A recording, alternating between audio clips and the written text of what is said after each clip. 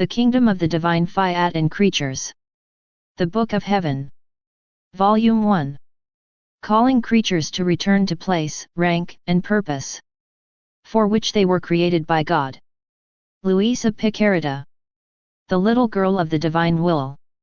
At the age of 9, our Lord begins to make his voice heard internally. At the age of 13, she had her first vision. Jesus, carrying his cross, looked up at her and said, "Soul, help me." From then on, an insatiable desire to suffer for Jesus' sake rises in her. At this time, also begin his first physical sufferings of the Passion, as well as great spiritual and moral pains. At the age of 16, following a desire expressed by Jesus and Mary, she consecrated herself to Jesus as a victim. From then on, visions multiplied and it became more and more associated with the sufferings of Jesus in his Passion.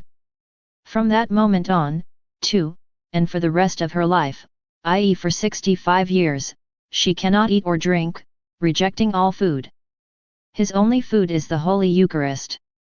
Because of her sufferings of the Passion of Jesus, which are becoming stronger and stronger, Luisa often loses the use of her senses. His body becomes rigid, sometimes for several days, until a priest, usually his confessor, comes in the name of obedience, to get her out of this state of death.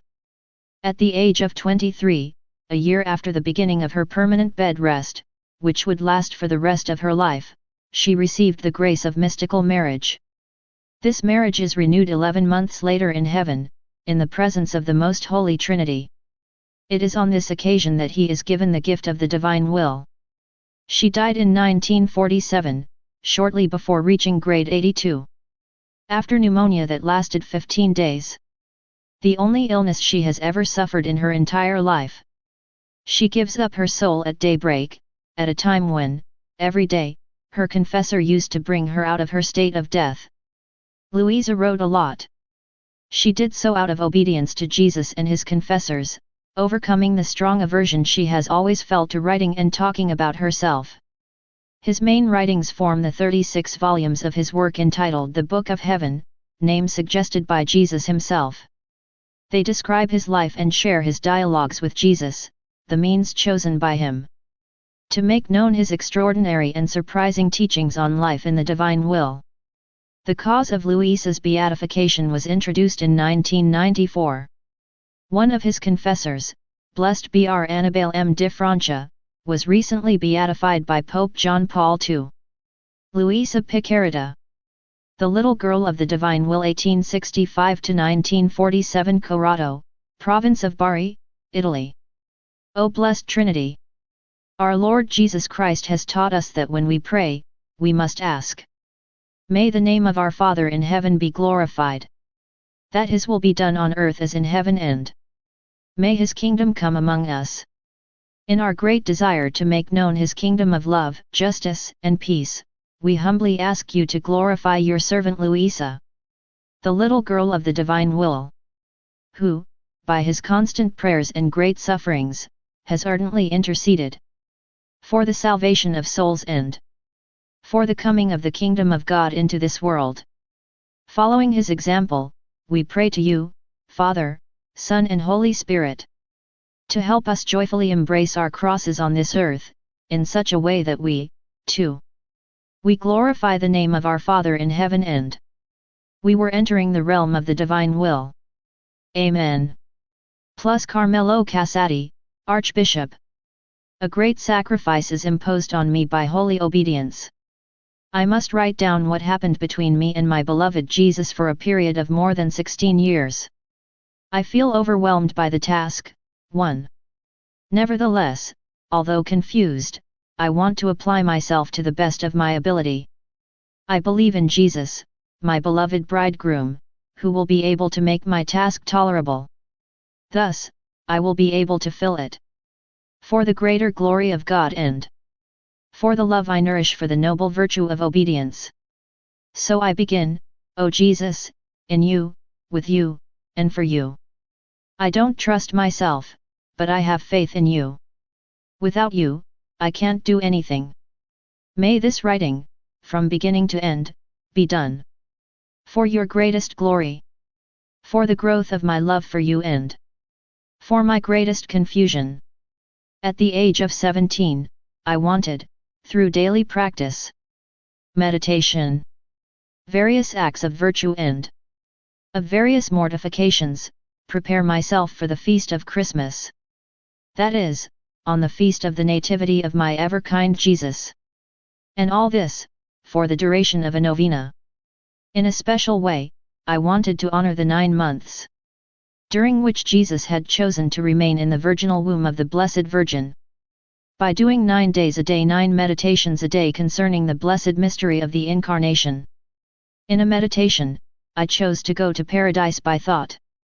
I imagined the Most Holy Trinity in a decisive council, planning to redeem the human race that has fallen into the most sordid misery, from which, without divine action, it would never be able to rise again, to achieve a new life of absolute freedom. I then saw the Father making the decision to send His only begotten Son to earth, the latter acquiescing to the Father's desire, and the Holy Spirit granting His full agreement to the salvation of men. My whole being marveled at such a great mystery. Reciprocal love between the divine persons. A tremendous love, binding the divine persons together and radiating on men. I then considered the ingratitude of these, rendering such a great love inoperative. I would have stayed in this state all day, rather than just an hour, if Jesus hadn't made me hear an inner voice telling me, "That's enough at the moment. Come with me and you will see others and greater excesses of my love for you." My thought was led to consider my always kind Jesus, residing in the very pure womb of Mary Virgin and Mother. I was astonished that our great God, which cannot be contained by heaven, wanted, out of love for men, become so small and be confined to such a small space, until you can't move or breathe. This consideration consumed me with love for my newborn Jesus. He said to me internally, "See how much I love you. Out of pity, give me some space in your heart. Get out of it all that is not of me, so that I have a little more ease to move and breathe."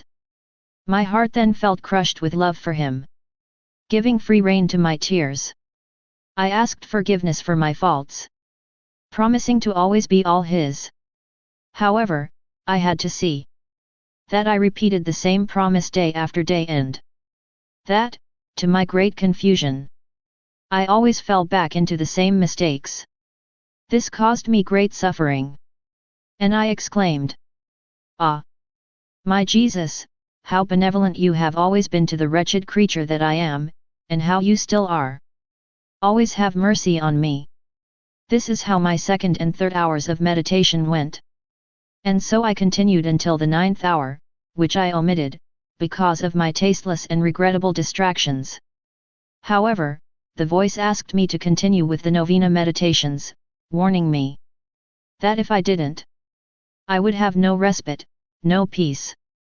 And I was trying to imagine how I could do it better. Sometimes kneeling, sometimes prostrate to the ground. There were times when my family prevented me from doing it while I was working. But I still wanted to satisfy my so good Jesus. It was in this way that I passed every day from my holy novena, until the day before, where my beloved Jesus gave me an unusual and unexpected reward. It was the night before Christmas. I was alone and about to finish my meditations when, suddenly, I felt within me a current of unusual fervor. I found myself in the presence of the very gracious baby Jesus. He was so beautiful and so charming. But because of the lack of love, which was given to him by the ungrateful creatures, he was shaking with cold. He acted as if he wanted to kiss me. I was thrilled with joy. I got up immediately and ran to kiss him. But when I tried to hug him, he disappeared. This happened 3 times, and each time I could not kiss him. I was very upset. All penetrated with love, I fell into a drunkenness in love. It's hard for me to put all this into words, because I don't have the right way to express myself.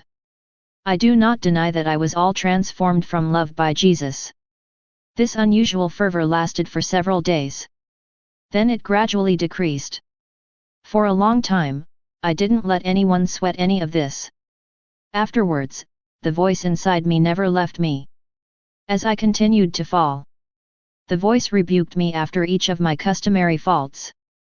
She corrected me and taught me that I had to do everything very well. She gave me new courage when I fell, and she made me promise to be more vigilant in the future. Now our Lord continues to act with me as a good father towards his child.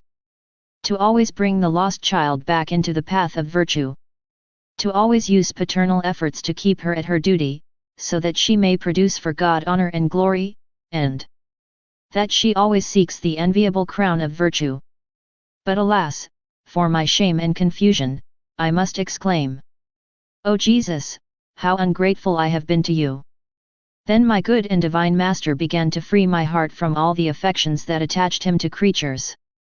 He came to me and, as usual, said to me in an inner voice, "I am your all. I deserve to be loved by you with a love equal to that which I have for you. If you don't leave the small world of your thoughts, affections, and feelings for creatures, I will not be able to enter completely into your heart and take possession of it permanently.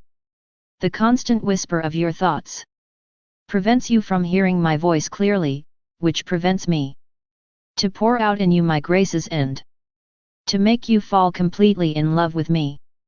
I am a very jealous husband. Promise me that you will be mine totally. I will put myself to work to make you what I want. You tell the truth when you say you can't do anything on your own.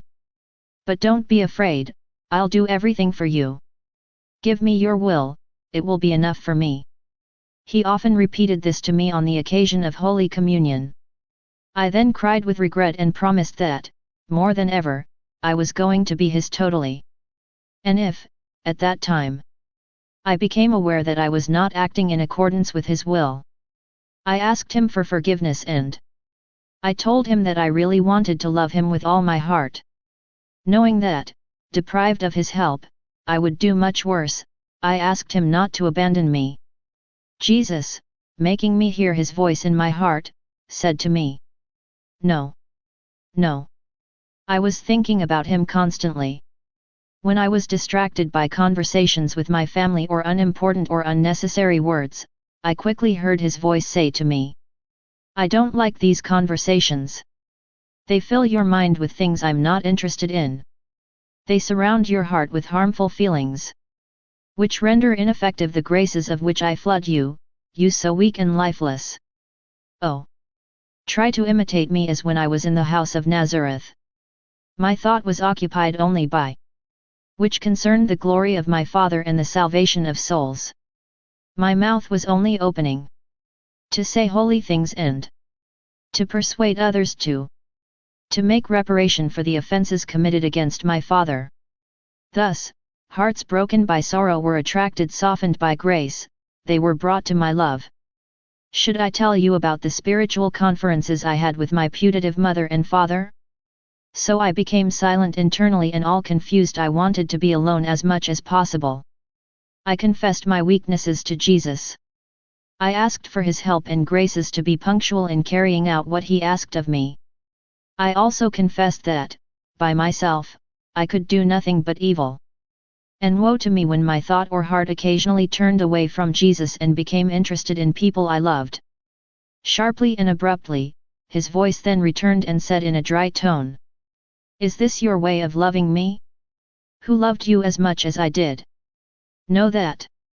If you don't stop, I will withdraw and leave you alone, within your own means." As a result of so many reproaches, I felt my heart break. I could only cry profusely and beg his forgiveness. One morning, after receiving Holy Communion, he gave me a clear vision of the great love he had for me, as well as a vision of the fickle love that creatures have for him. My heart was totally seized. From that moment on, I was unable to love anyone but him alone. For example, if something good came to me, I would have to recognize that he, the engine first, is the author of this property and that he uses creatures to lavish his love on me. If, on the other hand, I happen to be affected by some evil I should think that God allowed it for my spiritual or bodily good. Thus, my heart would feel drawn to God and attached to Him. Seeing God in creatures, my esteem for them would be enhanced. If they upset me, I would feel compelled to love them through God and to believe that they bring me merits for my soul. If the creatures approached me with praise and applause, I would receive them with disdain and say to myself, "Today they love me. Tomorrow they might hate me." Creatures are fickle. Thus my heart acquired a freedom that I cannot express in words. After my divine preceptor cut me off from the outside world, having separated me from creatures and they freed from thoughts and affections for them, he began to purify the inside of my heart. His sweet voice often echoed in my ears saying, "Now that we are alone, there is nothing to disturb us. Aren't you happier now than at the time when you sought to please those who lived around you? Don't you see that it is easier to please me alone, rather than pleasing many? In return, we will act as if you and I are alone in the world. Promise me to be faithful, and I will pour graces into you that will amaze you. I have great plans for you, which I can only realize if you correspond to what I ask you and if you conform to my will. I will rejoice in making you a perfect image of me. You will imitate me in all that I have done in my humanity, of my birth to my death. Have no doubt about success, because I will teach you little by little how to do it. Day by day, especially after Holy Communion. He was telling me what I needed to worry about, without exceeding the threshold of fatigue, in order to make the graces granted to me better fruitful. To this end, he often told me, in order for me to pour out my graces into your heart, it is necessary that you convince yourself that, by yourself, you are not capable of anything. I fill with my gifts and graces souls who hesitate to attribute to themselves the good effects of their work done with my grace. I look at them with a lot of approval. Souls who regard my gifts and graces as if they had acquired them by themselves, commit many thefts. They should say to themselves, "The fruits that are produced in my garden must not be attributed to me, poor and miserable creature, but are the result of the gifts which have been bestowed upon me in abundance by divine love. Remember that I am generous and pour torrents of grace on souls who recognize their nothingness, who do not usurp anything for themselves, and who understand that everything is accomplished by means of my grace. Thus, seeing what is happening in them, these souls are not only grateful to me, but they live in fear of losing my graces, my gifts and my favors if they no longer please me. I can't get into hearts who are smoky by pride and who are so self-bloated that they have no place for me. They do not give credit to my graces and, from fall to fall, they go to their ruin. That's why I want that very often, or even continuously, you do acts of humility. You must be like a baby in the diapers who, unable to move or walk around the house on their own, must rely on his mother for everything. I want you to stay close to me like a newborn, always asking for my help and assistance, recognizing your nothingness, expecting everything from me. By doing so, I became a little one and I annihilated myself. So much so that, sometimes, I felt my whole being dissolved and dismembered, unable to take a step or take a breath without the assistance of Jesus. I tried my best to satisfy him in everything, becoming humble and obedient. Comparing the state of life to which Jesus called me and the one in which I had always lived, I felt invaded by sorrow. I was ashamed to look at people, because I felt like one of the greatest sinners in the world. I had the taste to retreat to my room, away from the creatures, and to tell me, if only they knew how sinful I have been and how many graces the Lord has bestowed upon me, they would be horrified. I hope Jesus won't let them know me, because if they knew, I could commit suicide. In spite of this, the next day, as I received Jesus in the Holy One, sacramentally, my heart was joyful to see itself so annihilated. Jesus tells me even more things about the state of the perfect annihilation to which he called me. He made suggestions to me, always different from those of the previous visit. I can safely say that each of the many times Jesus spoke to me, he used a different approach to explain the causes and effects of the virtue he wanted to instill in me. If he had wanted to, he could have spoken about the same virtue 1,000 more times, and in 1,000 different ways. Oh, my divine teacher! As you are a scholar, how ungrateful I am not to live according to what you hope of me. I confess that my thought has always sought the truth and always sought to conform to what Jesus taught me. But I have often lost that desire in one way or another. I couldn't accomplish what Jesus asked of me, even in the end. Because of this, I humiliated myself more. I confessed my nullity. Afterwards, I promised to be more attentive and willing. In spite of all this, I could never have succeeded in doing the good that his perfection required, if he had not assisted me continuously. He often told me, if you had been more humble and closer to me, you would not have done this work so poorly. But because you thought you could start, continue, and finish the job without me, you did it, but not according to my own desires. For this reason, ask for my assistance at the beginning of all that you undertake. Make sure I'm always there to work with you. What you do will be completed with perfection. Know that if you always do this, you will gain the greatest humility. If you do the opposite, pride will return to you and it will stifle that beautiful virtue of humility that has been sown in you. Thus he gave me much light and grace and made me see the ugliness of the sin of pride. Pride is the most terrible ingratitude to God and the greatest affront that can be made to him. He blinds the soul completely. It leads him to fall into great impiety, and he leads her to ruin. The extraordinary graces given to me by Jesus left me in great sadness compared to the past and in a keen fear about the future. Not knowing what to do to repair the damage of the past, I tried mortifications chosen on my own.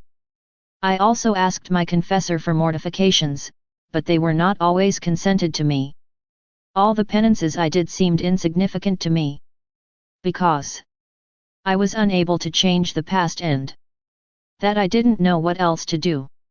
I began to weep at the thought of my past sins. I finally turned to my ever-kind Jesus.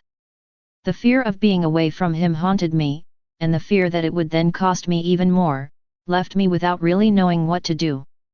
Who could say how many times I ran to Jesus inside my heart to ask him for 1,000 forgiveness, thank him for the many graces he granted me and ask him to always stay close to me. I often told him, you see, my good Jesus, how much time I lost and how many graces I have wasted, when I could have increased my love for you, my greatest good and my all. While in a somewhat boring way I kept talking to him like that, Jesus rebuked me sternly, saying, I don't want you to go back to the past. Know that when a soul, convinced of his sins, humble himself by receiving my sacrament of penance, she becomes more willing to die than to offend me again. It is an affront to my mercy and an obstacle to my love that to persist mentally in stirring the mud of the past. My love cannot grant a soul to take flight to heaven if it remains immersed in awful thoughts and dark ideas about the past. Know that I do not remember the evil you committed, having perfectly forgotten everything. Do you see in me any resentment, or even a shadow of bad mood towards you? And I said, no, my Lord, my heart breaks when I think of your goodness, your kindness, and your love towards me, despite my ingratitude. And he answered me by saying, very well, my child. But why do you want to go back to the past? How much better it would be if we thought about our love for each other. Try to please me only in the future and you will always be at peace. From that moment on, to satisfy my adorable Jesus, I really didn't think about the past anymore. However, I have often implored him to teach me how to make reparation for my past sins. He said to me, you can see that I am ready to grant you what you desire. Try to remember what I told you some time ago. The best thing to do is to imitate my life. Tell me now what you want. I said, Lord, I need everything, for I have nothing. Jesus continued. All right, don't be afraid, because little by little we will do everything. I know how weak you are. It is from me that you will receive strength, perseverance, and goodwill. Do what I told you. I want your efforts to be honest. You have to keep one eye on me and the other on what you're doing. I want you to know how to ignore people, so that when you are asked to do something, you do it as if the request came directly from me. With my eyes fixed on me, don't judge anyone. Do not look to see if the task is painful, disgusting, easy or difficult. You will close your eyes to all this. You will open them on me, knowing that I am in you and that I monitor your work. Tell me often, Lord, give me grace to do well from beginning to end all that I undertake, and that I act only for you. I don't want to be a slave to creatures anymore. Do this so that when you walk, you talk, you work, or do anything else, you act only for my satisfaction and pleasure.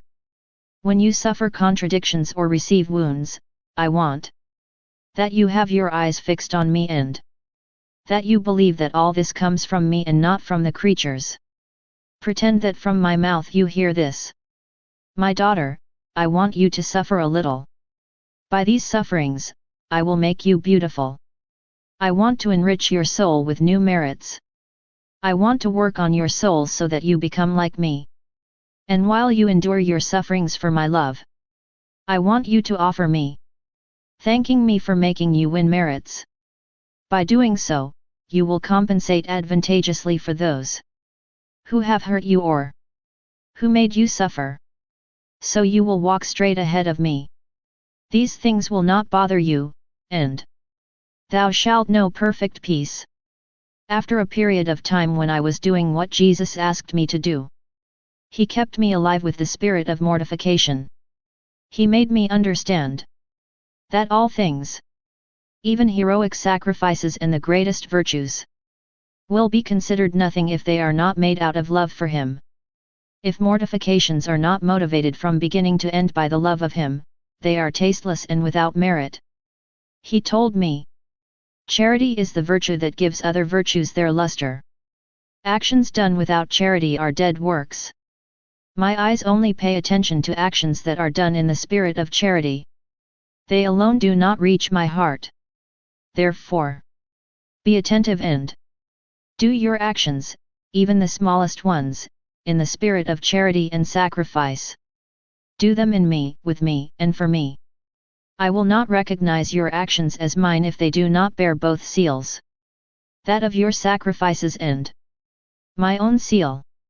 As the currency must have the image of the king printed on it to be accepted as valid by the king's subjects, so your actions must bear the mark of the cross, to be accepted by me. We will no longer worry about working to eliminate your affections for creatures, but your affection for yourself. I want to make you die to yourself, so that you can live only for me. I want to imprint in you nothing but my life. It is true that it will cost you more, but take courage and do not be afraid. Me with you and you with me, we will do everything. He gave me new ideas about self-annihilation. He told me, you are not, and you must not consider yourself more than a shadow, which passes quickly and which escapes you when you try to catch it. If you want to see in yourself something worthy of me, consider that you are nothing.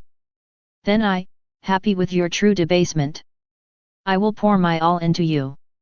In telling me this, my good Jesus imprinted in my mind and heart such an annihilation that I would have liked to hide in the deepest abyss, knowing that it was impossible for me to hide my shame from Him, and while I continued in the destruction of my self-esteem, He said to me, approach me, lean on my arm. I will support you and I will give you the strength to always work for me, to do everything for me. Being infinitely perfect, God can only desire that each of his works tend to its specific perfection. If then all that he created naturally tends towards its perfection and cannot cease to walk towards its improvement, then, all the more so, a creature to whom God has given personal intelligence and will cannot allow its improvement to stagnate. If she really wants God to find pleasure in her, created by God in his image and likeness, man can attain the highest perfection if he applies himself to conform to God's will and to correspond to the graces granted to him by him. If the Lord is near me and wants me to lean on his arm, and if, by his attraction alone, he urges me to throw myself into his paternal arms, and if, moreover, he wants me to take all my strength in him in order to do all things well, am I not an idiot if I refuse this grace and do not submit to his divine will? That is why, more than any other creature, I believe it is my duty to always follow my adorable Jesus. He who said to me, "By yourself, you are blind, but do not be afraid. My light, now more than ever, will be your guide. I will be in you and with you to do wonderful things. Follow me in all things and you will see. For a time, I will stand in front of you like a mirror, and all you have to do will be to look at me, to imitate me and not to lose sight of me. Your will must be sacrificed before me, that my will and yours may become one. Are you satisfied with that? So be prepared for prohibitions on my part, especially in relation to creatures." Jesus said to me, "As the wind moves the petals of the flower, which thus shows the tiny fruit that develops, thus is our will departed from his personal expression. When the warnings come, I have to comply. Like what? If I did not immediately wake up in the morning, I heard his voice inwardly say to me, 'You were resting comfortably while I didn't have a bed. But rather my cross. Quick, quick, get up. Don't be so complacent.' And if I looked too far when I walked, he would scold me, saying, 'I don't want your gaze to extend beyond what is necessary, so that you don't stumble.' If I was in the countryside, surrounded by various plants, trees, and flowers, he would tell me, 'I created everything out of love for you, and you, out of love for me, deny yourself this pleasure.'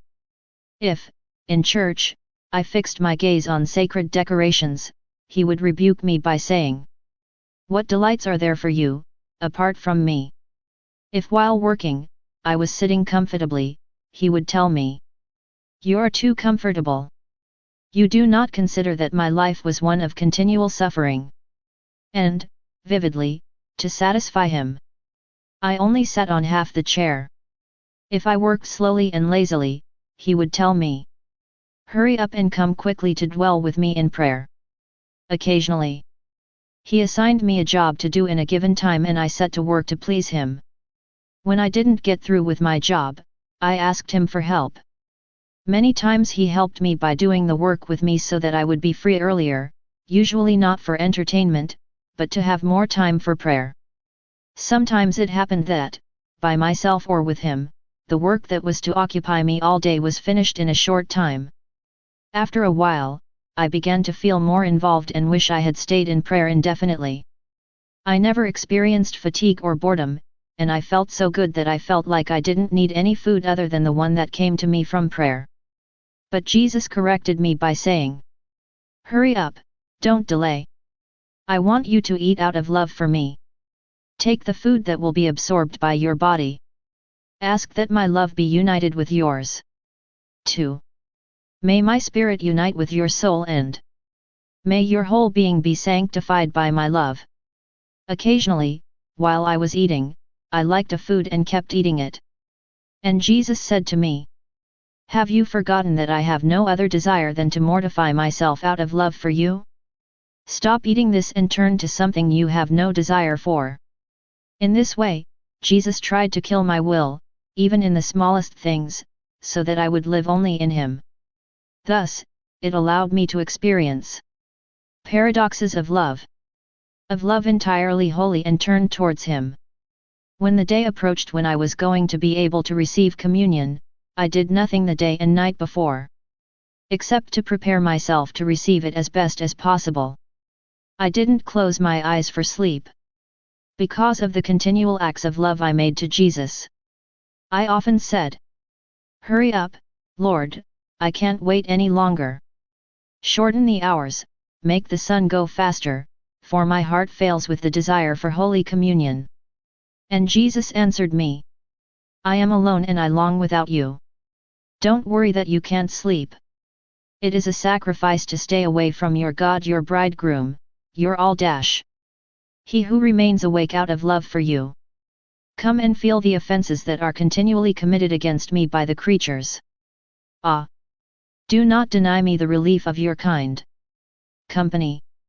The palpitations of your love united with mine will partially erase the bitterness that many offenses give me day and night. I will not leave you alone with your sufferings and afflictions. Rather I will return the favor to you through my company." At daybreak, I went to church with a great desire to receive Jesus in the Blessed Sacrament. I approached my confessor without saying a word of this desire. More than once he said to me, "Today I want you to be deprived of Holy Communion." This was so me that I often started crying. But I didn't want to reveal to my confessor the bitterness my heart felt. Since Jesus wanted me to resign myself to disappointment, I gave in so that he would not scold me. He wanted me to have complete confidence in him, he my greatest good. Often I opened my heart to him and said, "Oh, my sweet love! Is this the fruit of this vigil that we both made tonight? Who could have imagined that after so many expectations and desires, I would have to do without you? I know that I must obey you in everything. But, tell me my good Jesus, can I remain without you? Who will give me the strength I'm currently lacking? Will I have the courage and strength to leave church without bringing you home with me? However, I do not know what else to do. But you, oh my Jesus, if you wish, you can remedy all this." Once, while I was talking like this, I felt an unusual warmth within me. Then a flame of love was lit in me and I heard his voice say to me inwardly, be calm, I am already in your heart. Why are you scared? Don't be sad. I want to dry your tears myself. Poor little girl, it's true, you couldn't live without me, could you?" I marveled of these words of Jesus and the work he was doing in me. Annihilated within myself, I turned to my Jesus and said to him, "If I hadn't been so mean, you would not have inspired my confessor to put me off as he did." And I implored Jesus not to allow such paradoxes. Because, without him, I could not help but do wrong and I would make many dizziness. Because Jesus wants to make my soul in love and bring it to suffer out of love, he led me to immerse myself in the infinite ocean of his passion. One day, after Holy Communion, Jesus all love gave me so much affection that I marveled and said to him, "Jesus, why so much tenderness towards me? I so wicked and so unable to respond to your love? Knowing that I must love you back, I am afraid that you will leave me because of my indifference. However, I see you, rather all goodness and pressing me on you more than ever." Then, kindly as always, he said to me, "My beloved, the things of the past have done nothing more than prepare you a little. Now I come to work. I want your heart to be willing to enter the immense ocean of my excruciating passion. When you have truly understood the intensity of my sufferings, you will be able to understand the love that consumed me when I suffered for you. Tell yourself this, who is the one who has suffered so much for me? And what am I, so vile creature? And you will not repel the wounds and sorrows of the passion that you will suffer out of love for me. Inflamed by love, your soul will accept the cross I have prepared for you.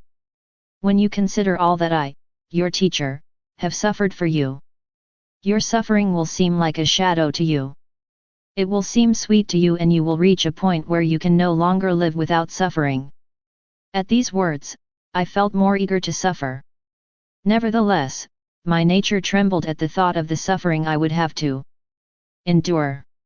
So I prayed to Jesus to give me enough strength and courage and to make me experience love through the sufferings to which He called me. By this request, I did not want to offend Him, nor take advantage of the great provider of gifts that He is. But Jesus, in all His love and sweetness, was pursued as follows. My dear, this goes without saying. If a person who undertakes something does not feel a transport of love for what she undertakes, she cannot be motivated to accomplish her work. Moreover, those who undertake something in bad faith, even if they complete it, will not receive my reward.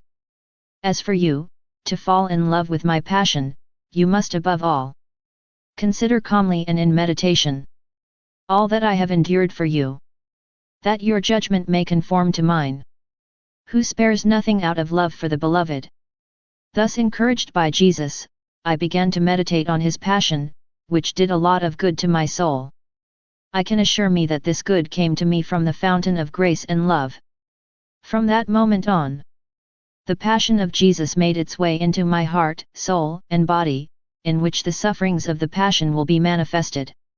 I became immersed in the passion, as in an immense sea of light which, with its warm rays, ignited my whole being with love for Jesus, He who suffered so much for me. Later, this immersion will make me understand clearly the patience and humility, obedience and charity of Jesus, and all that He endured out of love for me. Seeing how great distance there was between Him and me, I felt completely devastated. The rays that overwhelmed me seemed like reprimands telling me silently, such a patient God. And what about you? Such a humble God, subjugated to His enemies. And what about you? A God of all charity who suffers a lot for you. And what about you? Where are the sufferings you carry out of love for Him? Where are they? Occasionally, Jesus was telling me about the pains of His agony and His sufferings of love for me. And I was moved to tears. One day, while I was working and meditating on Jesus' cruel sufferings, my head became oppressed to the point that I lost my breath. For fear that something serious would happen to me, I wanted to make a diversion by going out on the balcony. There, I saw a huge crowd of people passing through the street. They were driving my very kind Jesus, pushing and pulling Him. Jesus carried His cross on His shoulder. He was exhausted and sweating blood. He was so pitiful as to move a stone. He looked up at me to ask for help. Who could describe the grief I felt then? Who could describe the effect that this appalling scene had on me? I quickly returned to my room, not knowing where I was. My heart was broken with pain and I started crying thinking, how you suffer, my good Jesus.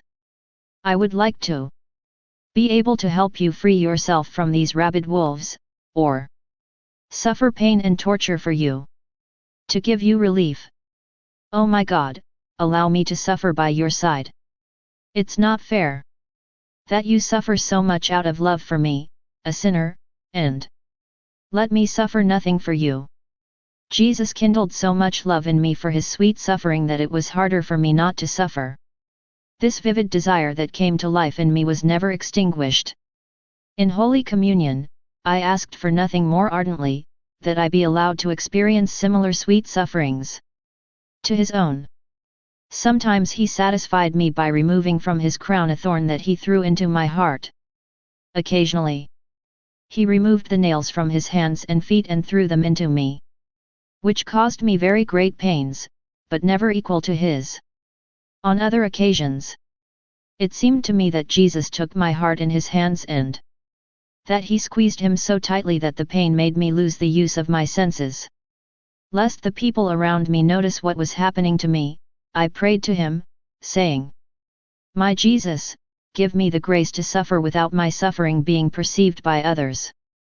I was satisfied for a while, but because of my sins, my sufferings were sometimes observed by others. One day, after Holy Communion, Jesus said to me, your suffering cannot be similar to mine, because you suffer with my presence. I'll help you. I want to leave you alone a little. Be more attentive than before, because I will not give you the hand for you. Support and help you in everything. You will act and suffer with good will, knowing that my eyes will be fixed on you, even if I no longer let myself be seen or felt by you. If you remain faithful to me, I will reward you when I come back. If you are unfaithful, I will come to punish you." At these words, I became horrified and said to him, "Lord, you who are my life and my all, tell me how I can live without you, my God. Who will give me the strength to conduct myself well? Only you have been, are, and will be my strength and support. Is it possible that, now, you want to leave me to my own means, deprived of your presence, after you have invited me to leave the outside world and all that goes with it? Have you forgotten that I'm mean and without you I can't do anything right?" Jesus, gently and calmly, answered me, "I will do this so that you can understand what you are worth without me. Do not despair. I will do this to you for your greater good, to prepare your heart to receive the new graces that I will flood you with. So far, I have helped you visibly. Now, invisibly, I will make you feel your nothingness by leaving you alone with yourself. I will make sure that you reach the deepest humility. And I will give you my graces, the best, to prepare you for the high levels to which I am destined for you. So, rather than despair, be joyful and thank me. Because the faster you cross this stormy sea, the faster you will reach the port. The more severe the tests to which I submit to you, the greater the graces I will bestow upon you. Be courageous, for soon I will come to console you in your sorrow." So he blessed me and withdrew. Who could express the pain I felt, the emptiness that invaded my heart, the tears I shed, when I saw my Jesus who, while he blessed me, was leaving me? Nevertheless, I had resigned myself to his most holy will. And after kissing his hand 1,000 times, this hand that blessed me from afar, I said to him, "Goodbye, holy bridegroom, goodbye. Remember your promise that you will come back to me soon. Always help me and make me totally yours." And I saw myself completely alone. It was as if the end was coming for me. Because Jesus had been my all, without him I now had no consolation. Everything around me suddenly turned into bitter sorrow. It seemed to me that I could hear the creatures mocking me and repeating myself in silent language. "You see what your lover, your beloved, is doing to you, where is he now?" When I looked at the water, the fire, the flowers, even the familiar stones in my room, everything seemed to say, "Don't you see that all these things are of your bridegroom? You have the privilege of seeing his works, but you can't see him." And I told them, "Oh, you, the creatures of my Lord, give me news of him. Tell me where I can find it." He told me he will come back soon, but who among you can tell me when he will come back, when I will see him again? In this state, every day seemed like an eternity. The nights were endless vigils, the hours and minutes were like centuries and brought me nothing but desolation. I felt like I was about to collapse. My heart and breathing stopped, and I sometimes felt as if my whole being was frozen, invaded by a feeling of death. My family members noticed that things were not right. They talked about it a lot among themselves and attributed my suffering to a physical illness. They insisted that I meet with the doctor. This was done, but did not bring me any good. For my part, I continued to remember of what the good Jesus had promised me, of what he had done in me, the anointing of his grace. I remembered one by one his sweet and tender words. I also remembered his paternal rebukes to remind me of the duty to love him. My soul knows that she is unable to do anything without Jesus and that everything is due to her. He is the true spiritual director who teaches my soul how to remain humble and abandoned through prayer, Holy Communion, and visits to the Blessed Sacrament. Not to recognize that all that has been accomplished in me is indebted to the overabundance of the Lord's graces would be pure deception on my part. Without his graces and light, in fact, I would have done nothing good, only evil. Who else but my kind Jesus has distanced me from the frivolities of the world? Who aroused in me the desire so strong to make a novena for Christmas? with 9 meditations a day. Concerning the incarnation of Jesus. Which ones have brought me from heaven so many graces and supernatural lights? What was that inner voice that warned me that I would have no respite or peace if I didn't do what Jesus asked of me? Who made me fall in love with him by making me see the delightful baby Jesus? Was it not Jesus who acted with me as my teacher, instructing me, correcting me, rebuking me, causing my heart to give up its affections, infusing in me the true spirits of mortification, charity, and prayer? He opened in me the way that led me to the immense sea of his passion. It was through him that I experimented the sweetness of suffering and bitterness when I am not suffering. Weren't these things all done by his grace? Right now that he plays a trick on me by withdrawing from my sight, I fully experience that. Without him, I don't feel that sensitive love like before. I no longer see the light in my meditations. I am no longer able to remain absorbed in meditation for 2 or 3 hours. As I try to do what I used to do before, I hear these words repeating to me, "If you remain faithful to me, I will come to reward you. If you are unfaithful, I will punish you." I really don't have the success I had when he was with me visibly and noticeably. In this state of deprivation, I spent all my days in almost total bitterness, in silence and anxiety. I was waiting for Jesus, who still did not come as he had promised. "I'll get back to you soon." When I repeated my pleas, I was almost always satisfied. My heart was beating faster, although not in the same ineffable way as before. He had put me to the test a little harshly, without telling me anything. When, finally, the period of scarcity was over and I had finished everything Jesus wanted to do my best, I felt it again in my heart. "Little girl of my will, tell me whatever you want. Tell me what happened in you, your doubts, your fears and your difficulties, so I can teach you how to lead you into the future when I am away." Then I told him faithfully what had happened to me. "Lord, without you I was unable to do well. From the beginning, meditation disgusted me a lot. I didn't have the courage to offer you all that. I did not want to remain in communion with you, because I missed the attraction of your love. The emptiness and pain I felt made me feel the agonies of death. To counter the pain of being alone, I tried to complete everything. When I was late, it seemed like I was wasting time. The fear that when you returned you would punish me for my infidelities kept me going. My inner suffering increased when I thought that you, my God, are continually offended. I could not make acts of reparation or visits to the Blessed Sacrament without you. You could have helped me, but I couldn't find you. Now that you're with me, tell me what I should have done." Speaking to me tenderly, he said to me, "You were wrong to be so troubled. Didn't you know that I am the Spirit of peace?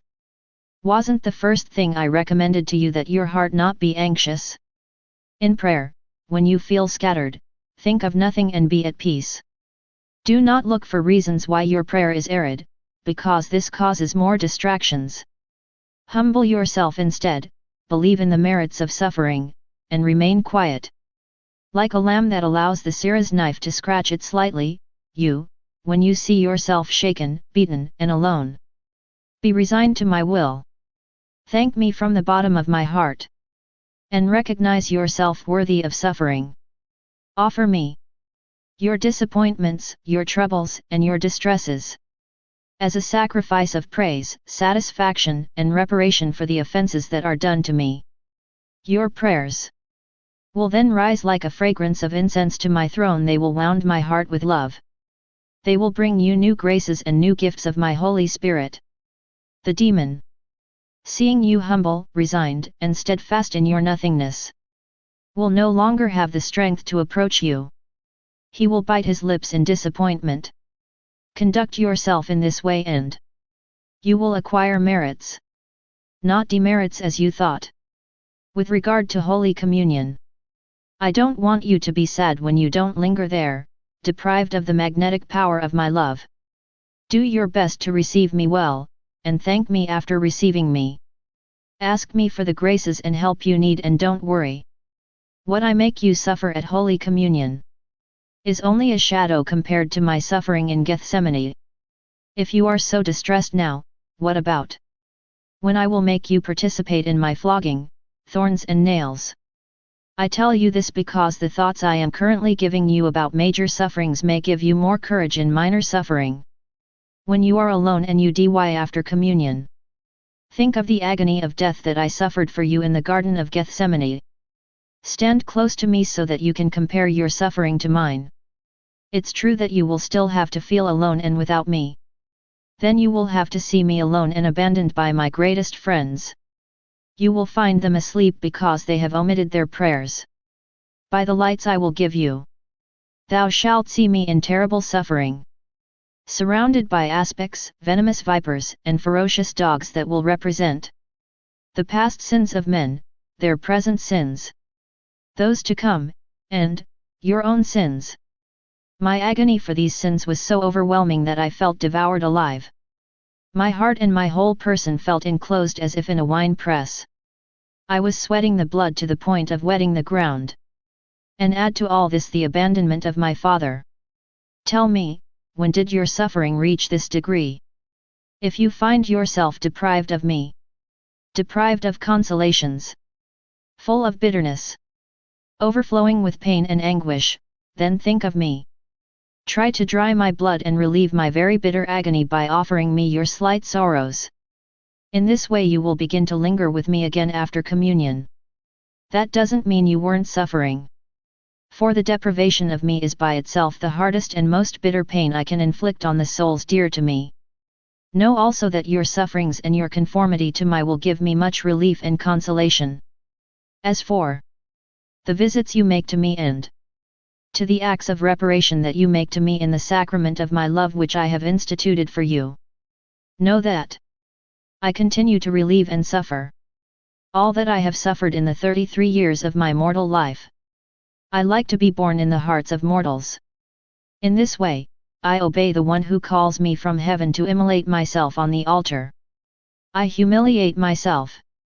In the meantime, by calling, by teaching, by illuminating. Whoever wants to, can come back to me through the sacraments. To some I will give consolations, to others strength. I will pray to the Father to forgive them. I enrich some of them. I marry others. I remain vigilant for all. I defend those who want to be defended. I divinize all those who want to be deified. I accompany those who want company. I cry for the reckless and carefree. I stand in perpetual adoration, so that universal harmony may be brought back to earth and so that the supreme divine plan, which is the absolute glorification of the Father, may be fulfilled there, in the perfect homage due to Him, but which is not given to Him by all creatures. For this, I live my sacramental life, to return to me the infinite love I have for creatures. I want you to visit me 33 times a day, to honor the years that my humanity has lived on earth for you and for all. Join in my sacrament of love, always keeping in mind my intentions for atonement, repair, worship and self-immolation. You will make these 33 visits at all times, every day, and where you will be, I will receive them as if they were made in my sacramental presence. Every morning your first thought will be for me, prisoner of love. You will then give me your first wish for love. This will be our first intimate encounter. We will ask each other how we spent the night. Then we will encourage each other. Your last thought and affection of the evening will be to receive my blessing, so that you may rest in me, with me, and for me. You will take this last kiss of love with the promise to unite with me in the Blessed Sacrament. You will make other visits as best you can, according to the occasions, focusing entirely on my love. As Jesus spoke, I felt His grace pouring into my heart, as if He wanted to consume me in His love. My thought became confused and drowned in an immense light of love. This emboldened me and prayed to Him as follows. My good teacher, I implore you to always stay close to me, so that, under your guidance, I will always be willing to do well. The proof was given to me. That I can do everything well with you and that, without you, I do everything wrong. And, still tenderly, Jesus added, I will try to satisfy you on this point, as I have done on many others. I only want your goodwill. I will give you in abundance the help you expect from me. Oh! How gentle he was with me, my good Jesus! He never broke his promises. In truth, I have to admit that he was always doing more than he promised me. And then I managed to please him. By acting with him, I eliminated from my heart any doubt or perplexity. Even though I was told that what was happening in me was just a whimsical escape. The days I had spent without Jesus, I couldn't even come to a good thought. I was unable to say a single word in the spirit of charity. I didn't have good feelings for anyone. While Jesus was near me, he spoke to me and allowed me to see him.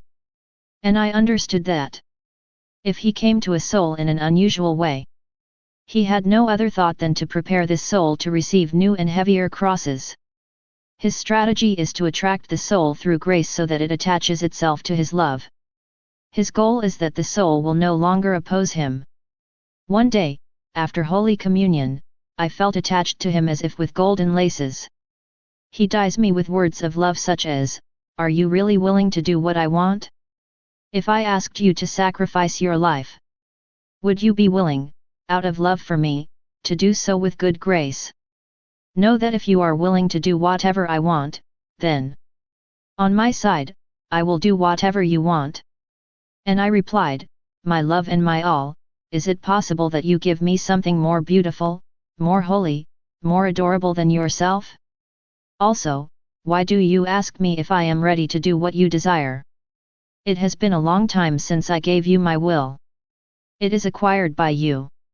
Even if your desire was to tear me into pieces. Yes, I'm willing to do that, if you like it. I have surrendered myself to you, holy bridegroom. Do in me and on me all that you please. Do with me whatever you desire, but always give me new graces, since I cannot do anything on my own."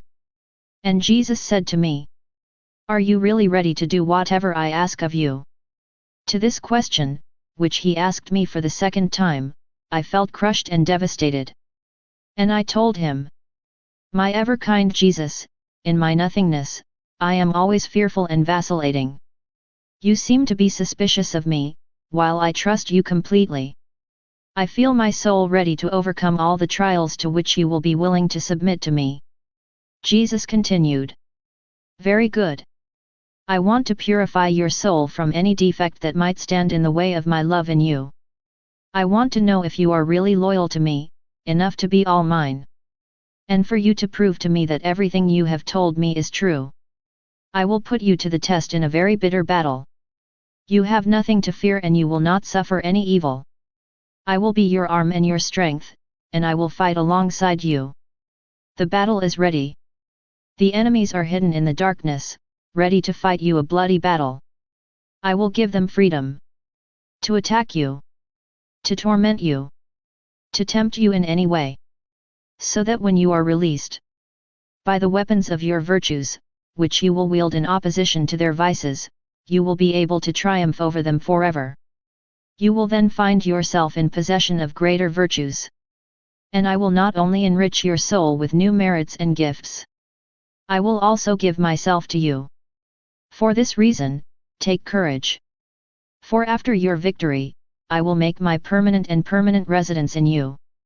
Then we will be united forever. It is true that I will submit to you. To a very severe test.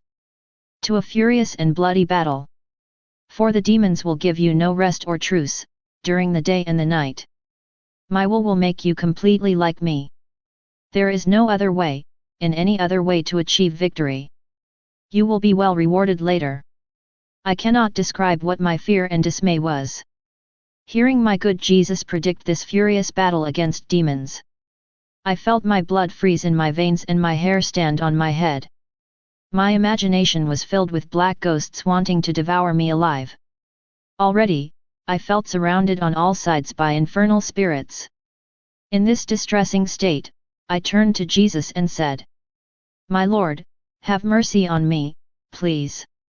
Don't leave me alone with my soul so discouraged. Don't you see that the demons are pressing me with rage? They're not even going to leave my dust behind. How can I resist them if you leave me? You know my coldness, my fickle spirit and my inconsistency. I am so wicked that, without you, I can do nothing but harm. My good, at least give me many new graces so that I do not offend you more. Are you not aware of the sufferings that torture my soul? The only thought you could leave me alone in this diabolical trial terrifies me. Who will give me the strength to engage in such a fight? To whom should I address my pleas for practical instructions on how to triumph over the enemy? Be that as it may, I bless your holy will. With your words, and inspired by those that my most holy mother said to the Archangel Gabriel, I say to you with all the strength of my heart. Jesus answered me. Don't get upset.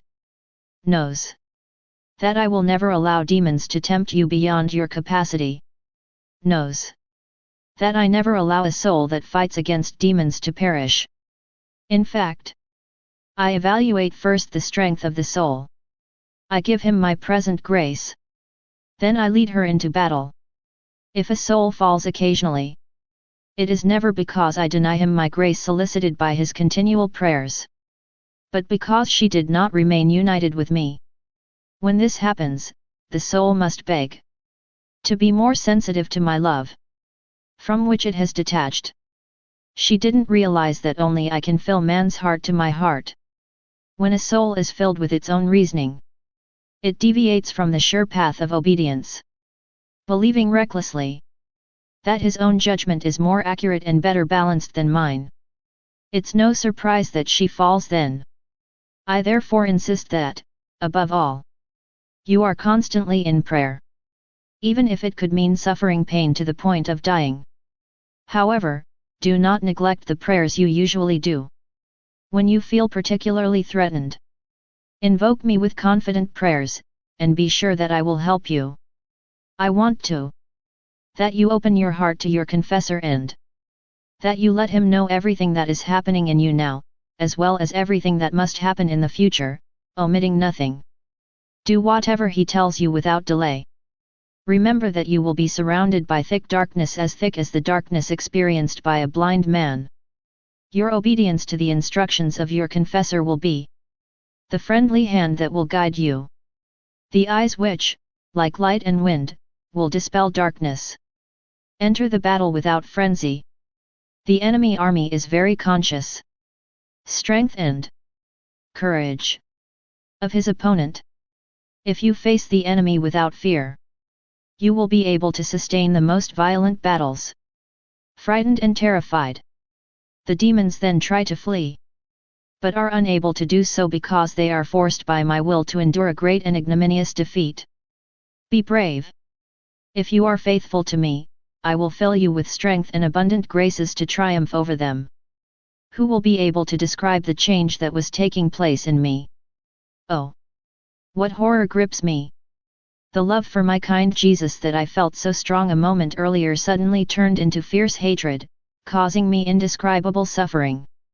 My soul felt tortured at the thought that this God who had been so kind to me was now abhorred and blasphemed as if he were an implacable enemy. I was unable to look at his image, because I felt a terrible rage. My inability to hold the grains of my rosary in my hands and kiss them to pieces put me to pieces. Such resistance in me made me tremble from head to toe. Oh! My God, what torture! I believe that if there were no suffering in hell, the suffering of not loving God would constitute hell. So hell was, is, and will be horrible. Sometimes the demons placed before me all the graces that God had bestowed upon me, making them appear to me to have been pure inventions of my fantasy. And they insisted that I have a freer and more comfortable existence. Whereas, in the past, the graces seemed real to me. The demons were now sowing me by saying, "Do you see the great good that Jesus wanted for you? See how you were rewarded for responding to her graces.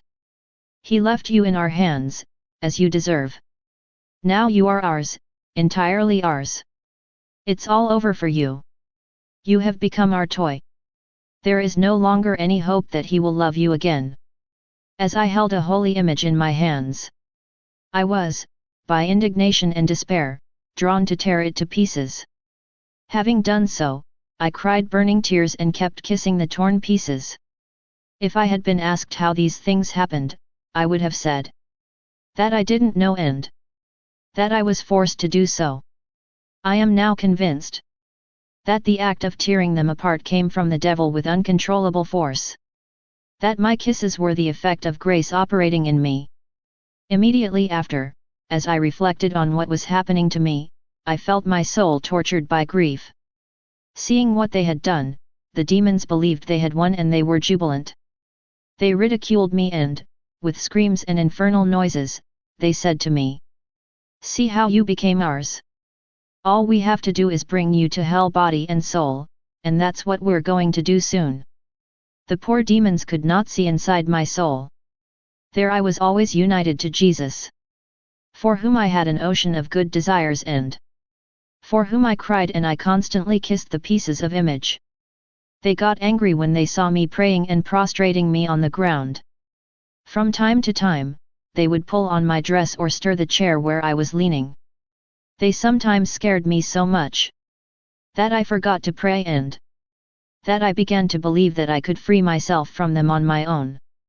These things often happened at night when I was in bed. To bring in sleep, I prayed mentally.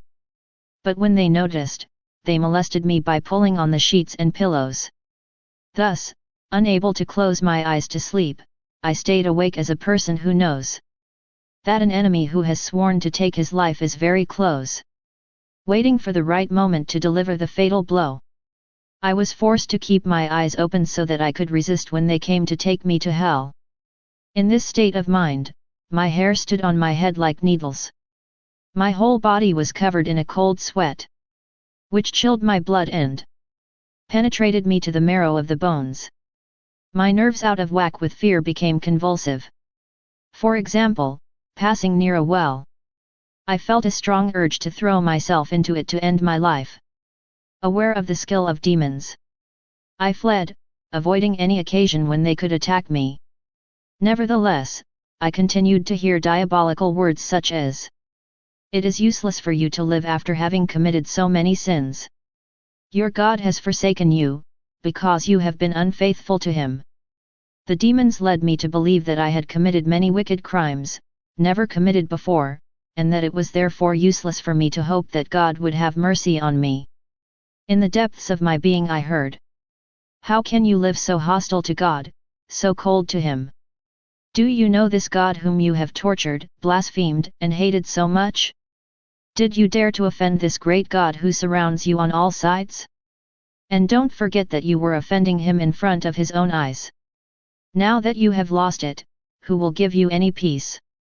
Hearing these speeches, I felt so distressed that I felt about to die. As I began to cry, I prayed as best I could to increase my terror.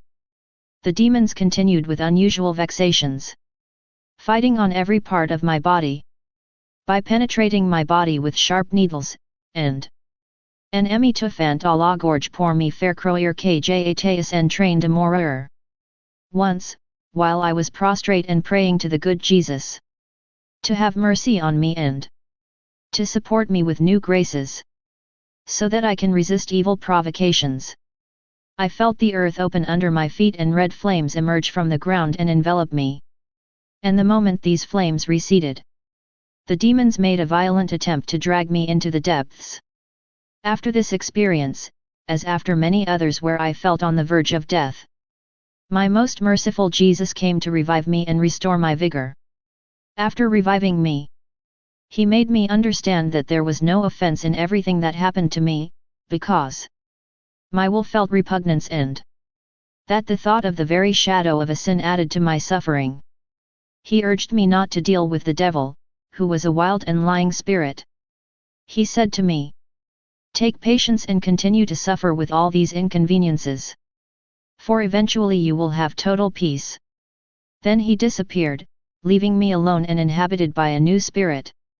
From time to time, Jesus would come to me with comforting words, especially when I was tempted to end my life or exposed to new and sudden diabolical torments. On these occasions, it seemed to me all radiant and festive. It emitted supernatural rays of light, and the expression it took would have been impossible to perceive by someone who would never have had the full ability to understand these things. Later, I found myself engaged in a new battle where, filled with doubts, I fell into a deep state of sadness and anxiety. I want to talk to you here about. They found all kinds of reasons to prevent me from receiving the sacrament. They managed to convince me that after so many sins and hatred of God, it was brazen to approach Him and receive the God sacrament. They also managed to convince me that if I received communion, Jesus would not come, and that instead a very wicked demon would come with several violent torments to cause my eternal death.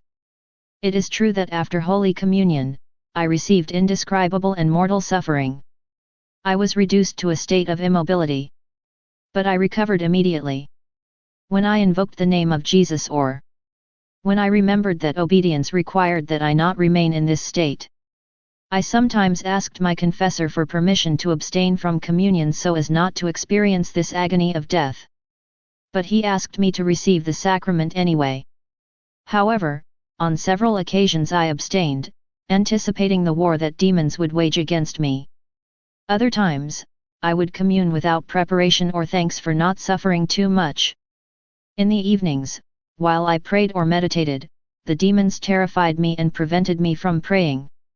First by turning off my lamp, then by emitting deafening noises or complaints that resembled those of dying people.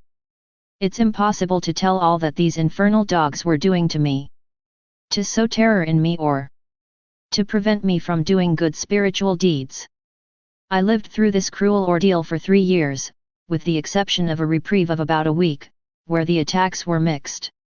Anyone who has not been called by God to support such struggles will probably find it hard to believe that I may have experienced such trials. He suggested to ignore them, to challenge them as if they were ants, to reduce them to the lowest humiliation.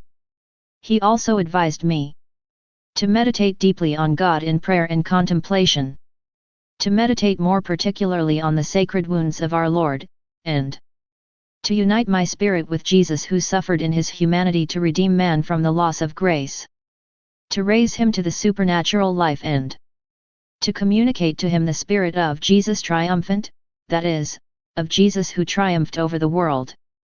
In truth, as soon as I began to put into practice these teachings of Jesus, I felt so much strength and courage that, within a few days, all fear was gone. When the demons heckled, I said to them disapprovingly, "It is clear that you, wretched scoundrels, have no way of occupying your time other than satisfying your taste for idiocies. Keep going, and when you are tired you will stop. Meanwhile, I, a tiny creature, have something else to do. By means of prayer, I want to make my way to the holy house of Jesus, so that we can love and suffer more." In such remarks, the demons, enraged, made even more noise. They approached me ostentatiously and with implausible violence. While they pretended to take me elsewhere, their infernal mouths exuded a horrible and suffocating stench that totally enveloped me.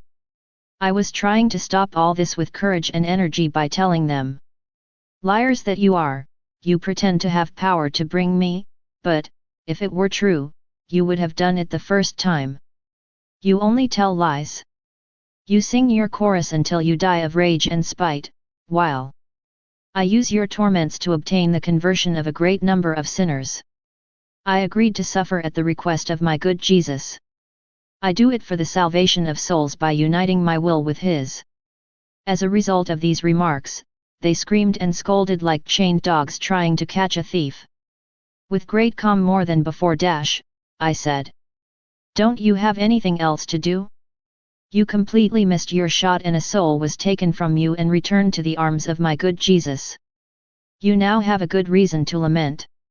If the demons whistled, I would laugh at them, saying, "You, poor unfortunate people, since you do not feel well, I will relieve you of your illness."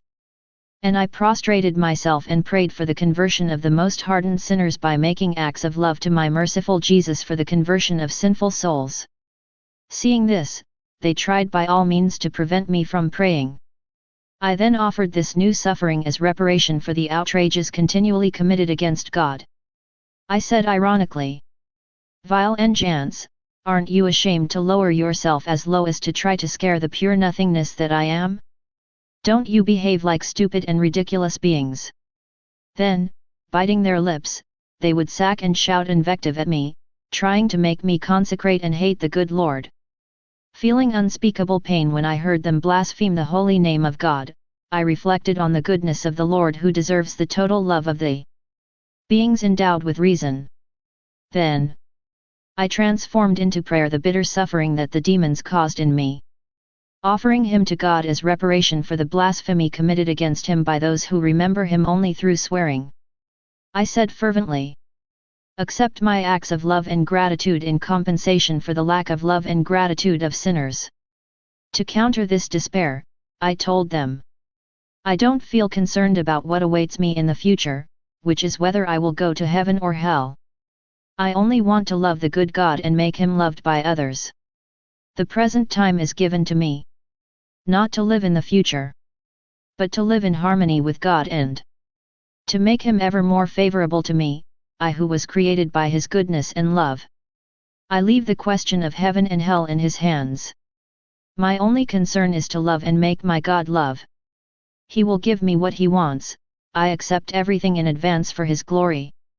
And I also told them, "Know that this doctrine is taught to me by my good teacher, Jesus Christ. He taught me that the most effective way to acquire paradise is to do everything to never offend him voluntarily, even at the cost of his life. Not to fear having done wrong when there is not in itself the will to do wrong. This is your tactic, miserable infernal minds. Try to discourage naive people by creating doubts and fears in them. Not to make them love God more, but to bring them to total despair. Know that I do not intend to think about whether or not I did wrong. My intention is to always love God more. It is enough that I have this intention, even if I sometimes offend God. Freed from all fear, my soul feels free to travel the heavens in search of my own good." Who could describe the anger of the demons when they saw that their maneuvers turned to their confusion? They hoped for gains, but recorded losses. On the other hand, as a result of their temptations and traps, my soul seemed to acquire a more ardent love for God and my neighbor. When the demons beat and humiliated me, I followed the teachings inspired in me by Jesus and I thanked him, offering everything for the atonement of the offenses committed continually in the world. Often the demons tried to push me to suicide. And I told them, "Neither you nor I have the right to destroy our lives. You can torment me, but the result is that I earn more. You don't have the power to take my life. And to counter your insane spite, I always want to live in God, to love him more, to be useful to him, and to remember my neighbor, offering for him all that you make me suffer." They finally understood that there was no hope for them to get from me what they wanted. That, by their harassment, they were losing many souls. Then they stopped for long periods, with the intention of starting again when I least expected it. She accepts the role of victim. I will now tell you about the new life of suffering that came for me. Seeing my poor health, my family sent me to the countryside to regain my strength. But God continued his action in me by calling me to a new state of life.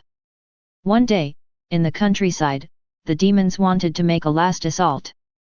It was so hard for me that I came on the verge of losing consciousness. Around the evening, I actually lost consciousness and was reduced to the state of moribund. That's when I saw Jesus surrounded by countless enemies. Some beat him hard. Others beat him with their hands, and others drove the thorns into his head. There were some who dislocated his legs and arms, almost tearing it to pieces. Then they placed him all bruised in the arms of the Blessed Virgin. As it was happening at a distance, the Virgin Mother, sorrowful and in tears, invited me to approach by saying, "You see, my child, what they have done to my son. Think a little about how man treats God, his creator, and his greatest benefactor. Man gives my son no rest or respite and brings him to me all broken. During a vision, I was trying to see Jesus dying and I saw his bloody body, full of wounds, cut off and left for dead. I didn't want him to suffer like that. I felt such great sorrow for him that, if I had been allowed to do so, I would have died 1,000 times for him and I would have suffered the same bitter passion as him. To this vision, I was ashamed of my little sufferings caused by demons, compared to those endured by Jesus for men. Then Jesus said to me, "Have you observed the enormous offenses committed against me by those who walk the path of iniquity? A lot, unconsciously, have a propensity for evil and, from abyss to abyss, fall into infernal chaos. Come with me and offer yourself. Come before divine justice, as a victim of reparation for the many violations committed against this justice, that my heavenly Father may want to give conversion to sinners who, with their eyes closed, drink from the poisoned fountain of evil. Know, however, that a double field opens in front of you. A more suffering and another of less severe suffering. If you refuse, first, you will not be able to participate in the graces for which you bravely fought. But if you accept, know that I will not leave you alone anymore and that I will come into you to suffer all the outrages committed against me by men. This is a very singular grace that is given only to a few, because most are not ready to enter the universe of suffering. Second, it is a grace that I have promised you, that of raising you to a glory proportional to the sufferings that I will present to you. Third, I will give you the assistance, guidance, and comfort of my most holy Mother, to whom is given the privilege of granting you all graces, even the grace of graces, to the extent of your cooperation. Thus he entrusted me to his most holy Mother who, with joy, seemed to accept me. With gratitude, I offered myself to Jesus and to the Blessed Virgin, ready to submit to whatever they want from me. When I returned from this act of deference to God, where my will had conformed to that of Jesus, I found myself in terrible sufferings of annihilation that I had never experienced before. I saw myself as a wretched destitute, like an earthworm that knows nothing but to crawl on the ground. For this reason, I turned to God and said to him, "Help me, O my good Jesus! Your omnipotence inside and outside me is so heavy that it totally crushes me. I see that if you do not relieve me, I will end up annihilated in my nothingness. Give me to suffer, I accept it. However, I beg you to give me more strength, because in this state I feel that I will die." From that day on, I had more graces and help. The visits of the Lord and the Blessed Virgin alternated almost continuously, especially when I had been attacked by demons. For the more willing I was to suffer, the more furious they were against me. The suffering inflicted on me by the demons was indescribable. They now seem to me like shadows, compared to the sufferings accepted by Jesus, whose intention was to atone and to repair for the very great and numerous offenses committed by men against God. But I, who believe in God, who falls and lifts me up, who is sometimes depressed, sometimes consoled, I am willing to suffer for his greater glory and for the good of my neighbor, as God wills. After a few days, whereas I had become accustomed to being a victim, and after several invitations from Jesus and his most holy Mother, I felt once again about to faint. Then Jesus approached me and said tenderly, "My child, see how men, who have no love for me, make me suffer. In these sad times, their pride is so great that it has even infected the air they breathe." His smell spread everywhere and reached the Father's throne in heaven. As you can understand, this miserable condition closed the gates of heaven for them. They no longer have eyes to see the truth, because the sin of pride completely darkened their brains and produces the depravity of their hearts. Seeing them lost in this way, I suffer intolerable suffering. Oh! Give me relief and reparations for the many faults committed against me. Don't you want to lessen the suffering that this terrible crown of thorns produces in me?" To these words, I felt a lot of shame and annihilation, and I replied immediately, "My most sweet Jesus, filled with confusion, terrified of seeing you lose your blood, and hearing you speak so tenderly, I forgot to ask you for this crown so that I could relieve your suffering. Now that you offer it to me, I thank you for it, and I beg you to give me new graces to wear it well." On this, Jesus took off his crown, and after having installed it well on my head and having encouraged me to suffer well, it disappeared. Who could describe the excruciating spasms I felt when I returned to myself? With each movement of my head, the pains became greater. I felt the thorns penetrate my eyes, ears, neck, and all the way to my mouth, triggering spasms, in such a way that I could not take any food. For 2 to 3 days, I remained in this state of suffering. By refraining from eating, I reduced spasms. When they calmed down and I started to take some food again to restore me, my Jesus immediately and noticeably took my head in his hands and squeezed. The pains were renewed and more intense than before. Sometimes I completely lost my senses and fainted. From the beginning my status as a victim was doubled. By my concern about my will to suffer for my good Jesus, and by the continual hassles caused to my family who, seeing me suffering and being unable to get me to take any food, believed that I had contracted this indisposition because I no longer wanted to stay in the countryside.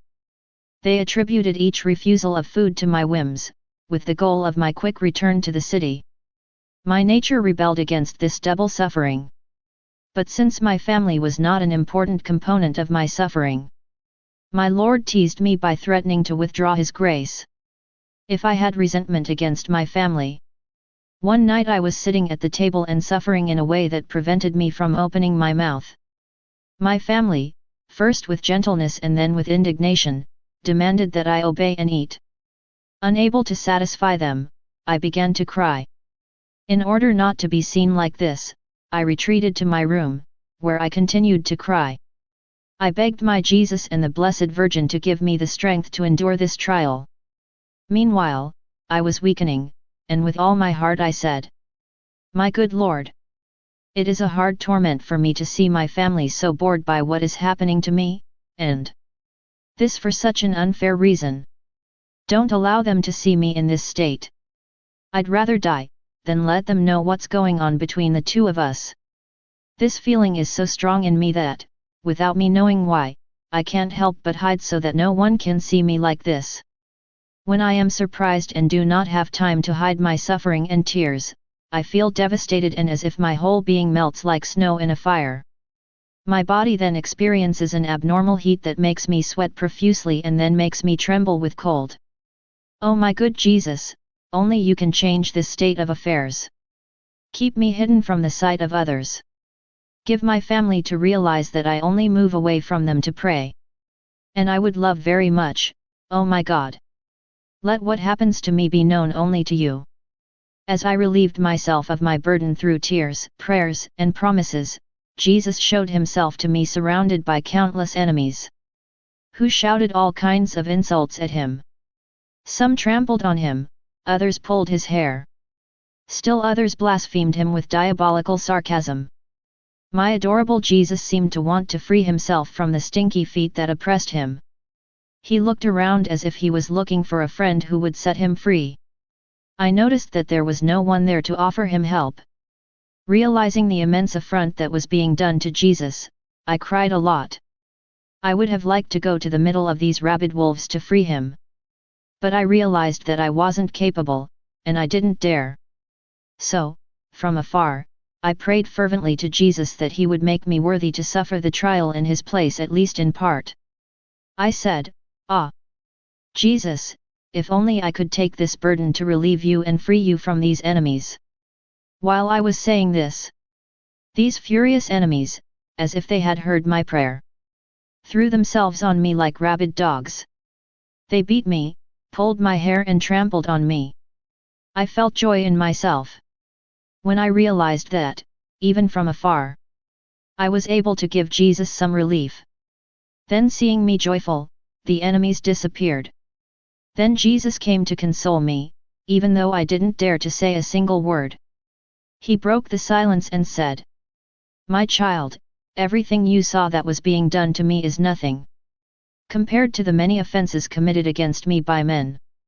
Their blindness keeps them submerged in earthly things, which makes them ruthless and cruel to me and to themselves.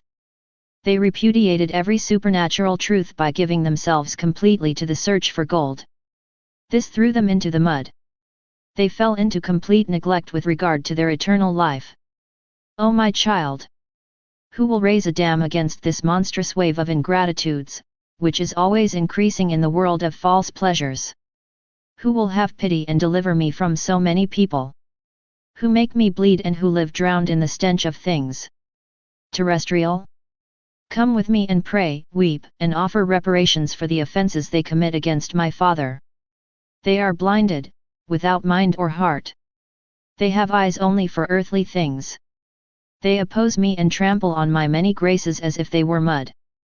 They place everything I have done for them under their worldly feet. Oh! At least rise up against what you know about the world. Abhor and hate everything that does not belong to me. Always cherish the things of heaven. Have my honor in your heart.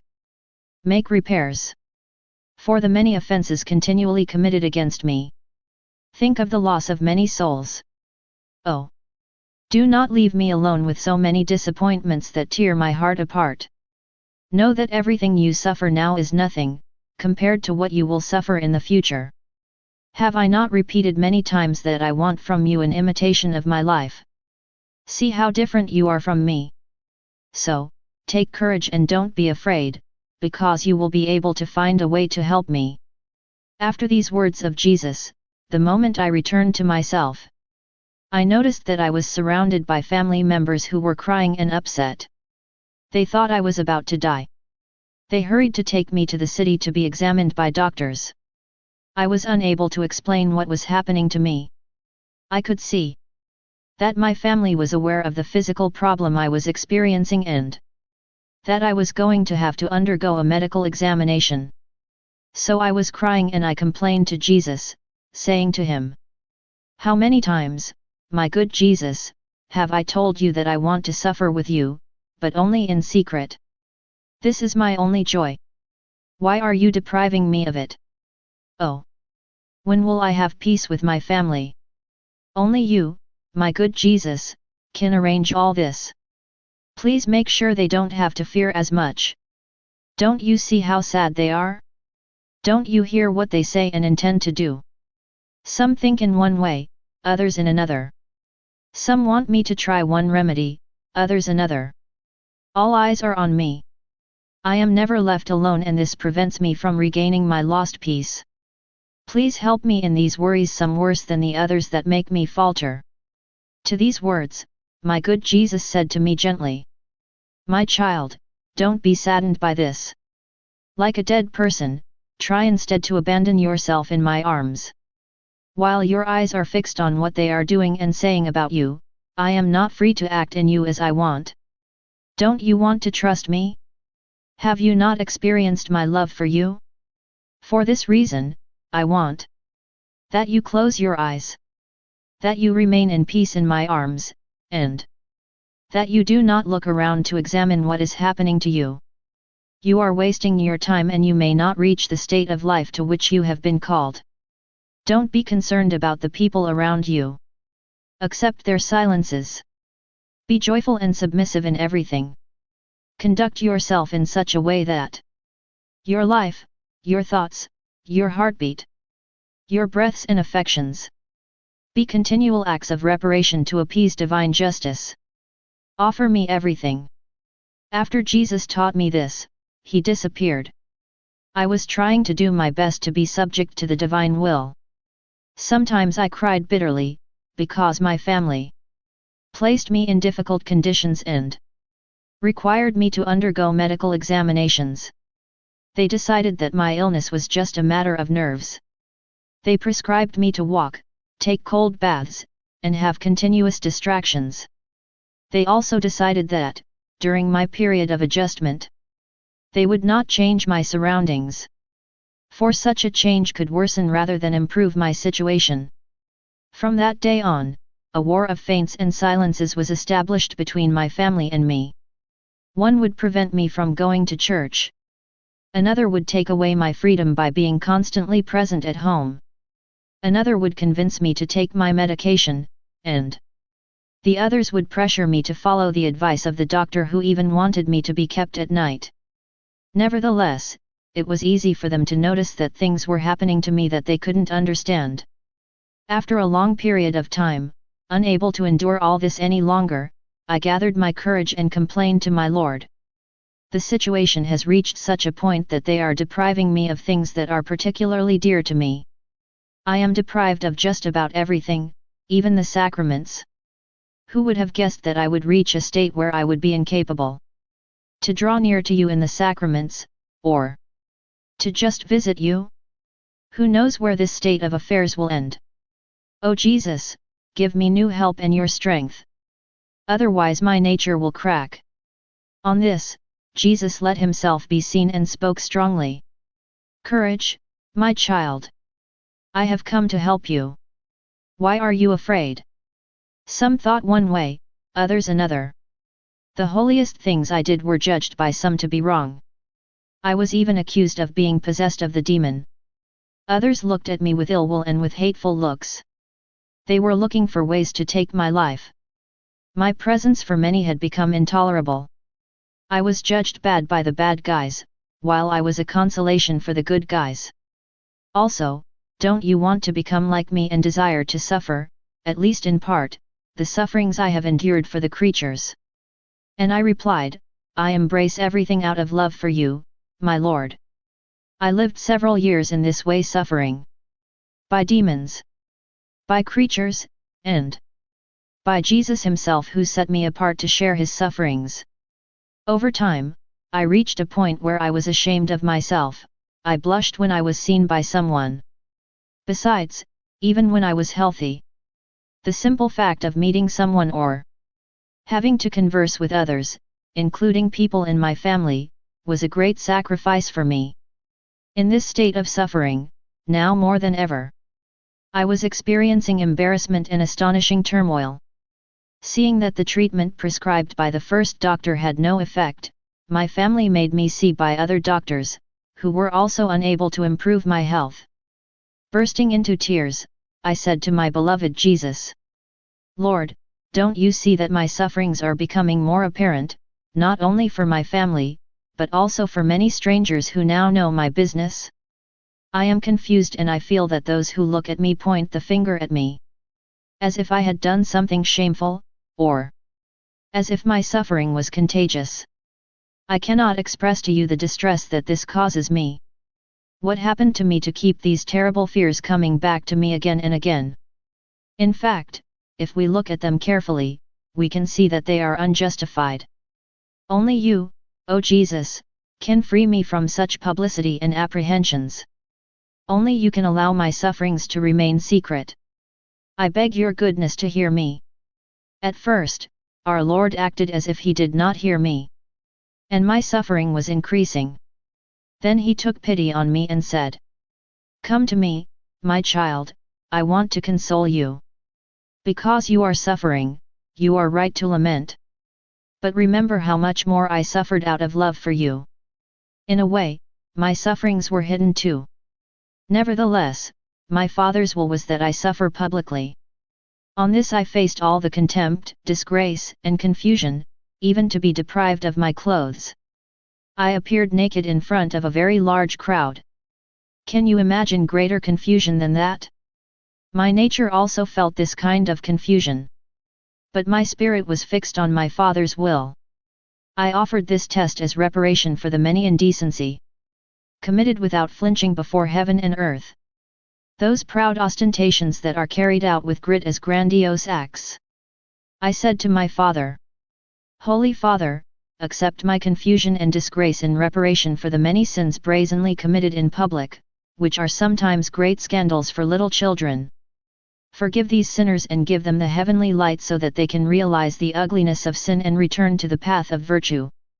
And if you want to imitate me, don't you also have to participate in this kind of suffering, which I have endured for the good of all? Don't you know that the most beautiful gifts I can give to the souls dear to me? Are they the crosses and trials resembling those I have experienced in my humanity? You are only a little child on the way of the cross and therefore you feel very weak. When you are older and understand how precious it is to simply suffer, then the desire to do so will become greater. For this reason, lean against me and rest, and you will acquire the strength and love of suffering.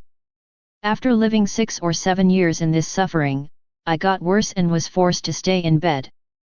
Very often I fainted and my mouth and jaw closed so tightly that I couldn't take any food.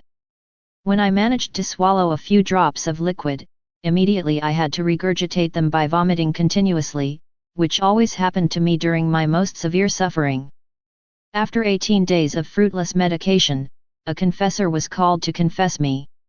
When he came and found me in this state of petrification, he placed me under obedience and ordered me to free myself from this state of mortal lethargy. He made the sign of the cross and helped me to free myself from this nervous disease. When I was healed, he said, "Tell me what's wrong." I remained silent on everything, but I said to him only, "Father, this must be something of the devil." Without further questioning, he said to me, "Don't be afraid, it's not the demon. And if it is he, in the name of God, I will cast him out of you." So I regained the freedom of movement for my arms and the ability to freely open my mouth. After the confessor left, I thought about what had happened. I conclude that what happened was a miracle that happened through the holiness of this priest. I thought to myself, if I had continued in this state, my life would have ended in no time. But here I am rather engaged in a new life. I will always be grateful to God for restoring my health through the holiness of His minister. However, I cannot hide the fact that, in my situation, I was resigned to death and that, being now free, I regretted not having already died. But Jesus did not allow me to die, for He wanted to complete His designs on me. So, in one day, He showed me that He wanted me to be a victim for life. From time to time, He would take me back to my old state, but only when I was alone. After recovering my health, I returned to church for a period of time to fulfill my religious duties. When I received Jesus in Holy Communion, He told me when to set aside time for suffering. Sometimes He would point to the time He would return. Because my sufferings were announced to me in advance by Jesus Himself, I did not believe that it was necessary to tell my confessor about it. For, at the mere thought of being able to announce in advance my sufferings, I would have become the proudest soul in the world, even if I was guided by the holiness of my spiritual father. Also, for a long time, my suffering was relieved. Not by human assistance, but by Jesus who did everything. It happened that after sharing His sufferings with me, Jesus did not give me the ability to regain my senses on my own. Thus, my family had to bring the confessor back. After he had made me recover my senses, he said to me, "From this day on, when you come to church, or before communion, or after your Thanksgiving, come to me in the confessional and I will give you the blessing so that you can get yourself out of your state of suffering without me having to go to your home." One morning, after communion, our Lord made me understand that, on this very day, when I will be in a complete state of lethargy, He will invite me to keep Him company by participating in the sufferings that some perverse men were subjecting to Him. Knowing that my confessor was in the country, I said to Jesus, "My good Jesus, if you want to transfer your pains to me, have the kindness to resuscitate me yourself, for if my family wanted to have the confessor looked for him, he would not be available." The Lord, in all His goodness, said to me, "My child, your trust must be placed fully in me. Be quiet, confident, and resigned so that everything in you rests in me. This will make your soul luminous and make all your passions remain calm. By attracting your soul with my rays of light, I will take possession of it and I will transform it fully in me, making your life my own life." After these words, I could not oppose him and resigned myself to his will. I offered the Holy Communion that I had just experienced as if it were my last. Thus, before the Blessed Sacrament, I bid Jesus a final farewell and left the church. Despite my resignation, I felt a little uncomfortable when I thought about what was going to happen to me. So I wept and prayed that the Lord would give me new strength to revive me if I lost consciousness. That day, I was surprised by the attack that plunged me into this mortal state. It was a very bitter, new, and extremely heavy suffering for me. It was the worst and heaviest I had suffered so far. Entering this state of extreme suffering, I resigned myself to doing God's will and was ready to die. Seeing my condition, my family sent for a priest other than my usual confessor who was absent. This priest, I say in charity, who might have intended to help me, refused to come to the house. Thus, for 10 days, I was in this state of deadly petrification, but without dying. Finally, on the 11th day, the confessor I had had for my first communion came. He resuscitated me as my other confessor did. From that moment on, I was involved in a long-running war with several priests. They said I was feigning my condition to look like a saint. A few said that I deserved to be beaten with sticks and whips so that I would not fall back into this lamentable state again. Others said I was possessed of the devil. They also said other things about me that it's better not to repeat. I didn't know what to do. My family believed it was their duty to alleviate my suffering and looked for priests who would come. God knows how many refusals they have suffered. I couldn't stand it anymore. My poor mother, especially, cried rivers of tears. As for me, I remained quiet. May God forgive all those who caused me this suffering. I would like the Lord to compensate 100 times all those who suffered with me, especially my mother. You can imagine how painful my subjection to these priests was, because I absolutely needed a priest to resuscitate me. God knows how many times I prayed to Jesus, crying a lot to be freed from this painful subjection. And how many times I resisted him when he asked me again to be a victim, so that I could share his hardest sufferings. I sometimes resisted violently. I said to my good Jesus, "Lord, I will accept the status of victim, provided that you promise me that you will resuscitate me without the intervention of a priest. Otherwise, I don't want to submit to this heavy yoke." I even resisted in this way for 3 days. During those 3 days when I resisted God, I reminded him of his promise, saying in tears, "Lord, you are not keeping the promise you made to me. You told me that everything would happen between you and me only. Now you want a third person to resuscitate me and eventually force me to reveal to her what's going on between you and me. Haven't you noticed the strange refusals and the humiliations that my family has to endure at the hands of those priests who do not believe us? And you say it's not appropriate for me to be able to resuscitate myself? Could we not avoid these complications and remain peaceful? I would be happy to take upon myself your sufferings as often as you love, and you could be happy because you would resuscitate me whenever you wanted. And so you would not be dissatisfied with me in my acceptance of your will." Everything I said was useless. Jesus remained silent and pretended not to hear me. It seemed as if he didn't want to grant me what I thought was proper and holy.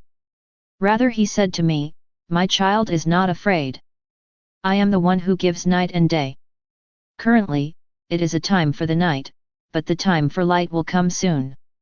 Know that it is my custom to manifest my works through priests. I gave them the faculty to know, to judge, and to encourage the soul to act without perplexity, in accordance with the criterion of Leviticus. My priests also have the power to suspend or ignore that which, in accordance with their considerations, does not meet the criterion of revelation." Needless to say, after these words of Jesus, I remained silent, with the intention of submitting to his clearly expressed will. But can I stay silent? After being forced to obey for 4 years, while I was confronted with so many strange and contradictory things, because I was ordered it, I will say the following. For example, they allowed me to remain immobilized and petrified for more than 18 consecutive days. It was truly a death without dying. Because I was immobilized in every sense of the word, and that I could not take a single drop of water or satisfy my natural needs. In short, I was like a dead woman. While I was still living, I was at the mercy of priests who, deliberately and to taunt me, made me continue to live in a condition of death. God only knows what I experienced during those 4 years of true martyrdom. When a priest finally decided to resuscitate me, he didn't even have the courtesy to say, "Be patient and do what God expects of you." Rather, with harsh reprimands in the kind that are given to dissolute or disobedient people, he said things like, "My well-considered opinion is that you apply your talents in a very bad way." Luisa willingly bows to the sufferings and denials coming from the priests. During the cholera epidemic, Jesus made public his role as a victim. Oh! How wicked I have been, and as I still am, since I still feel vividly in me the accusations that I am only a capricious and disobedient soul. I think that the deep reason for my feelings is that my thoughts and actions are very different from those of my kind Jesus. All his life, he was a sign of contradiction on all levels. However, he never had the slightest resentment. He was never disturbed and, in great calm, he endured insult after insult and affront after affront. I'm ashamed to say it, I've cried very often. I have often complained to my very sweet Jesus, even to the point of feeling resistance to him that he may not subject me to such severe suffering, or that I am not unfairly accused of being disobedient and capricious. Oh! How good the Lord was to me, wicked as I am. In my resistance, he pretended to lose interest in me and said nothing. He was leaving, but only for a very short time. He then reappeared and found me in the desolation caused by his absence. Then he plunged me back into the mortal suffering that he himself gave me directly. Once, when the confessor came to resuscitate me, he said to me harshly, "I don't want you to fall back into this state." Momentarily, I regained my senses and said to him, "My Father, it is not in my power to fall or not to fall into this state of lethargy. It is true that I am capricious, disobedient, and good for nothing. But I am telling the truth when I say that the suffering of not being able to obey you is very painful for me. I think, my Father, that I am suffering this suffering because I am devoid of the virtue of obedience, which is a brilliant gemstone of my Jesus, and without which I will never be accepted with pleasure by him. I have a lot of regrets, and I feel very uncomfortable when I see myself so different from him. What good can he accomplish in a disobedient soul?" These words of humility came from the bottom of my heart, which was throbbing with love for my dearest Jesus. The confessor then left me with a word of encouragement and with a little more happiness than at the previous visit. Despite this encouragement, I reluctantly decided that if the Lord did not want to assure me that I could be freed from the state of petrification without the intervention of a priest, and if he wanted me to accept trials and sufferings as reparation for the many sins committed continually by the majority of men, then I will resist him and oppose him to get what I want. At that time, God increased the cholera epidemic day by day to the point that our inhabitants were frightened. One day I begged the Lord more than ever to put an end to this scourge, fruit of his righteous and inexorable anger, in the face of the countless affronts committed by wicked men. As I prayed, Jesus appeared to me and said to me, "Very well, since you voluntarily offer yourself as a victim of reparation, to suffer in your body and soul of grave and painful suffering, I will grant you what you desire." After that I said to him, "Lord, if things happen between you and me, I am ready to accept whatever you impose on me. Otherwise, I can't." You know what the priests think and how they act with me. Jesus, very softly answered, "My child, if I had meditated on what man would do with my humanity, I would never have accomplished the redemption of mankind. My goal was their eternal salvation. A great love consumed me and made me sacrifice everything for them, for the eternal salvation of creatures. I offered to my eternal Father the trials and sufferings unjustly produced in me by the thoughts and actions of men. Know that, to imitate what I have done during my 33 years of earthly life, you must submit to my labors, my rejections, my sufferings and my death. And you have to live them in the same way they were felt by me. This is how I ask you to imitate my life, if you wish. Otherwise, imitating me as you please is not and will never be to my liking. The most beautiful and pleasant action for me is the action done unconditionally by the soul, who submits to me without his own will, but only in mine. So that I can find in you the welcome that is most pleasing to me, do the heroic act. To make your will die totally and to let live only mine in you. For now, I want you to be a victim of love, repair and sluggishness. For people who oppose you and continue to harass you, remember that these people are my children and that they have been redeemed by my blood. If you truly live in love, you will submit and give everything for their salvation. That same evening, I was taken back by this state of suffering that he communicated to me and in which I stayed for 3 days, without resuscitation. When I returned to myself, no one talked about cholera anymore, with the exception of a few people acting madly and who had to pay their contribution at death. The majority of the inhabitants were shaken by this scourge of God. When the confessor came to resuscitate me, he jokingly said to me, "In recent days we have had a great missionary with us, who preached very well. We saw people at our feet, who until then resisted any religious feeling and who, during their whole lives, had not deigned to pass in front of a church. At the call of this excellent preacher, they surrendered to grace and produced fruits of eternal life." I asked him where this missionary had preached. He replied, "Not only in the churches, but in the squares, in the circles, the shops and houses." His powerful word reached all places with an anointing of grace that brought much to penance. And do you want to know his name? It has a good name. He is called Di Coletto, an allusion to cholera, the scourge of God. Meanwhile, the Lord was preparing another mortification for me. She hit me after the scourge of cholera had passed. Mortification consisted of rapid changes of confessors. The one I had at that time was a member of a religious order and he was called to a sober life by his superiors.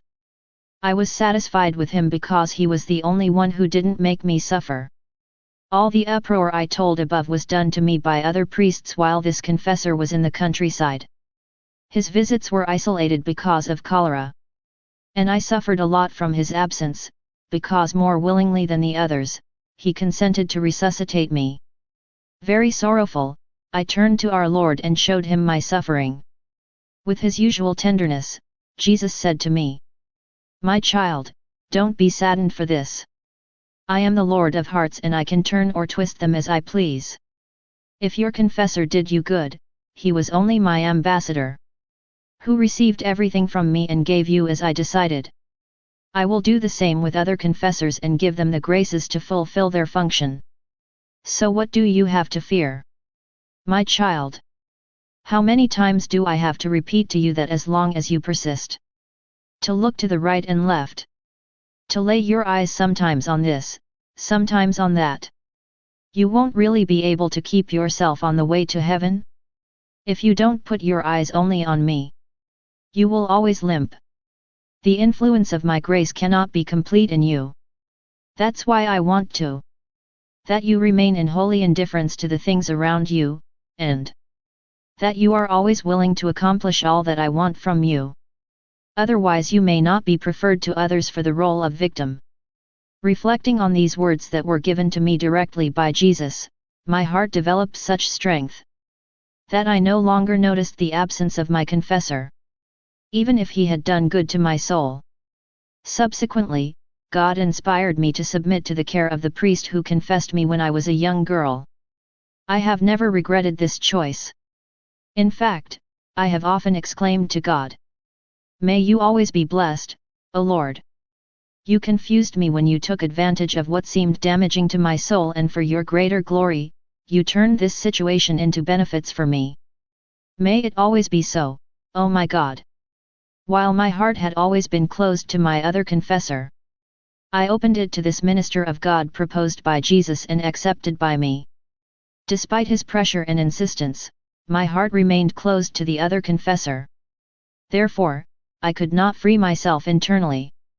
He tried in every way to get me to talk. But the mere thought of having to tell someone else what was going on between Jesus and me produced so much embarrassment and aversion in me. It was as if I had to confess the most awful sin, which, thank God, I am not aware of having committed and for which I have no inclination. To this confessor, however, and on multiple occasions, I made my soul known in the minute details, even if I did it without any order. If I was asked why I didn't want the other confessor to resuscitate me, my answer would be that I felt unable to explain to him what was happening to me. It wasn't his fault. Because he was good and wise and would have listened to me patiently. He would have taken great care of my soul if I had told him what was going on between Jesus and me. Nevertheless, he made sure that I remained in the paths of virtue. As for me, I felt a very great gravity in my soul, from which I would have liked to be relieved. By expressing myself to someone else, with the desire to know his opinion. However, I repeat, it was impossible for me to do so. I believe that the reason why my first confessor could not make me speak was simply divine goodwill. I must add that my new confessor had a special talent for penetrating my interior. With him, I gradually took courage. I felt within me the will and patience to express myself. Little by little, I opened my soul to him. I let him read in me as in a book, page by page, same word by word, including the special graces that the Lord had bestowed upon me. It was as if my good Jesus bothered to remind me of everything he had already told me and everything that had happened to me. Sometimes, when I felt a reluctance to reveal something to him, he would reprimand me a lot and even threaten to leave me. I can say the same thing about the other confessor, who kept asking me one thing and then another. Sometimes he would ask me what was causing my lethargy and what the effects were. Sometimes, when he saw my stubbornness, he commanded me in the name of obedience to answer him, and he placed before me the fear of a great diabolical illusion. Then he added, when the soul is obedient, we are both more secure and quiet, because the Lord would not allow his minister, who wants to act correctly in the quest for the truth, or in error. In this regard, it has often seemed to me that both Jesus and the confessor knew everything about the matter, because before Jesus subjects me to some suffering, I noticed that the confessor knew the truth. I said to myself, it is better to tell him everything right away than to remain silent, since he already knows everything. And if I remain silent, who knows if he will not then have to change his way of doing things. All this did not happen with my confessors of previous years, who not only never questioned me or tried to seek the truth about my petrification states. For example, if it came from God or demons, or if it was caused by bodily disease. In short, they didn't ask for anything and didn't say anything.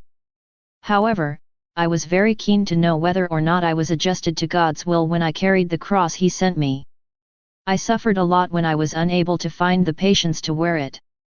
On the other hand, when the second confessor learned that the Lord was showing himself to me and asked me if I wanted to fulfill the role of victim, he told me that I should say to Jesus, Lord, I cannot and should not accept the suffering to which you want to subject me, until I have permission from my confessor.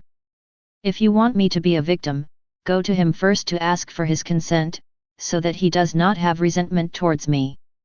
One morning, after communion, my kind Jesus said to me, my child, the iniquities of men are so numerous that the balance between my love and my justice is upset. The preponderance of the forces of evil compels me to bring upon men a violent war by which I will inflict an unprecedented destruction of human flesh. Then, in tears, he added, oh, yes. I gave them bodies to be sanctuaries in which I intended to rejoice. Rather, they turned them into putrid septic tanks. Their stench is so great that I was forced to move away from them. These are the thanks I receive, my child. For so much love and so much suffering endured for them. Who else but me blessed them so abundantly and has so much delayed their just punishment? No one has been like me. And what is the cause of their great perversion? It is nothing else, my child, but the excessive possessions I gave them. Now I will teach them how to return to their duty through the harshest punishments. As a result of Jesus' words, my heart was flooded with bitterness at the thought that such a good God could also be flouted by the ingratitude of men. And who could also say what my suffering was when I thought of those who were going to be punished by the scourge of war? For them I felt a great desire to suffer rather than to see them delivered to these terrible punishments. And I said to him, O holy bridegroom, spare them this scourge of your justice. If their iniquities are as great as you say, there is still the immense sea of your blood into which you can plunge them. Thus, they will be able to come out purified, and your righteousness will be satisfied. And I tell you forever. If you can't find a place you like, come to me whenever you wish. I offer you my heart so that in it you may find rest and joy. Even though my heart is a cesspool of sins and defects. With the help of your grace so effective, I am willing to purify it and make it become as you wish. Oh, my good, be soothed. And if it is necessary and useful, I offer you the sacrifice of my life. I will gladly do so if I can see your image emerge from this harsh scourge. Cutting me off, Jesus said to me, Beloved child, if you willingly offer yourself to suffer, not sporadically as in the past, but continuously, I will surely spare men. Do you know how I will do it? I will place you between the two, between my righteousness and the iniquity of men. When I want to apply my righteousness by sending plagues upon them, finding you in the middle, you will be struck. But they will be spared. If you are ready to offer yourself like this, I am ready to spare men. Otherwise, I can no longer be appeased, nor can I abstain any longer. After these words, I remained dismayed and totally confused. My nature was shaken, and I trembled. But seeing that Jesus was waiting for a yes or a no, I say, forcing myself to speak. O my divine bridegroom, I am ready to make whatever sacrifices you will, but given my past experience, how to deal with the confessor who, when he comes from time to time, ask that I not offer myself for suffering without first having his consent. If, on the other hand, you want me to submit to these sufferings without his consent, I am ready. Since my resuscitation will not depend on him, but only on you, God Most High. Then Jesus, my bridegroom, who knew how to sacrifice everything out of obedience, said to me, May it never happen that I act against my blood wife. Go to your confessor and ask for his acquiescence. If he wants to listen to you, tell him in detail what I told you. Tell him that all this will not only be for the good of creatures who live in sin, but for the good of those who will come after. Your greatest good is at stake. That you submit to these uninterrupted and almost mortal sufferings. For in the future state in which you are invited to be, through obedience, I will purify you in a way. May your soul be worthy of your mystical marriage to me. Subsequently, I will arrange your last transformation in me so that the two of us can become one. As two candles melted by the same fire are fused and become a single body. Thus united, we will become of the same thought, the same love, and of the same work of repair. I will transform you into me and I into you, that you may be crucified in me, with me and for me. Wouldn't you be happy to be able to say? When the confessor came, I repeated to him everything Jesus had told me. I even told him that I wanted to suffer without time limit. However, it seemed to me, and I was really convinced, that this suffering would not last more than 40 days. But, as I write this, I have been living in a state of continuous suffering for 12 years. I don't know how much longer it will last. May God always be blessed and his unfathomable judgment. I still have to say that if I had understood that I would have to spend my time continuously in bed, perhaps I would not have easily submitted to the role of perpetual victim. My nature would have been alarmed. I could hardly have mustered enough courage to lend myself to such a sacrifice. I can say the same thing about my confessor. If he had known the sacrifice he would have to make every morning to resuscitate me, he might not have consented to me staying in this state for so long. I can assure you that I have always been a lover of this sweet suffering. I have always been more resigned when I was in continual suffering than when I lacked it. In fact, when I began to live in this situation of constant victim, I did not know how to appreciate the value of the cross. My confessor, to whom I had made known what my most kind Jesus wanted from me, said to me, "If all you have told me is truly the will of God, you can receive my blessing. Truth be told, I will be able to make the sacrifice of resuscitating you every morning. If I experience trouble in my nature, I will overcome them by the grace of God." When I thought of the creatures that would be spared the terrible scourge of war, my soul gloated. Nevertheless, my nature was beginning to tremble. And I spent a few days in deep sadness. I was taken to church. After receiving Jesus in my heart, I said to him, "Very sweet Jesus, see the tormented sea in which my soul is plunged. Rather than to be in a quiet peace and to thank you for the lights given to my confessor, he who allowed me to do in obedience what you expect of me, here I am suddenly troubled and confused. I am first for the condition of suffering in which you are about to plunge me, and then because I may have to remain in this state without receiving you, which would be for me the greatest suffering. Who could survive without you?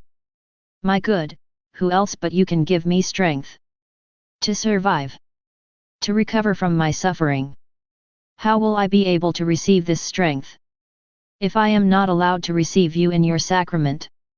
When I had unloaded my heart from his anxieties, I cried a lot. Sympathizing with me, Jesus said to me politely, "My child, don't be afraid. I understand your weakness. I have prepared new and special graces to support your frailty. Am I not all-powerful in everything? Am I not able to arrange for you to receive me in the sacrament? Be resigned, and like a dead person, place yourself in my paternal arms. Offer yourself as a victim in reparation for the many offenses I continually receive from men. Then you can save those who deserve discipline. Until now, you came to me, but I assure you now that I will come to visit you without missing. These visits may be short, but they will always be a benefit and a great consolation for your soul. Are you satisfied? And because I know your adherence to my will, know that from now on, you are already a permanent victim, in a state of perpetual suffering, in accordance with my will. I ask you this for the reparation of the sins that other creatures have committed. How do I describe the graces that the Lord then began to bestow upon me? It is impossible for me to recount all that my kind Jesus did for me, from that day until today, especially if it is a question of accurately describing each of these graces. In order to satisfy holy obedience which is mercilessly imposed on me, I will do my best, striving not to omit the most intimate graces that I find so difficult to reveal. Concerning the promise already mentioned that was made to me by Jesus, I will say that it has always been irreproachable. He has kept his promise from the beginning so far, and I believe he will keep it until the end. I remember well what he told me the first day I had to keep the bed. "Beloved of my heart, I have placed you in this condition so that I can more freely come to you and speak to you. Indeed, from the beginning, I freed you from the outside world and the opportunities to deal with creatures. I have thus purified you internally so that no thought or affection of the earth remains in you. I replaced them with heavenly thoughts all filled with love for me. Now that everything else is foreign to you and that we have become familiar, I want to identify you with myself, so that your body as well as your soul may be at my disposal, to be a perpetual holocaust before me.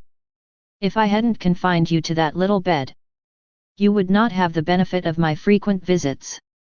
You would have liked first to fulfill your family obligations with sacrifices, to then withdraw into the oratory of your heart, while waiting for a passing visit from me.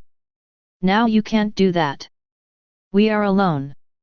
There is no one to disturb our conversation or to prevent us from communicating our joys and sufferings to each other. By looking like me, you can participate to the joy and happiness that some good people give me, as well as the bitterness and oppression that come to me from those who are wicked. From now on, my consolations will be yours and your consolations will be mine. My afflictions and afflictions will be in communication, so that your will and my will may disappear completely, to be called our will. In short, you will take an interest in my things as if they were really yours. I, in the same way, will take an interest in your things. Your imperfections except dash, which will certainly be mine. Do you know how I will behave towards you? I will be like a king newly married to a noble queen, who is temporarily forced to be away from her, and who, in his haste to be with her, keeps his mind and heart always turned towards her. He is busy finishing his business so that he can return to her as soon as possible. Once he is there, his eyes are turned to her to see if she shows any signs of regret at his absence. And if he wants to talk to her, he gives leave to the people around him. He brings her with him to his apartments and closes the door. He places a trusted person outside, as a guard, so that no one can interrupt their conversations or hear their secrets. Alone by one, they communicate their thoughts to each other. If someone recklessly wanted to deprive them of their isolation and disturb them, that person would immediately be arrested as a disruptor of the king's peace and would be severely punished. I acted in a similar way by placing you in this state. Woe betide anyone who would disturb these provisions. It would not only displease me, but that would lead me to punish him. Are you happy with that? If, in return for the many graces that my beloved Jesus bestowed upon me, my heart was not overflowing with grateful love for him, I deserve to be called the most detestable of all names. If I did not fully acquiesce to the desires of his holy will, all of heaven and earth should point the finger at me, including future generations, as the most thankless and despicable soul that has ever existed. It would be as if a barefoot man covered in dirty rags sulked a very wealthy lord who would invite him to become owner of his immense possessions and to take care of them as if they were his own. Wouldn't this destitute poor man become everyone's laughing stock? Jesus did this with me. In exchange for my nothingness, he granted me to possess in common with him his infinite possessions, on the sole condition that I take care of them. I didn't bring him anything except my nothingness. Have you ever seen something similar? I feel embarrassed to talk about it. And Jesus became not only owner of my nothingness, but also of my imperfections, which he wants to totally purify in his infinite perfection. Oh, how indebted I am to him! He who has never tired, never tires, and will never tire of repeating me. I want from you a perfect conformity to my will, in such a way that you become completely melted into my will. When he noticed my smallest attachment to unimportant things, he gently urged me to back off and tell me, "My child, I desire from you an absolute separation from all that is not of me. I want you to consider everything you know to be of the earth like manure, disgusting to look at. My heart freezes when you look with pleasure at the things of the earth that are not necessities. They cloud the heavenly things in you and delay the mystical marriage that I promised to conclude with you. Know that I do not value the things on earth that are not totally necessary. I want you to follow this abject poverty to which I myself have subjected myself, despising everything that was not necessary. In that little bed where you imitate me in poverty, you must consider yourself a poor abandoned child. Only then will you be able to say that you are really poor. Because I want true poverty and practiced in deeds. Never desires to acquire something. Never sighs after something, and never accepts anything that is not really necessary. Where applicable, thank me first, then your donors. I want that from now on, You arrange yourself with what is given to you, and thou shalt ask for nothing else. Because desiring something that is not given to you, can become cumbersome in your mind. Resign yourself with holy indifference to the will of others without considering whether it is good or bad. In the beginning, it was really a very big sacrifice for me. But, quickly, I saw not to think about this or that. Except for what I really needed, I didn't ask for anything that wasn't offered to me. Having overcome the previous difficulty, the Lord desired to submit me to a more arduous task. One of the continuous sufferings that came directly to me from Jesus was the episode of vomiting after eating. When my family gave me something to eat, I would immediately vomit it and become so weak that I couldn't speak anymore. But I remembered what Jesus told me, do what you are told. And I didn't want anything else.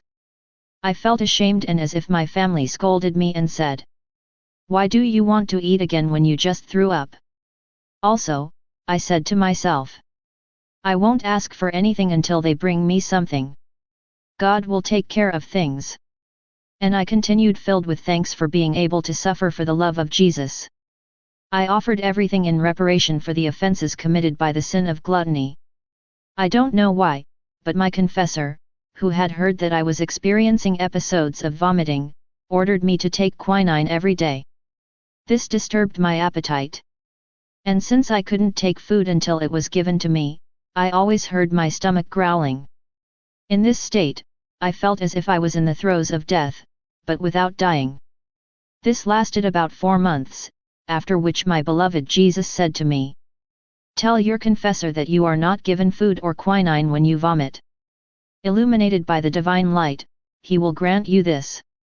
So the confessor granted me that I should take neither food nor quinine. Afterwards though, in order not to get me highlighted, he wanted me to take food once a day. So I had more peace. My hunger disappeared, but not the vomiting. Indeed, every time I took food, I had to return it.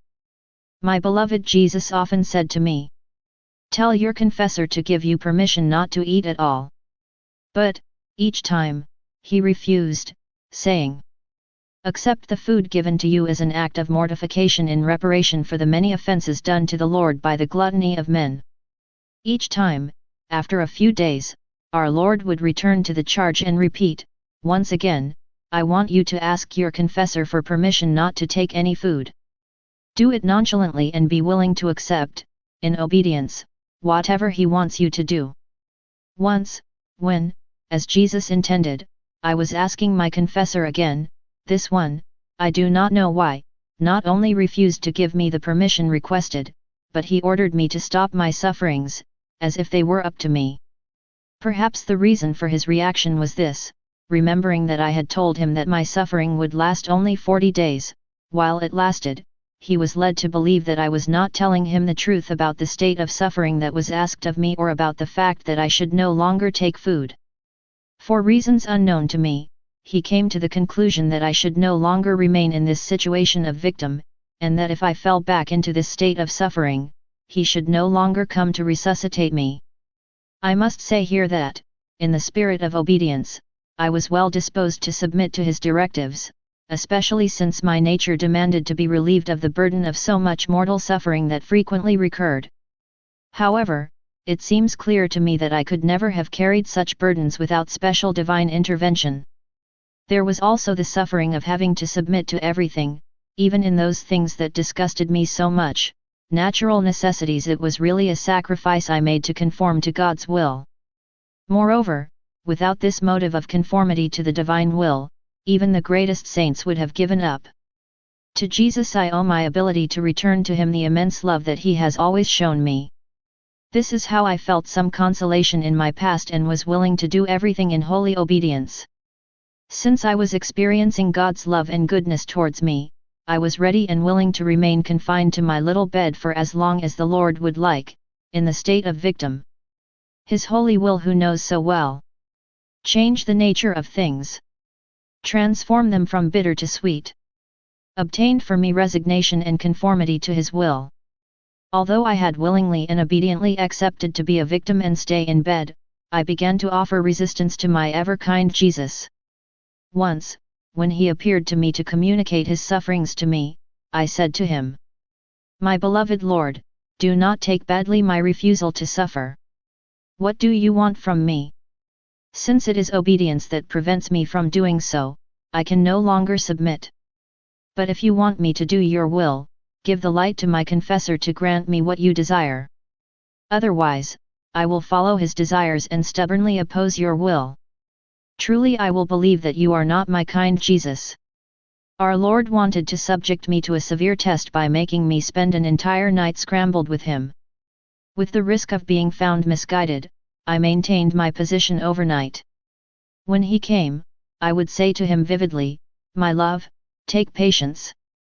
I need the consent of my confessors so that you can communicate your suffering to me. So please don't force me to oppose my will to yours. Without the consent of my will, which will not bend without the consent of my confessor, you can nevertheless reduce me to annihilation and communicate to me all your sorrows, and sufferings." 3. In this state of suffering in which I found myself, I believed that our Lord had given proof that he had won. But that wasn't the case. For in an instant, when I was freed from all suffering, my beloved Jesus drew me to him in a way that made me hesitate. As a result, I could not offer any resistance. I found myself bound to him so strongly that no matter how I tried to oppose him, it was impossible for me to get out. Since I am nothing, it would have been useless for me to resist or try to triumph in a battle with him, he who is omnipotent and who is the force of the strong. Being so close to Jesus, I was embarrassed by my many oppositions to him. And I found myself completely annihilated. So, in shame, I said to him, "Forgive me, Holy Bridegroom, for offering you resistance. It wouldn't have been if obedience hadn't forced me." And Jesus, very tenderly said to me, "Beloved child of my love, do not be afraid that I will be offended. I am not offended by the gesture of your confessor who gave you this directive. He exercises his ministry with delicacy and conscience and must use means and artifices to discharge his moral responsibility in the face of the bad and the good. Find your peace and live always abandoned to me. Come to me. Today is the first day of the year, it was really New Year's Day. Come, I want to give you a gift." He came to me, hugged me and, pressing his lips against mine, poured into me a liquid, much sweeter than milk, and, kissing me again and again, affectionately he took a ring from his heart, saying, "Admire and contemplate well this ring that I have prepared for you, for our marriage, since I will marry you in faith. For the present, I command you to continue to live in this state of victim and to tell your confessor that it is my desire that you continue to live in this state of suffering. And as a sign that it is indeed I who speak, know that the war that is at a standstill between Italy and Africa will continue until the moment when he gives you permission to live in the state of victim. At that moment, I will stop the war, so that they have peace on both sides." Then Jesus disappeared. I then felt as if I was dressed in a garment of suffering that penetrated to the marrow of my bones. So much I felt unable to resuscitate myself from this mortal state, without the intervention of the confessor. In my pain, I thought about what I was going to tell him when he would find me in this state of major suffering against his orders. What could I do? It was certainly not in my power to resuscitate myself. The milky liquid that Jesus had poured into me produced in me so much love for him that, despite the pain, I longed for love. This sweetness and satiety that I felt forced me to take some of the food offered by my family after the confessor had resuscitated me. But this food absolutely refused to go down into my stomach. It was necessary for my confessor to impose it on me in the name of obedience so that I could swallow it. However, I was immediately forced to return it with some of the sweet liquid poured into me by Jesus. In doing so, I felt Jesus inside me who, with humor, said to me, "What I had poured into you was not enough. Weren't you satisfied with it?" Very embarrassed and filled with shame, I said to him, "What do you want from me, O Jesus?" It was obedience that led me to also give back what was yours, which was yet so sweet and so delicious. With no further questions, looking at what had happened, my confessor withdrew, saying, "I will come back when I have free time." I was not only indifferent to this interference of the confessor in relation to what was happening between the Lord and me, but I was very annoyed. Quickly, I thanked my always kind Jesus, who had allowed my confessor not to ask me any questions. I really didn't know what to expect for the next day. My confessor returned with a scowling look and, without questioning me, called me a disobedient soul. And he added, "The fact that you have fallen into a mortal weakness leads me to believe that what happens to you is a pure disease and not the result of supernatural intervention. If it were from God, He certainly wouldn't have let you disobey me. Because He wants obedience from you and wants nothing that is not done without this beautiful virtue. So, rather than calling your confessor, from now on you will call the doctors who, by their science, will free you from your nervous disease." When he had finished rebuffing me, I forced myself to tell him what had happened, and all that the Lord had asked me to tell him. Hearing me, he changed his mind and assured me that he did not doubt what I had said regarding Jesus, because the words about the war between Italy and Africa were true. He added about the so-called peace, if it comes soon, as a result of the fact that you will have become a victim again, then I can no longer doubt. If, on the other hand, it was due to other causes, we'll wait and we'll see. Thus he consented to me responding to the desire expressed by my good Jesus. And he repeated to me, "We will wait and we will see if this war does not increase and if soon we will have peace."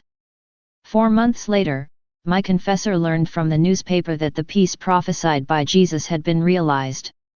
When he saw me, he said, "Without victims on either side, the war between Italy and Africa has ended, there is now peace between the two." Because this fact had been prophesied and fulfilled, my confessor became convinced of the action of the Godhead in what was happening to me, and he left me alone and in peace, something that cannot be achieved if one resists God. From that day on, Jesus did nothing but prepare me for the mystical marriage he had promised me, visiting me more often. Up to 3 or 4 times a day when he liked it. Often he came and went continuously. He behaved like a lover who can't help but think about his wife very often, as well as love and visit her. He revealed himself to me by telling me things like, "I love you until I can stay away from you. I feel like I'm not paid back when I don't see you or talk to you directly and closely. I am inclined to think that you are alone and that you long for love for me. And I come to see if you need anything." So he would raise my head, arrange my pillow, put his arms around my neck, kiss me and cover me with kisses over and over again. As it was summer, he relieved me of the excess heat by refreshing me with a slight breeze that emanated from his sweet mouth. Sometimes he would shake something he had in his hands or tap the sheet that covered me so that I would be refreshed, and he would ask me sharply, "How are you now? Surely you feel better, don't you?" And I would say, "You know, my beloved Jesus, when you're near me, I feel better anyway." After, when he came and found me all prostrate and weak, because of my continual suffering, especially at night, after my confessor has come, he would approach me, and from his mouth he would pour a milky liquid into mine. He let me attach myself to his very sacred chest, from which he let me draw torrents of sweetness and strength that gave me a foretaste of the delights of paradise. When he saw me in the state of perfect delights, he said to me with his ineffable goodness, "I want to be truly your all, making me the comfort food not only of your soul, but also of your body." 5. What about all that I experienced of heavenly love as a result of so many unusual heavenly graces? If I had to say everything that my very sweet Jesus communicated to me, I would risk becoming boring. To my confessor either I couldn't say everything, because it would have taken far too long. I will limit myself here to briefly saying what it is enough to know to understand a little the state of a soul that is in full possession of Jesus, the most delicious bridegroom of the soul. And, with all the vehemence of my heart, I want to exclaim, telling him, "O Jesus, how I have appreciated all your sweet and delicious communications. The sufferings that are delivered to me by my Jesus are at once bitter, gentle, and intermittent, himself so full of bitterness. But if sweetness and bitterness were not given simultaneously to the soul that has become a victim of love, atonement, and reparation, this soul could not last long without dying. The body would disintegrate and the soul would quickly join its God. Hence my moans and complaints when I thought he had left me. When he hid occasionally, I became very mentally ill. It seemed to me that I hadn't seen it in a century. That's why I complained then by telling him things like, "Oh holy bridegroom, how can you make me wait so long after you? Don't you know that I can't survive without you? Come and revive me with your presence, which is for me, light, strength and everything." One day, feeling rejected because of his absence of only a few hours, it seemed to me that he had not appeared to me for several years. Also, in my suffering, I cried bitter tears. Then he appeared to me, consoled me, and dried my tears. He kissed me, and while he was fucking me, he said to me, "I don't want you to cry. You see, I'm with you now. What do you desire?" I replied, "I just longed for you. I will stop crying when you promise me that you will not let me wait for you for so long. My good Jesus, you know how I suffer while I wait for you. Especially when I call you and you don't arrive quickly. To console me, strengthen me, and encourage me with your sweet presence." Jesus said, "Yes, yes, I will please you." And he quickly disappeared. Another day, I was still complaining and begging him not to make me wait so long after him. When he saw that I kept crying, he said to me, "Now I really want to satisfy you in everything. I am so excited about you that I can only access your desires. If, until now, I have freed you from your outer life and manifested myself to you, now I want to draw your soul to me. So you can follow me more closely, rejoice me, press more intimately on me. I can show you everything that hasn't been done with you in the past."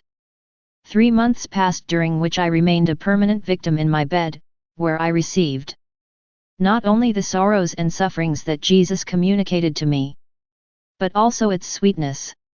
One morning Jesus came to me as a kind and very charming young man of about 18 years old. His gold-colored hair was curly and descended on either side of his forehead. It seemed that his curls were weaving the thoughts of his spirit joined with the affections of his heart. On his forehead, serene and wide, one could see, as if through a very clear crystal, his spirit, where his infinite wisdom reigned in a heavenly order and peace. My mind became clear and my heart calm at the sight of this very charming Jesus. The effect was such and my passions so repressed that I did not feel the slightest trouble. Since my soul experienced such a great sense of peace by just seeing him, what would I experience if I could possess his divinity? I believe that Jesus could not manifest himself in such great beauty to a soul who would not enjoy perfect calm and deep humility. He would withdraw at the slightest trouble of the soul.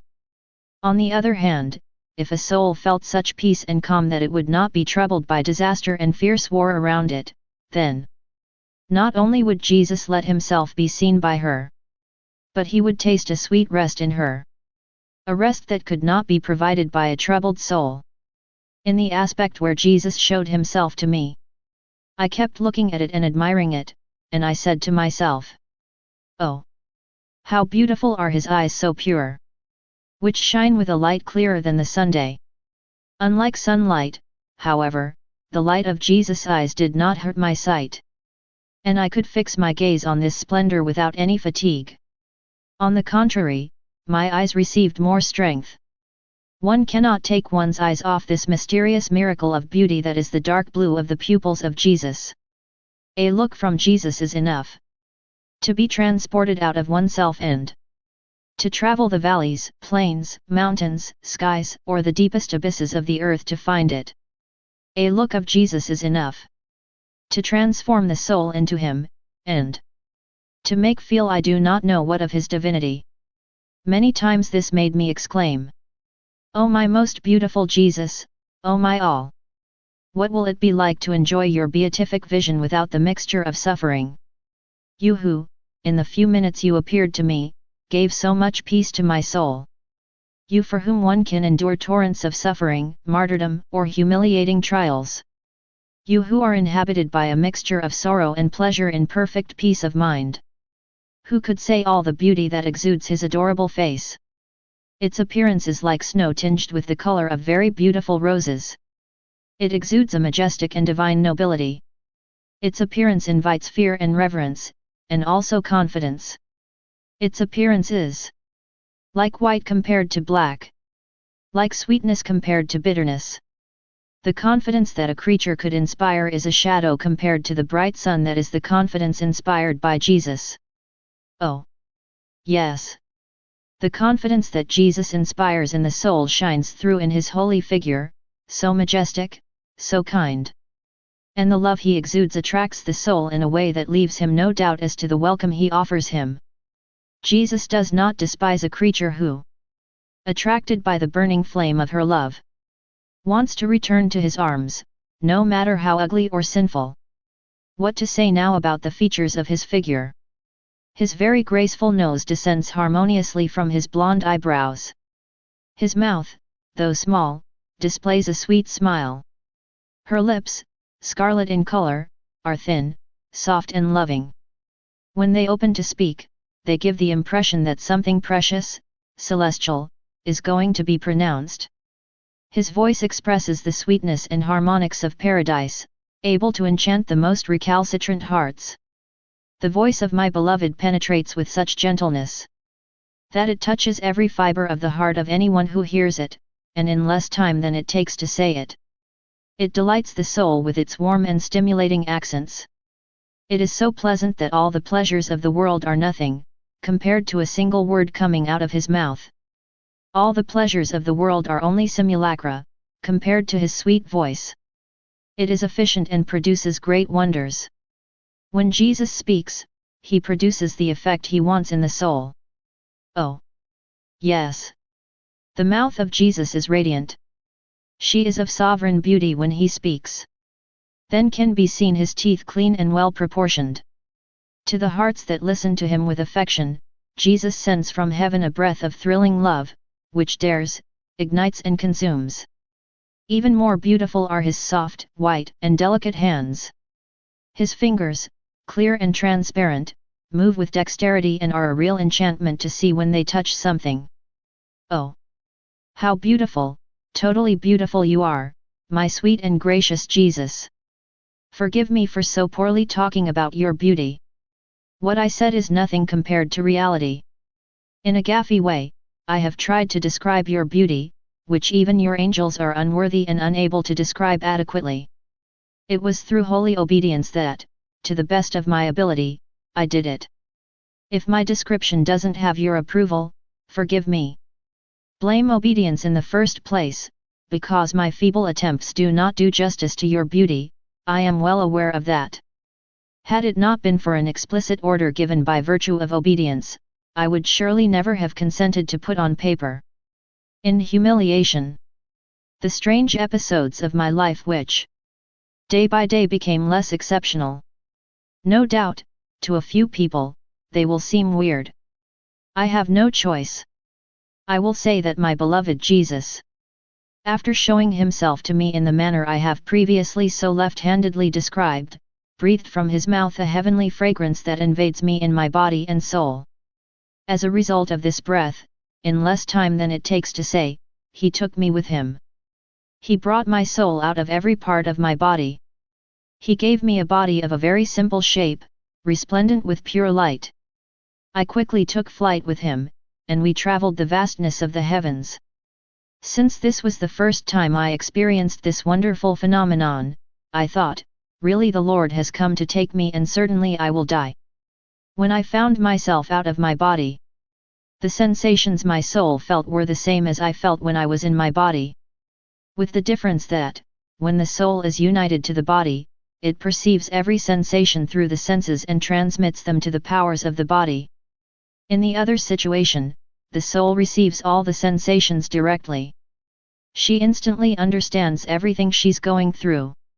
It penetrates even the most hidden and imperceptible things directly or indirectly, but only into the will of God. The first thing my soul felt when it left my body was to tremble with fear as it followed the flight of my beloved Jesus. who continually pulled me behind him with the help of a celestial breeze. He said to me, "Since you experienced great suffering when you were deprived of my visual presence for an hour or so, now fly with me. I want to console you and extricate you from my love." Oh! How good it was for my soul to be suspended in the vault of heaven in the company of Jesus. It seemed to me that I was leaning on him and that he was holding me so that I would not be too far behind him. Whatever he preceded me, I was attached to him in a firm way so that I could follow him leaning towards me and I leaning towards him while he supported me and pulled me with his gentle breath. In short, I have a good representation of what happened inwardly, but I don't have the words to describe it with. After having made these rounds in the immensity of heaven, my beloved Jesus, who finds his delights in the company of men, brought me to a place where the iniquities and infamy of men were concentrated. Oh! As it had become changed, the appearance of my beloved Jesus! What bitterness overwhelmed his sensitive heart! With a clarity I had never experienced before, I saw him suffer terrible tortures. His adorable heart appeared to me as that of a dying man, exhaling in extreme terror. Seeing him in this painful state, I said to him, "My adorable Jesus, how you have changed! You are like a dying man. Lean on me and allow me to participate in your suffering. My heart fails to see you suffer so much." On this, finding his breath a little, Jesus said to me, "Yes, my beloved, free to you to love me. I can't hold on any longer." Telling me this, he pressed me more intimately on him, and placing his lips on my mouth, he poured into me a lightning bitterness. I felt like I was pierced by several knives, spearheads, arrows, stingers, and daggers that, one by one, penetrated my soul. While I was immersed in this extreme suffering, my beloved Jesus brought my soul back into my body and disappeared. Who could describe the terrible torment that then took over my body? Only Jesus could make this description, he who, every time he communicated sufferings to me, softened them afterwards. People on earth, not only cannot feel such suffering, but cannot even imagine its depth. Analyzing the history of my soul, that poor and miserable soul who many times imitated his beloved Jesus, one might think that death mocked me. Although I was not worthy to die then, I knew that death would come soon. She will come in her time, and she will no longer mock me.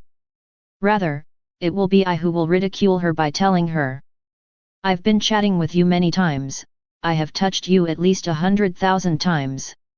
I just equalized the account with you." I say this because, on many occasions, I would have left this world had it not been for Jesus, who, after having directly communicated excruciating sufferings to my soul, resuscitated me. By drawing me near his heart which is life for me, or by taking me in his arms which are strength for me, or by pouring from his mouth into me a very sweet elixir. And since the sufferings communicated directly to my soul are more terrible than those communicated to my body, I would surely have died many times if it had not been for this wonderful Jesus. When Jesus saw that I was reaching my limits, that is, I could no longer naturally bear my sufferings, he helped me not to succumb. Sometimes he did it directly. 6. Sometimes he inspired my confessor to resuscitate me more quickly. In this case, my sufferings, experienced through obedience, were somewhat relieved, but not as much as when Jesus was operating directly. Jesus wanted to communicate extreme suffering to me. He would take my soul out of my body, take it with it, and let me see the many sins committed by blasphemy against charity, or other sins. From my point of view, from the effects felt in me, I can safely say that the sin of dishonesty is that which most offends the heart of Jesus, which makes it the most bitter. Once, for example, when Jesus poured a small part of his bitterness into me, I felt like I was swallowing something foul-smelling, purulent and bitter, which penetrated into my belly and gave me a disgusting breath. I would have lost consciousness if I had not quickly taken some food to make me vomit this purulent matter. One might think that this happened to me only when Jesus made me see the wickedness committed by those who are considered great sinners. But my kind Jesus attracted me in a special way to churches where he was offended. His heart was wounded by holy things in themselves, but counterfeited, for example, empty prayers made by people feigning piety, or the practice of hypocritical devotions. The people involved seemed to give my Jesus more affronts than honor. Yes, these ill-performed acts made this heart so holy, so pure and so upright nauseous. Several times he expressed his suffering to me, telling me, "My child, see the offenses and insults that I am making." Even in holy places, some people who are said to be devout, these people are sterile, even when they receive the sacraments. They come out of the church tarnished rather than purified. They are not blessed by me. He also showed me people making sacrilegious communions. For example, a priest celebrating the holy sacrifice of Mass by habit, in a material interest and in a state of mortal sin. I tremble when I mention this. Sometimes Jesus would show me scenes so hurtful to his heart that they almost made him fall into agony. For example, when this priest consumed the victim, Jesus was forced to quickly leave his heart all soiled by spiritual miseries. And at the moment when, by the powerful words of consecration, Jesus was going to be called to come down from heaven to incarnate in the host, he was disgusted by the host not yet consecrated, because it was held by impure and sacrilegious hands.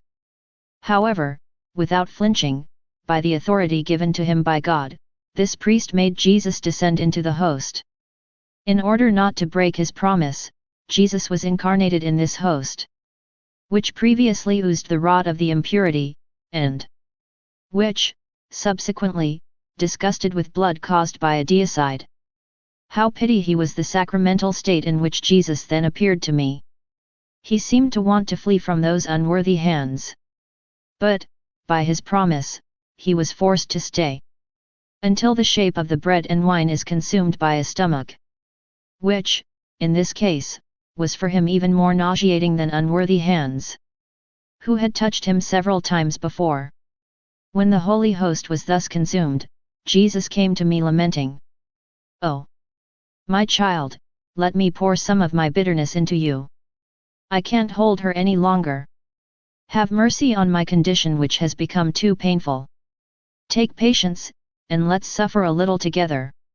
I replied, "Lord, I am ready to suffer with you.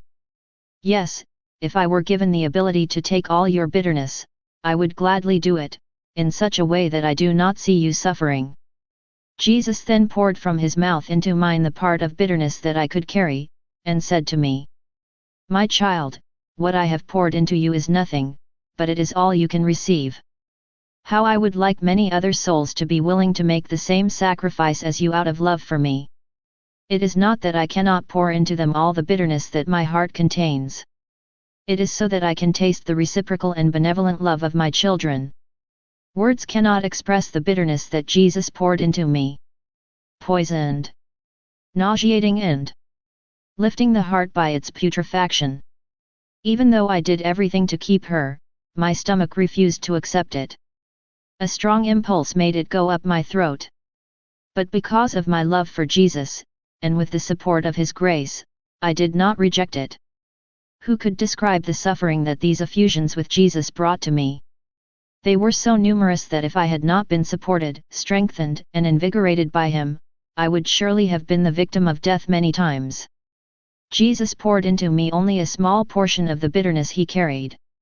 A creature cannot normally carry as much bitterness or sweetness as my most kind Jesus sometimes poured into me.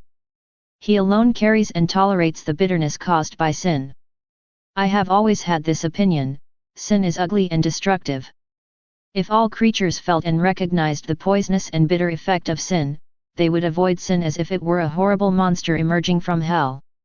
Obedience made me describe some painful scenes that my always kind Jesus made me live so that I could participate in his sufferings. So I cannot ignore that he also made me see consoling scenes that seduced my heart. From time to time, he allowed me to see good and holy priests who, with fervor and humility, celebrated the mysteries of faith.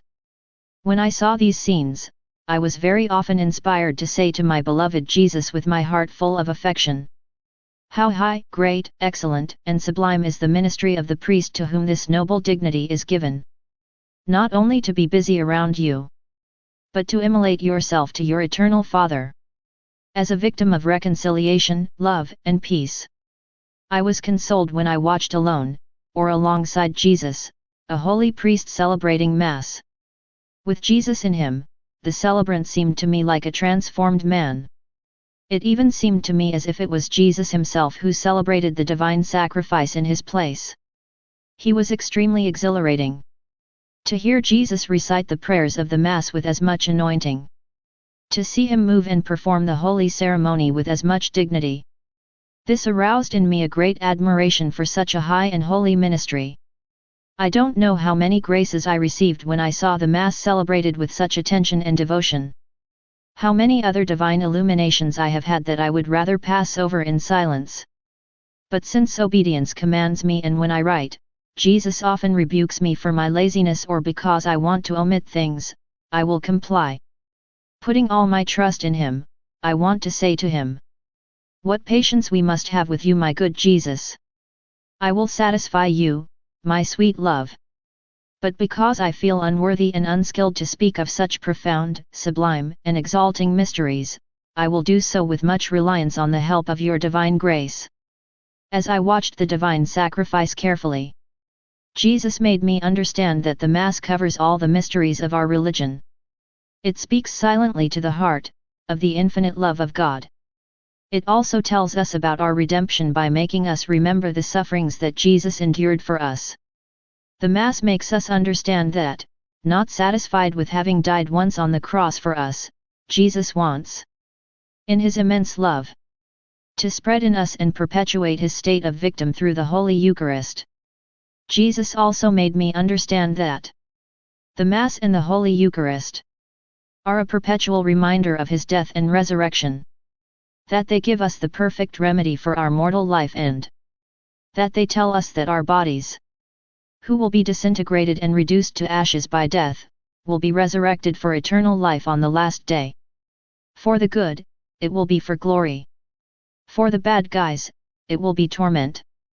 Those who have not lived with Christ will not be resurrected in him. The good ones who have been intimate with him during their lives, will have a resurrection similar to his. He made it clear to me that the most consoling thing of the holy sacrifice of the Mass is Jesus seen in his resurrection. This is superior to any other mystery of our holy religion. Like his passion and death, his resurrection is mystically renewed on our altars when Mass is celebrated. Under the veil of sacramental bread, Jesus gives himself to communicants to be their companion throughout the pilgrimage of their mortal lives. By means of grace from the bosom of the Holy Trinity, he gives the life that always lasts to those who participate, body and soul, in the sacrament of the Eucharist. These mysteries are so profound that we will only be able to fully understand them in our immortal life. However, right now, in the sacrament, Jesus gives us in many ways almost tangibly a foretaste of what he will give us in heaven. The Mass provides us to meditation on life, the passion, death and the resurrection of Jesus, the humanity of Christ, through the vicissitudes of his earthly life, was achieved in 33 years. But, in the Mass, mystically and in a short period of time, it is renewed in the state of annihilation of sacramental species. These species contain Jesus in the state of victim, of peace and of propitiatory love, until the moment they are consumed by a human. After this consumption, the sacramental presence of Jesus no longer exists in the heart. Jesus returns to the womb of his Father, just as he did when he rose from the dead. In the sacrament of the Eucharist, Jesus reminds us that our bodies will be resurrected in glory. Just as Jesus returns to the bosom of the Father when his sacramental presence ceases, so will we pass to our eternal residence in the bosom of the Father when we cease to exist through our present earthly life. Our body, like the sacramental presence of Jesus after the consumption of the host, will seem to no longer exist. But, on the day of the universal resurrection, by a very great miracle of the divine almightiness, it will come back to life and, united to our soul, he will enjoy the eternal beatitude of God. Others, on the contrary, will go away from God to suffer atrocious and eternal torments. The sacrifice of the Mass produces wonderful, clear, and luminous effects. Why, then, do Christians benefit so little? For the soul that loves God, can there be something more consoling and beneficial? The sacrament nourishes the soul so that it is worthy of heaven, and it gives the body the privilege of being beatified in the eternal will of God. On this great day of the resurrection of the bodies, a great supernatural event will take place, comparable to what happens at the time when, after we have contemplated the starry sky and the sun appears, it absorbs starlight. But, even if they disappear from the gaze of the observer, the stars keep their light and remain in their place. Like stars, souls gathered for universal judgment in the valley of Jehoshaphat will be able to see other souls. The light acquired and communicated by the most holy sacrifice and the sacrament of love will be visible in every soul. But when Jesus, the Son of Justice, presents himself, he will absorb in himself all the holy souls. It will allow them to always exist, to swim in the immense seas of divine attributes. And what will happen to souls deprived of this divine light? If I wanted to answer that question, I could write for a long time. If the Lord will, I will reserve this question for another occasion. Jesus made me understand that the bodies that will be reunited with their souls resplendent with light, will be eternally united to God.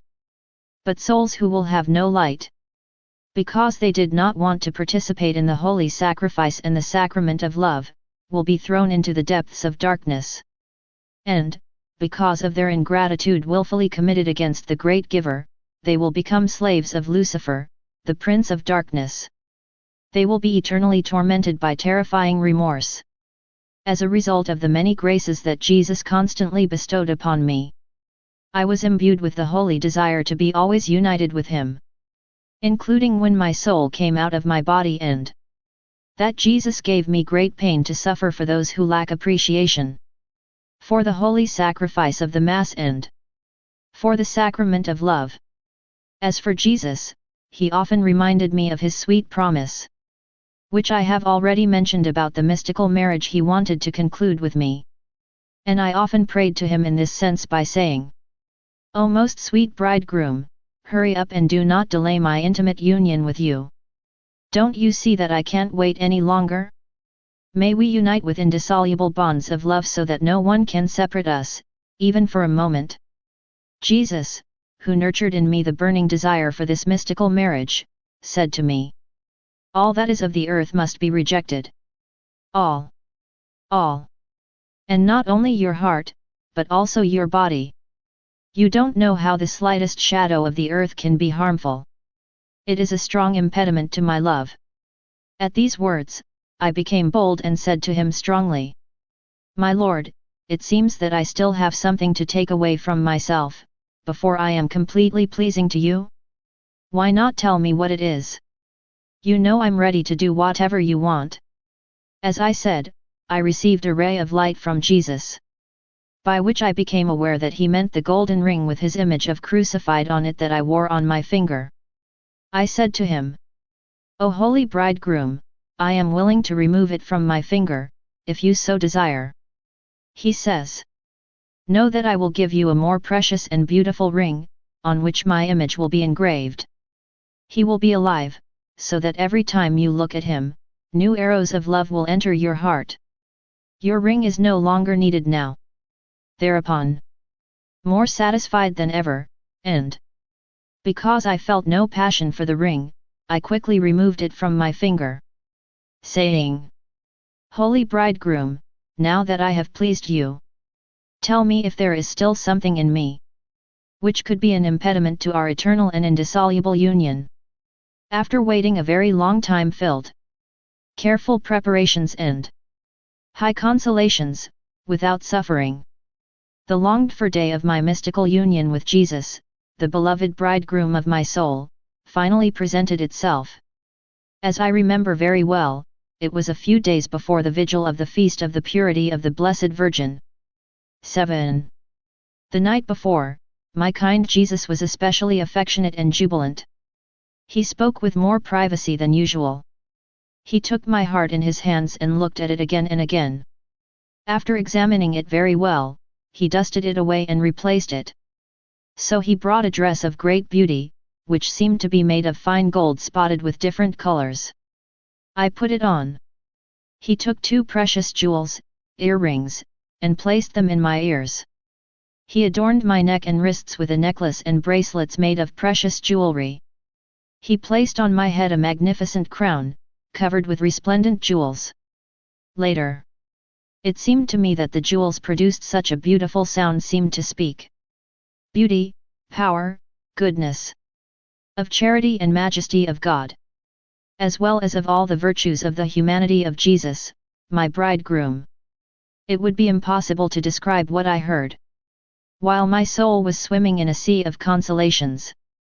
As he put a blindfold around my forehead, he said to me, "Very sweet wife, this crown that adorns your head is given to you by me so that nothing is missing to make you worthy of being my wife.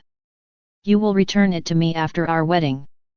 I will give it back to you in heaven, after your death." Finally, Jesus brought a veil with which he covered me from head to toe. In this precious outfit, I became deeply pensive, meditating on the poverty of my person and on the meaning of each ornament he had adorned with me the night before our mystical marriage. I can say that never in my life have I felt in such an extravagant situation.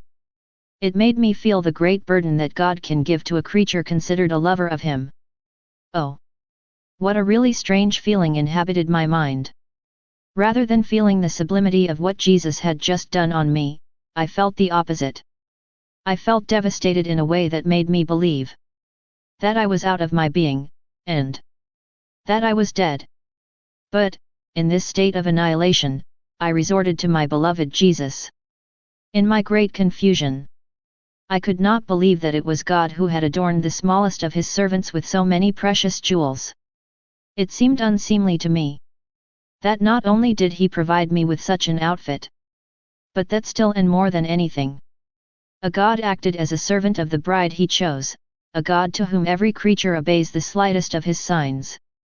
So I begged him to have mercy on me and to forgive me. As for the meaning of the various parts of my outfit, each considered separately, I ignore them, since I remember very little of this now, after so many years. I am only saying that the veil that Jesus put on my head and that went down to my feet terrified the demons who were watching to see what Jesus was doing on my person. But as soon as they saw me dressed in this way, they were so frightened and terrified that they did not dare to approach me or molest me. They had lost all their audacity and recklessness. I repeat here my usual refrain by saying that I find it difficult to put on paper what happened between Jesus and me. I can overcome my shyness only because I want to be obedient. I will summarize my narration by saying that in the vigil of the Feast of Purity of the Most Holy Virgin Mary, I, poor person, was attracted to my kind Jesus, who totally terrified demons. They fled, and the angels of God came with unusual venerations for me, which made me blush as if I had committed something wrong or despicable. They came near me and kept me company until my kind Jesus had returned. The next morning, Jesus, in all his majesty and with an unusual charm and sweetness, came to me. In the company of the Most Holy Virgin Mary and Saint Catherine. 8. Jesus asked the angels to sing a heavenly and beautiful hymn. As they sang, Saint Catherine encouraged me tenderly. She took my hand so that Jesus could place a precious wedding ring on my finger. And, in ineffable goodness, Jesus hugged me and kissed me several times. This was also done by my mother, the Blessed Virgin Mary. I witnessed a heavenly interview in which Jesus spoke of the love attraction he had for me. For my part, plunged into great confusion because of the nullity of my love for him, I said to him, "Jesus, I love you. I love you. You know how much I love you. The Blessed Virgin spoke to me about the extraordinary grace that Jesus, my kind bridegroom, granted me, and she urged me to return a tender love to each other.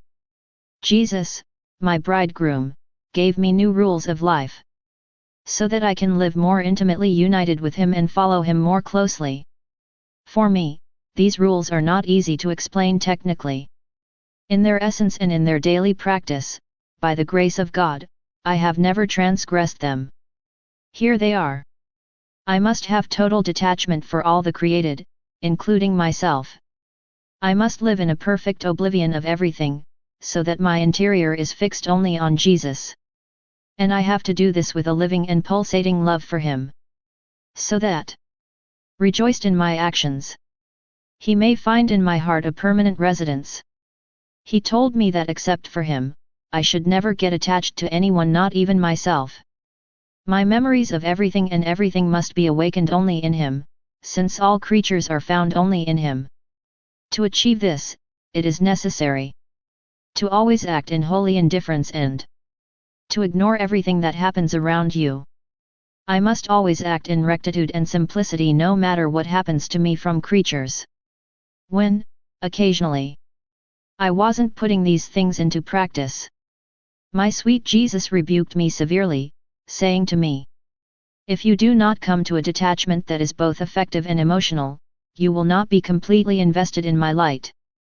If, on the contrary, you strip yourself of everything on earth, you will become like a transparent crystal, which allows the fullness of light to pass through it. In this way, my divinity, which is light, will penetrate you. I must be detached from myself and live only and completely in Jesus. I must be careful in putting on a true spirit of faith. By this spirit of faith, I will be able to obtain the means to know myself and to be suspicious of myself. To recognize that, by myself, I am good for nothing.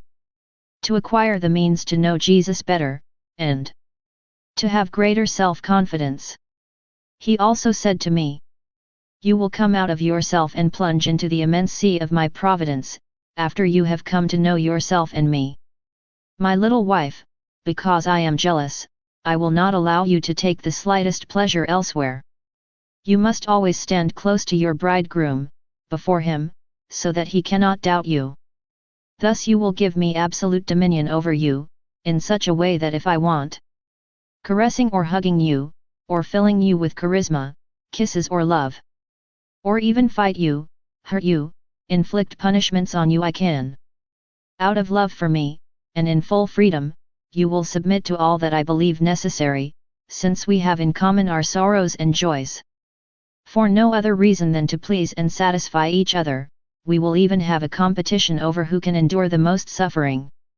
He went on to say, "Not your will but mine must live in you to dominate like a king in his royal palace. My wife, this must absolutely prevail between you and me.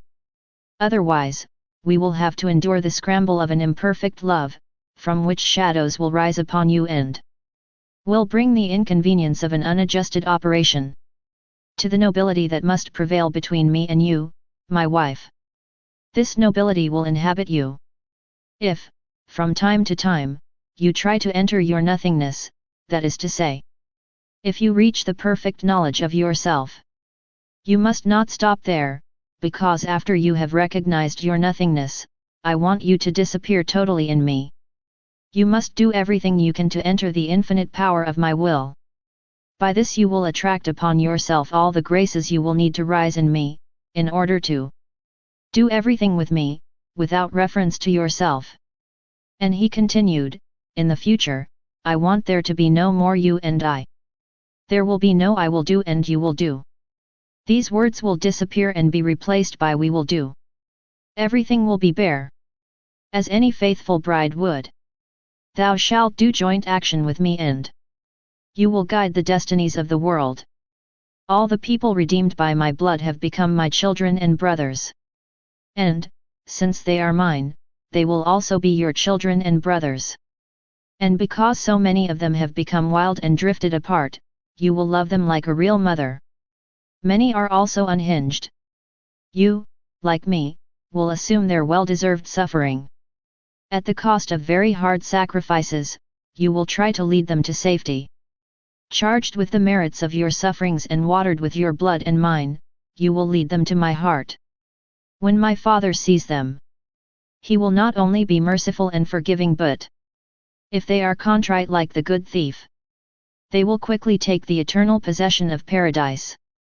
Finally, to the extent that you will detach yourself from all that is not totally mine, you will become ever more immersed in my absolute will. So, thanks to the knowledge of my essence, who, day after day, will become more vivid in you, you will acquire the fullness of my love. By putting all your love and intelligence into it like never before, you will find in me all the creatures, as in a mirror that reflects light and images. With one glance you will see them all and you will know the state of their consciousness.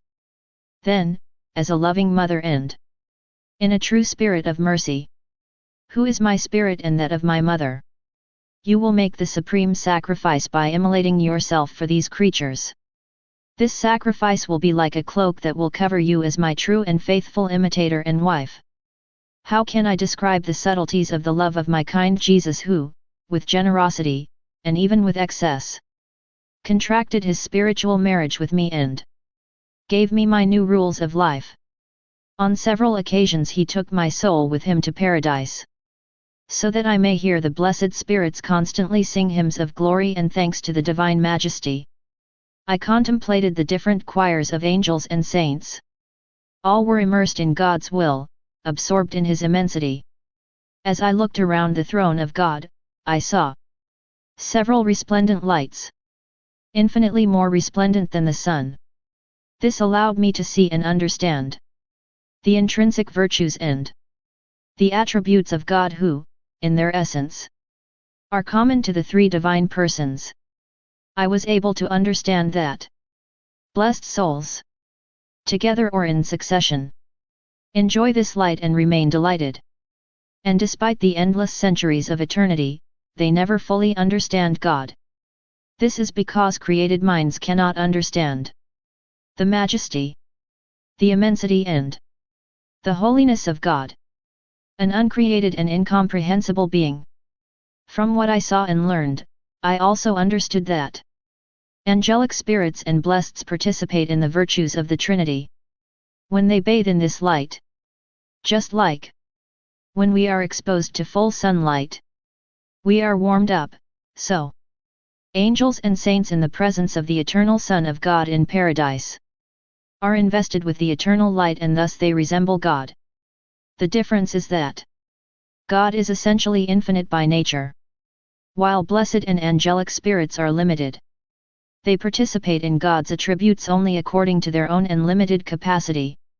God, the eternal and infinite Son, gives everything of Himself without ever losing anything, while the creatures, which are essentially participants, resemble the eternal Son only according to the very small size and magnitude of their own Son. I clearly feel that everything I have just said is inaccurate and inadequate. For what I have learned in this blessed journey will certainly not be well understood from my words. I have the overall impression of what I perceived, but I can't tell it clearly. The soul comes out of his body for a brief time, it is transported to this blessed kingdom, and then it returns to the prison of his body. It is impossible to tell everything that is seen and learned. The experience of a soul to whom God gives an example what He wants her to understand, can be compared to that of a baby who can barely stammer and is exposed to a great theatrical performance. He will want to say many things about his impressions, but because he doesn't know how to say it, he is ashamed and remains silent. If it weren't for obedience, I'd rather stay silent like a child. I can only say absurdity after absurdity. I will continue, however, by saying that I found myself walking with Jesus, my bridegroom, in this blessed homeland among the choirs of angels, saints and blesseds. Because I was a new bride, in a circle. They were courting us and participated at the same time as us in the joys of our recent marriage. It seemed that they had forgotten their own desires and that they were interested only in ours. Addressing the saints, Jesus said, "Because of his fidelity to my grace, this soul has become a triumph and a prodigy of my love." Then he introduced me to the angels and said to them, "See how my love for her has surpassed everything." He then placed me in the seat of glory for which he made me worthy. He said to me, "This is your place of glory, and no one will be able to take it from you." I thought he meant I wouldn't go back to earth.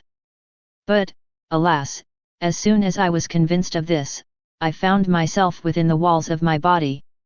How to describe the burden I felt in having to stay in my body again? Compared to heaven, all the things on earth seemed like garbage to me. These things rejoice the senses of some creatures, but to me they seemed miserable. The people who are dear to me and for which I have a lot of consideration, with whom I spent a lot of time in kind and polite conversations, now seemed boring and uninteresting. However, when I looked at them as reflections of God, my soul was experiencing a shadow of satisfaction and contentment, and I was able to tolerate them. Because of all this, my heart was not comfortable, but I did nothing but complain to Jesus. My continual desire to be in heaven, my inner suffering, my boredom in relation to the things of this world, everything was eating away at my soul. It seemed to me that it was now impossible for me to continue living on earth. However, my obedience to God in all circumstances commanded that I do not desire death, but that I continue to live on earth as long as God would desire. So I adjusted, when I was in control of myself. Out of obedience, I wanted to stay calm, but I couldn't do it entirely. From time to time, I lost all control and, I confess, I failed. But what could I do? It was for all practical purposes impossible for me to control myself. I was experiencing real martyrdom, through which I fought constantly, using all possible means to control my anxiety. But perfect control was impossible for me. My beloved Jesus said to me, "My wife, be calm. What makes you desire heaven so much?" I replied, "I always want to stay with you.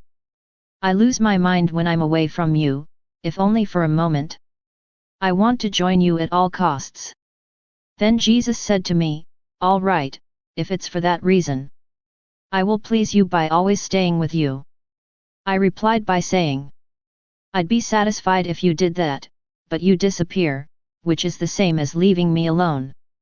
In heaven, this is not so, because there you cannot disappear. My experience proves it to me." Jesus knows how to joke with his creatures. For those who don't know, I'll tell how he joked with me several times. For example, during the time I was experiencing these blessed anxieties, Jesus hurriedly came to me and said, "Do you want to come with me now?" I replied, "To go where?" He said, "In heaven." And me, "Do you really think so?" Him, "Yes, yes, hurry up and don't delay." I said, "All right, let's go, even though I'm a little afraid you'll want to make fun of me." Jesus added, "No, no, I really tell you, come on. I want to take you with me." In saying this, he drew my soul to him in such a way that I felt myself coming out of my body, and in a moment I found myself with him on a flight to heaven. Oh! The happiness of my soul! I thought that I was going to leave the earth permanently and that my suffering out of love for Jesus was only a dream. We arrived in the heights of heaven. I began to hear the harmonious songs of the blessed. I prayed to Jesus to quickly lead me to this heavenly concert. But, gradually, he slowed down his flight so that everything happened more slowly. Seeing this, I began to suspect that I was not really going to return to the heavenly homeland with him, and I said to myself, Jesus jokes with me. Also, from time to time, to reassure myself, I would tell him, "Dear Jesus, hurry up. Why are you slowing down?" He said to me, "Look there, this sinner very close to being lost. Let's go down to earth again. Let us try to make his soul contrite, maybe he will convert. Let us invoke together the mercy of my heavenly Father. Don't you want this sinner to be saved?" Wait a little longer. Are you not ready to suffer some sorrows for the salvation of a soul that cost me so much blood? To these words, I forgot myself, I forgot the journey. I renounced heaven and the songs of the heavenly choristers. I said to Jesus, yes, yes, whatever you desire. I am ready to suffer so that you can save this soul. And in the blink of an eye he brought me to this sinner. To convince him to surrender to grace, Jesus informed him of all the reasons to be concerned about his salvation. But our hope was in vain. Then Jesus said to me sadly, my wife, do you want to take upon yourself the punishment he deserves? If you want to go back to your body to suffer, divine justice can be appeased, and I will be able to have mercy on this soul. As you can see, neither our words nor our reasons shook him.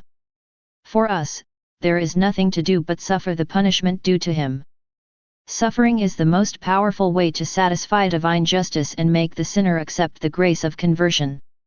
I consented to Jesus' request, and he promptly brought me back to my body. I can't describe the suffering I experienced when I reconnected with my body. The latter seemed to object to the return of my mind and made me feel dilated. At the same time, my soul felt oppressed and lifeless, as if I was suffocating and I was at my last breath. I couldn't carry that. Jesus was the only witness of so much suffering. Only he could describe the excruciating and extreme suffering that my soul and body endured. After a few days of suffering, Jesus let me perceive the conversion of this sinner, with his soul already saved.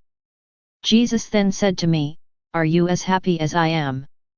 Yes, yes. I replied. I can't say how many times Jesus repeated these jokes. Once, he brought me into paradise only to tell me soon after, you forgot to ask your confessor to give you permission to come with me. So you have to go back to your body to receive this permission. I said to him, when my soul was in my body and I was under the direction of my confessor, I had to obey him. But since you are the first among the confessors and I am with you, my bridegroom, I now report only to you. Jesus answered me calmly. No, no, my wife, I want you to obey your confessor for everything. He made me return to my body many times. His jokes sometimes created resentments in me, and even bitterness and impertinence. So Jesus repeated them less often. Nevertheless, I was continuously in bed, atoning for sinners, with periods of anxiety caused by my desire to go to paradise with my bridegroom Jesus. This desire alternated with that of always keeping him with me on earth, to save me from having to go to heaven, just to then come back to my body. I was constantly martyred. One morning, after a period of 3 years, 9, Jesus made me understand that he wanted to ratify the marriage he had made with me on earth, but this time in heaven with the sanction of the Father and the Holy Spirit and in sight of the whole celestial court. He advised me to prepare myself for this singular grace. To obey him I did what I could on my own. In truth, however, since I was so miserable and unfit to do things right, I prayed to him, he who is the greatest of craftsmen, so that he himself may preside over this work of holy purification. Otherwise, I would never have been able to do what he asked of me. This very great grace was granted to me at the vigil of the Nativity of the Blessed Virgin Mary. 10. Here's how. That morning, my ever-kind Jesus came in haste, to prepare me for what he wanted from me. He told me about faith. And while he was talking, he left me to myself. I don't know why, he came and went continuously. While he was talking to me, I felt penetrated by such a vivid faith, that my soul, so complicated until then, became so simple that it could reach God. So, now, I admired the power of God, His holiness and His goodness, and all its other attributes. Deeply touched and in a sea of stupor, I say, Almighty God, what could your omnipotence not solve? O sublime holiness of God! What other holiness, however high, could dare to appear before you? Considering my misery and my nothingness, I saw myself as a tiny microbe covered with a fine dust. Can be quickly wiped out by a worm. I no longer wanted to appear before the dizzying majesty of God. But, like a magnet, His infinite goodness drew me to Him, and my soul cried out, "Oh! What holiness! What power and what mercy dwells in God! He who attracts us with such great kindness." It seemed to me that His holiness enveloped Him, that His power supported Him, that His mercy moved Him, and that His goodness animated Him from within and immersed Him totally. I considered each of His attributes individually. I felt that all had the same value for the human spirit, all equally incomprehensible and immeasurable. While I was immersed in these high reflections, my Jesus continued to speak to me of the faith, telling me that to obtain faith, it is necessary to believe, since without belief there can be no faith. In man, the head that directs all his actions. Thus, at the head of all virtues, there is faith that controls everything else. Like the private head of the sense of sight, cannot make man escape from darkness and confusion. Thus the soul without faith can do nothing and exposes itself to all kinds of dangers. If the head deprived of sight wants to direct man, she could well drive him where he would not want to go if he had sight. Like sight serves to guide man in each of his acts. Faith is a light that illuminates the soul, without which one cannot travel on the path that leads to eternal life. To have faith, 3 things are necessary. Have his seed in himself, that this seed is of good quality, and that it develops. We know that it is the Lord who throws the seed into us, since we cannot think of something if we do not first have some knowledge about it. We must be grateful to those who inform us about the things of faith. The quality of this information is not unimportant. He who teaches must be inhabited by what he teaches. If the teaching is falsified, it will falsify the recipient. When we are assured of the quality of our knowledge, our faith needs to be nourished, so that it can grow and develop. With our efforts, it develops to maturity. It produces the virtue of hope. Holy hope, sister of faith. Hope goes beyond faith and is the object of faith.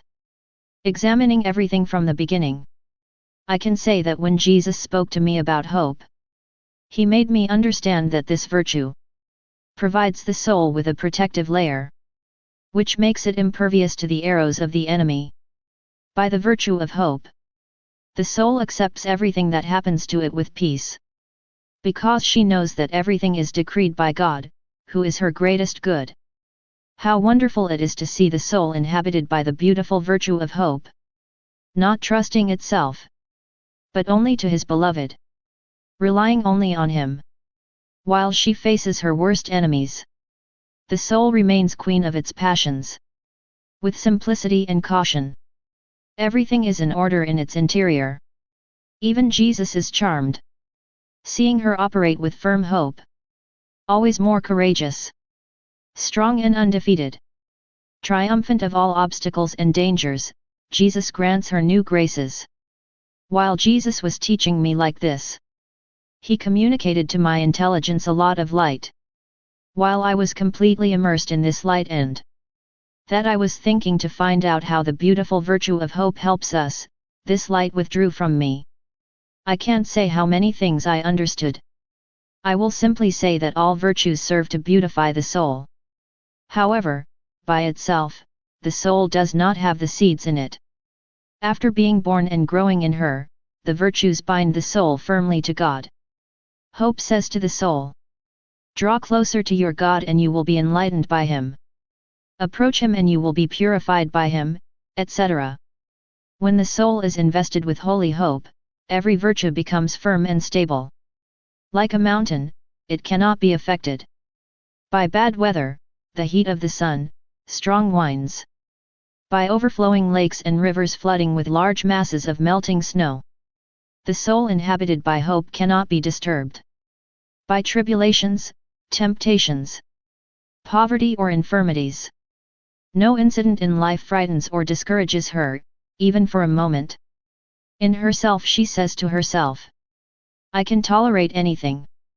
I can suffer everything and do everything, because I hope in Jesus. Holy hope gives soul. Almost all-powerful and motionless. Almost invincible and immutable.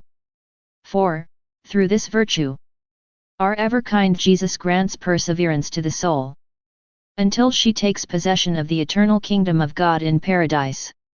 As I immersed my mind in the immense sea of divine hope, my beloved Jesus reappeared to me and spoke to me of charity, the greatest of the three theological virtues.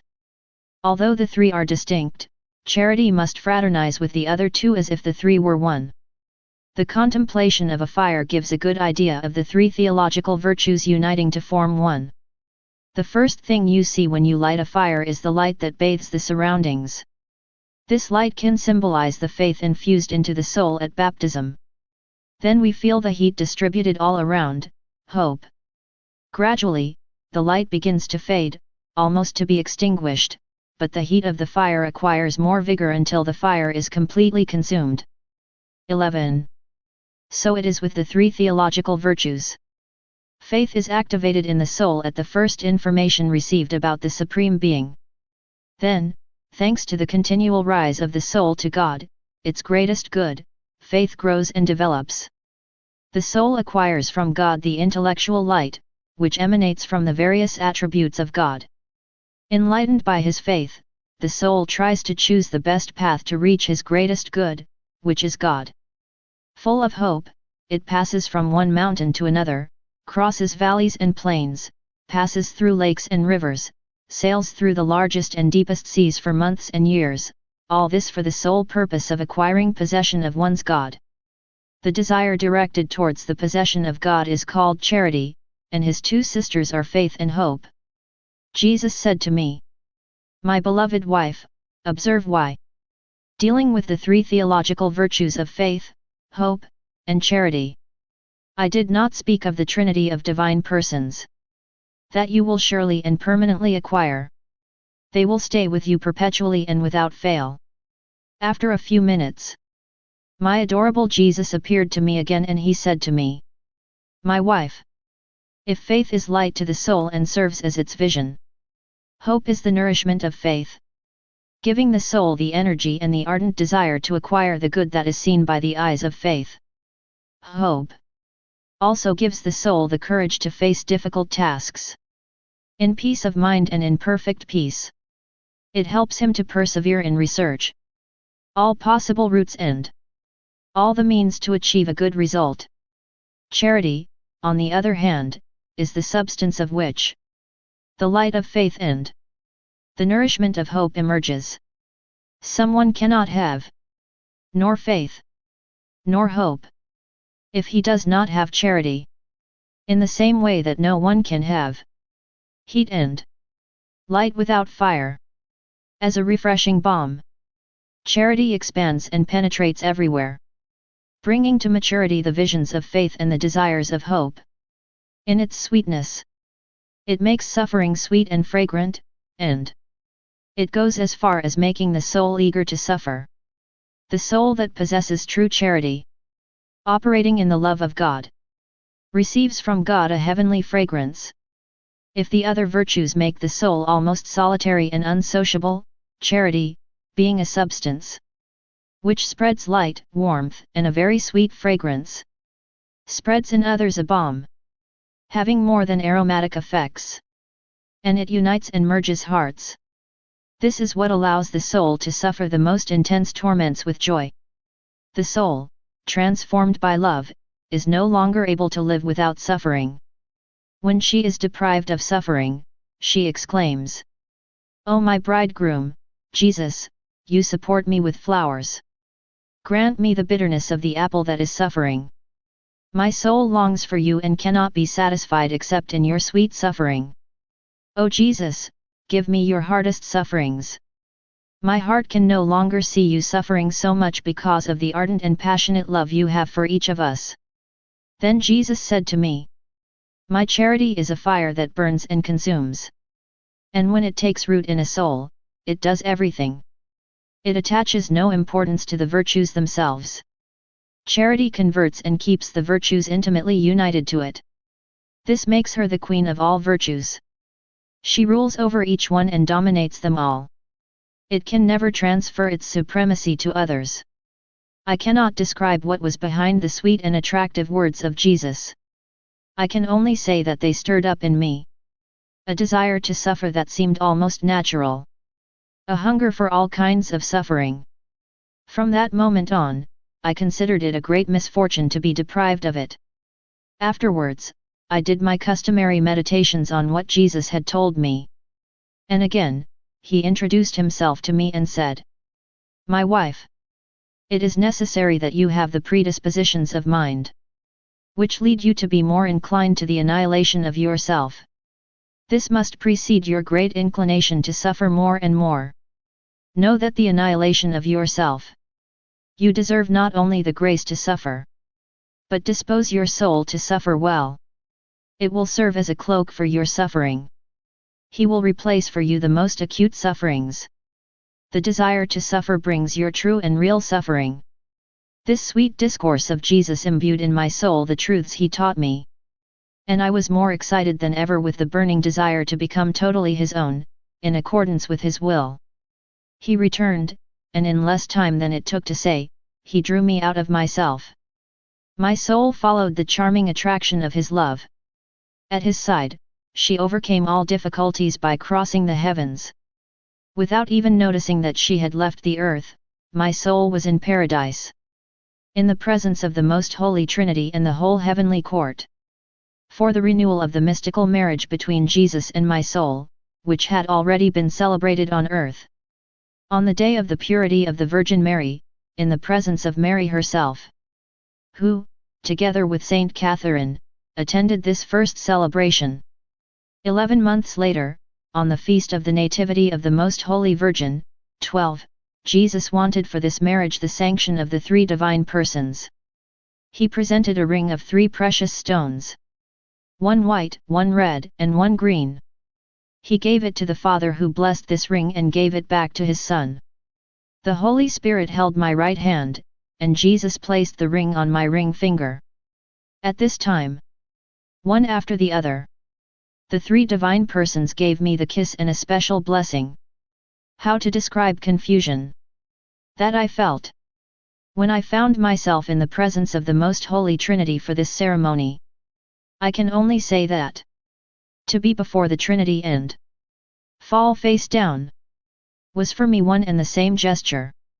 I would have remained prostrate in this way indefinitely if Jesus, the bridegroom of my soul, had not encouraged me to get up and to stand in their presence. My heart felt a great jubilation, and at the same time a respectful fear before such majesty, in the midst of this eternal light emanating from the essence and holiness of God, the Father, the Son, and the Holy Spirit. Human language, spoken or written, is incapable of making all the divine impressions that touched my soul at that moment understood. As a result, it is for me better to keep silent about some other things, so as not to blunder further. I will now tell you about what happened when my soul returned to my body. I will also tell you about the one who held me captive in the charm of what had just happened to me. I felt within me the suffering of a person dying. A few days later, Jesus completely revived me. I remember that in receiving Holy Communion, I have lost the sensation of my body, and that, by my soul, I perceived being in the presence of the Holy Trinity as I had seen it in paradise. My soul immediately prostrated himself in worship and led me to confess my nothingness. I felt myself completely collapsed. I could barely say a word. The voice of one of the 3 persons said to me, "Take courage and don't be afraid. We are ready to accept you as our own and take full possession of your soul." As I heard this voice, I saw the Holy Trinity enter into me and take possession of my heart by saying, "In your heart we will make our permanent home." I cannot describe the change that is taking place in me. I felt as if I had been ousted from myself, that is, as if I no longer lived in myself. Most certainly, the divine persons lived in me and I in them. It seemed like my body had become their home, the abode of the living God. I felt the royal presence of the three divine persons who, sensibly, were acting inside me. I could hear their voices clearly, but as if resonating beyond me. Everything happened as if there were people in a nearby room and that, either because of the proximity, or because of the intensity of the voices, I could clearly hear everything they were saying to each other. Then my beloved Jesus tells me that I will have to look for it for each of my needs. Not outside of me, but inside me. Sometimes when he was outside of me I called him, so he would respond promptly. We talked to each other like two people talk to each other. However, I must confess that it sometimes hid so well that I could not even feel it. Then I would have traveled the sky, the earth, and the seas to find him. Once, for example, as I searched intensely for him in tears and anxiety, Jesus made his voice heard in my interior and said to me, "I am here with you. Don't look the other way to find me. I rest in you and watch over you." So, between the surprise and joy of having found him in me, I said to him, "Jesus, my good, why did you let me travel the heavens, the land, and the seas to look for you this morning? While all this time you were inside me. Why didn't you say at least I'm here? To save me from exhausting myself looking for you where you weren't? See, my sweet good, my dear life, how tired I am. I feel weak. Hold me in your arms. I feel like I'm going to die." Then Jesus took me in his arms so that I could rest and recover my lost energy. On another occasion, when Jesus was hidden in me and I was looking for him, he let me see it inside me and then he came out of my heart. From the next moment, I saw the three divine persons, in the form of three very charming babies, with a single body and three distinct heads, in a singular and very attractive beauty. I can't describe my happiness, especially because these three babies allowed me to hold them in my arms. I kissed each of them, and they returned my kisses. One was leaning on my right shoulder, another on my left shoulder, and the third remained in between. How much I rejoiced in this great wonder, which was offered to me by my God. To me, tiny creature. If I looked at one, I saw three. When I held one in my arms, suddenly I held three. Whether I held one or three, the gravity seemed to be the same. I felt a lot of love for all three. I was drawn to one as much as to all three together. I see that I have talked a lot, but I really would have preferred to ignore all these things. However, since I must obey the one who directs my soul, I will continue. I will go on to say that Jesus often spoke to me about his passion. He was trying to predispose my soul to the imitation of his life. Once he said to me, "My wife, in addition to the marriage already made, another remains to be done, marriage with the cross. Know that virtues become gentle and kind when they are evaluated and strengthened in the shadow of the cross. Before I came to earth, suffering, poverty, disease and all kinds of crosses were seen as infamy. But, having been experienced by me, suffering was sanctified and deified. Her appearance changed, she became sweet and rewarding. A soul that receives this good thing from me is more than honored, because it receives my endorsement and becomes a child of God. He who looks at the cross only on the surface experiences the opposite. He finds the cross bitter and begins to complain, since he perceives it as an evil. But when he receives it as a good, it creates joy in him." And he added, "My wife, I desire nothing more than to crucify you as before, in your soul and in your body." After Jesus told me this, I felt in me such an infusion of the desire to be crucified with him that I said to him, "My Jesus, my love, quickly crucify me with you." And I said to myself, when he comes back, the first thing I will ask him, the one I consider to be the most important, will be the suffering for my sins and the grace of being crucified with him. And it seems to me that I will be satisfied, because by the crucifixion I will be able to obtain everything. Finally, one morning, my beloved Jesus appeared to me in the form of Jesus crucified. He told me that he really wanted me crucified with him. While he was saying that, I saw rays of light emanate from his sacred wounds, and nails heading towards me. At that moment, my desire to be crucified by Jesus was so great that I felt consumed by the love of suffering. However, I was suddenly seized with a great fear that made me tremble from head to toe. I was experiencing a great annihilation of myself. I felt unworthy to receive such a rare grace as this. And I no longer dared to say, "Lord, crucify me with you." But Jesus seemed to be waiting for my consent before granting me this singular grace. I was tormented by this for some time. My soul felt an ardent desire to ask for this grace at the same time. A feeling of unworthiness inhabited me. My nature was shaken and shaking. Frightened, she hesitated to ask Jesus for the crucifixion. While I was in this state, my beloved Jesus was mentally inspiring me to accept this grace. Knowing his will, I regained courage and said to him, "My holy husband and my crucified love, I beg you to grant me the grace to be crucified with you. I also ask you that there be no visible sign on me of this grace. Yes. Give me promptly each of your sufferings. Give me your wounds. But does not reveal everything that happens to me to others. Let it be between you and me only." This grace was granted to me. Soon, rays of light and nails came from Jesus crucified and came to hurt me, penetrating my hands and feet. And another ray of light, more resplendent, accompanied by a spear, came. Pierce my heart.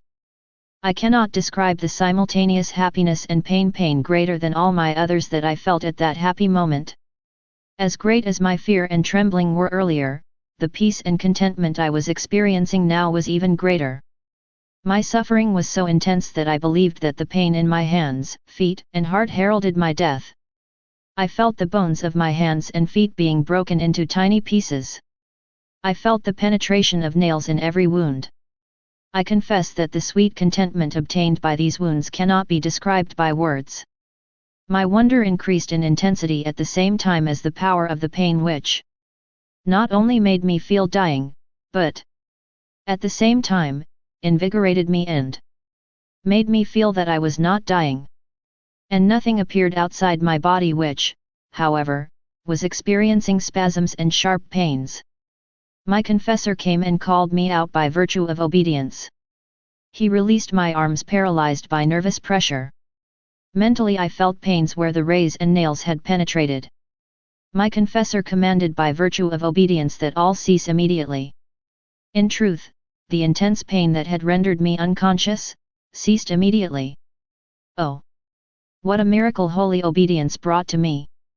How many times I have found myself in collusion with my sister death. Through obedience, Jesus heals all the spasms and pains of death that inhabited me, and quickly restored my life. I honestly admit that if these sufferings had not been mitigated by my confessor, I would have had difficulty subjugating myself to them. May the Lord always be blessed for granting his ministers the power to take away his prey from death. And I hope that all this has always been for the greater glory of God and the salvation of souls. I must also point out that while I was experiencing this mortal suffering, the things mentioned above left no trace on my body. When I fell back into these sufferings, I saw the wounds of Jesus clearly imprinted on my body. It seemed that the wounds of Jesus crucified, which had been inflicted on my hands, feet, and heart, were the same as those of Jesus. What I just said describes my marriage to the cross and the pains suffered in my first crucifixion. I have experienced so many other crucifixions in subsequent years that it is impossible for me to list them all. But, since I have to talk about it, I will tell the main and closest ones, until the year 1899. Whenever Jesus came back to me after making me suffer the crucifixion, I invariably repeated to him, "My beloved Jesus, give me real pain for my sins in order that they be consumed by grief and contrition for offending you, and Let them be erased from my soul and your memory. Allow my sufferings to surpass every affection I have nurtured for sin, so that, when my sins are eliminated and destroyed, I can more intimately press myself against you. Once, after I had asked Jesus for such a grace, he kindly said to me, "Since you are so saddened to have offended me, I want to prepare you myself for the atonement. In this way you will be able to understand the ugliness of sin and the intensity of the pain caused to my heart. Say these words with me. If I cross the ocean, even if I don't see you, you're still in the ocean. If I step on the ground, you are under my feet. I have sinned." Then, whispering and almost crying, he added, "I still loved you and preserved you." After Jesus told me these words, I began to understand many things that I cannot express. I can say that it was only then that I have appreciated the immensity and greatness of God, as well as His presence in all things. Thanks to His attributes, not even a shadow of my thoughts escapes God. My nothingness, compared to His great majesty, is less than a shadow. In the words "I have sinned," I understood the ugliness of sin, His malice and recklessness, as well as the enormous affront that is made to God by only a moment of satisfaction and pleasure. Hearing the words, "I still loved you and preserved you," I was seized with great suffering and I felt about to die. He made me feel the immensity of the love He had for me, even though, by a simple evil action, I lowered Him to the level of a pleasure, by which I offended and almost killed Him. O Lord!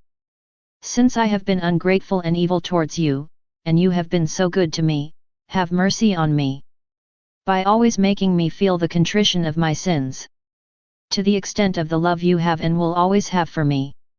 At the moment when my most kind Jesus made me understand how much malice there was in sin and in those who commit it, I have understood that, out of malice and ingratitude, man dares to regard God as worth less than a very vile pleasure. Same. If I was anxious to avoid the slightest transgression, I was always afraid of the very shadow of a sin, which might momentarily come to my mind. I felt so much disgust and embarrassment for the sins of my past that I believed I was the worst of all sinners. So when my Jesus appeared, I only did ask Him for more suffering for my sins, as well as the actualization of His promise of crucifixion. One morning, when I felt in a more acute way than usual the desire to always suffer more, my most kind Jesus came. He pulled me out of my body and carried my soul to a man who, with the help of a gun, had just been attacked, and was about to die and lose his soul.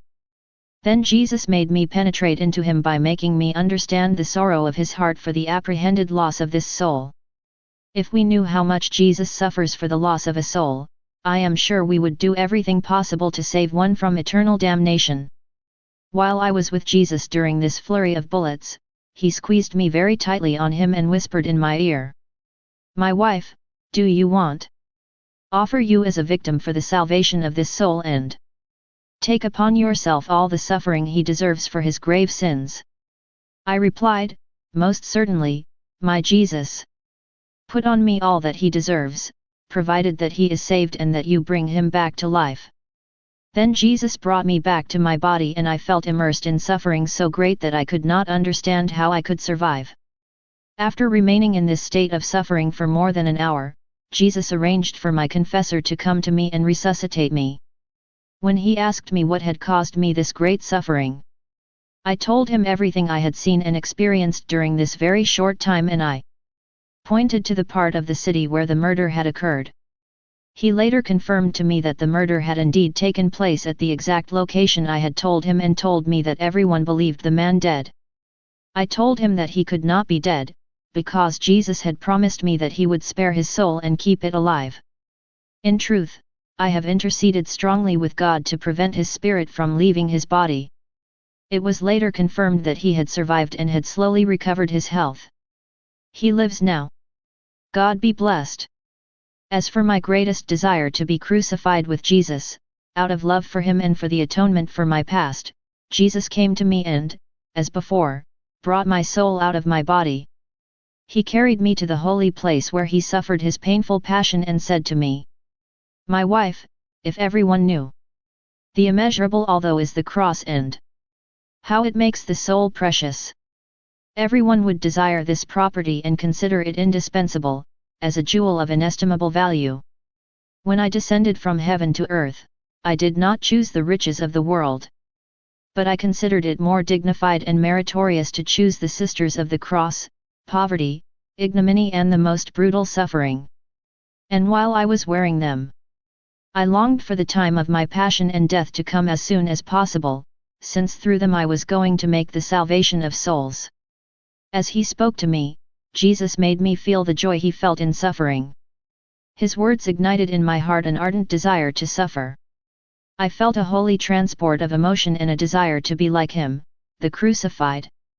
With the little voice and strength I had in me, I begged him, saying, "Holy Bridegroom, give me suffering and give me your cross so that I can know better how much you love me. Otherwise I will always be in uncertainty about your love for me.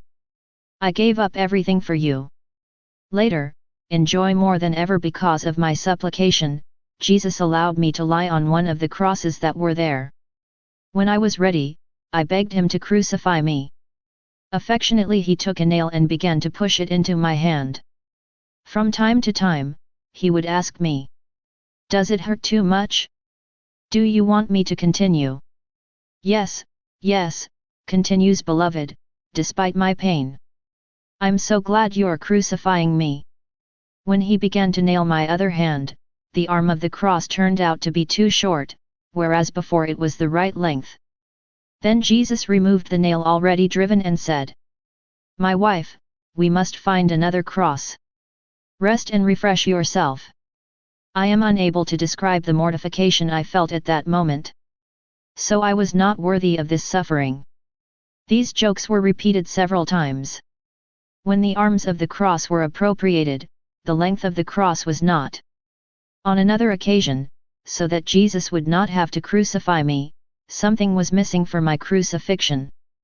Jesus always found some excuse to postpone it to another time. Oh, how bitter my soul was experiencing these repeated conflicts with my Jesus.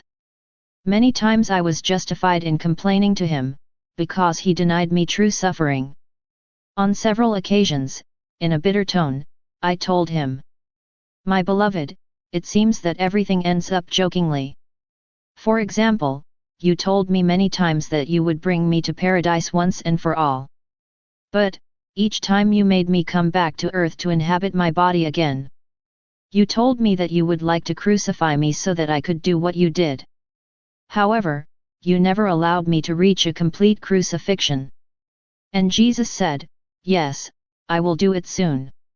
There is no doubt about it. It will be done." Finally, one morning, on the day of the exaltation of the Holy Cross, 13, Jesus appeared and quickly transported me once again to the Holy Square in Jerusalem. He made me contemplate several things relating to the mystery and virtues of the cross. Afterwards, he said to me tenderly, "My love, do you want to be beautiful? Meditate on the cross and it will give you the most beautiful features that can be found in paradise and on earth.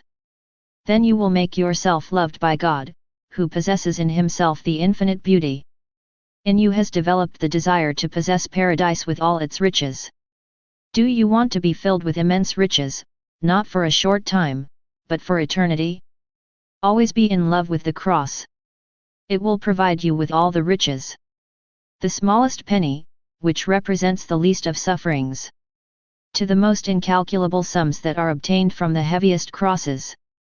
However, while man has become eager to obtain the smallest profit of a simple temporal currency, which he will have to quickly abandon, he does not have a single thought to acquire a penny of eternal goods. And because I have compassion for man's thoughtlessness with regard to his eternal good, tenderly I offer to help him.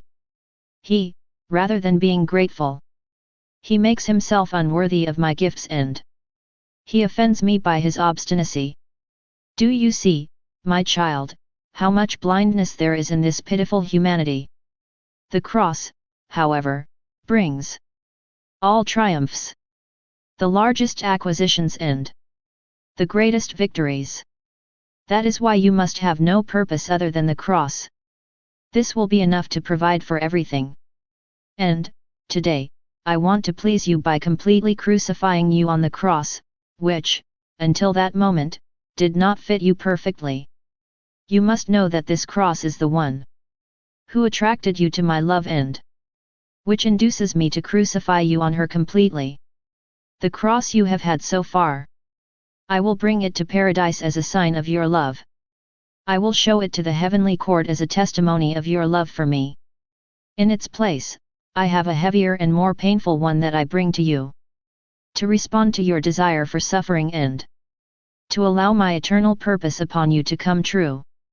After saying this, Jesus appeared to me before the cross I had had until then.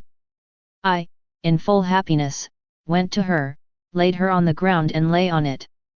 And while I was there, ready for crucifixion, the heavens opened. Saint John the Evangelist came, bringing the cross of which Jesus had spoken to me. Then the Virgin Mary arrived surrounded by a phalanx of angels. They pulled me from my cross and settled me on the largest brought by Saint John. A cold and deadly shiver took hold of me. However, I still felt a flame of love in my heart, which made me look forward to suffering on this cross. At Jesus' signal, an angel took the first cross and brought it with him to paradise.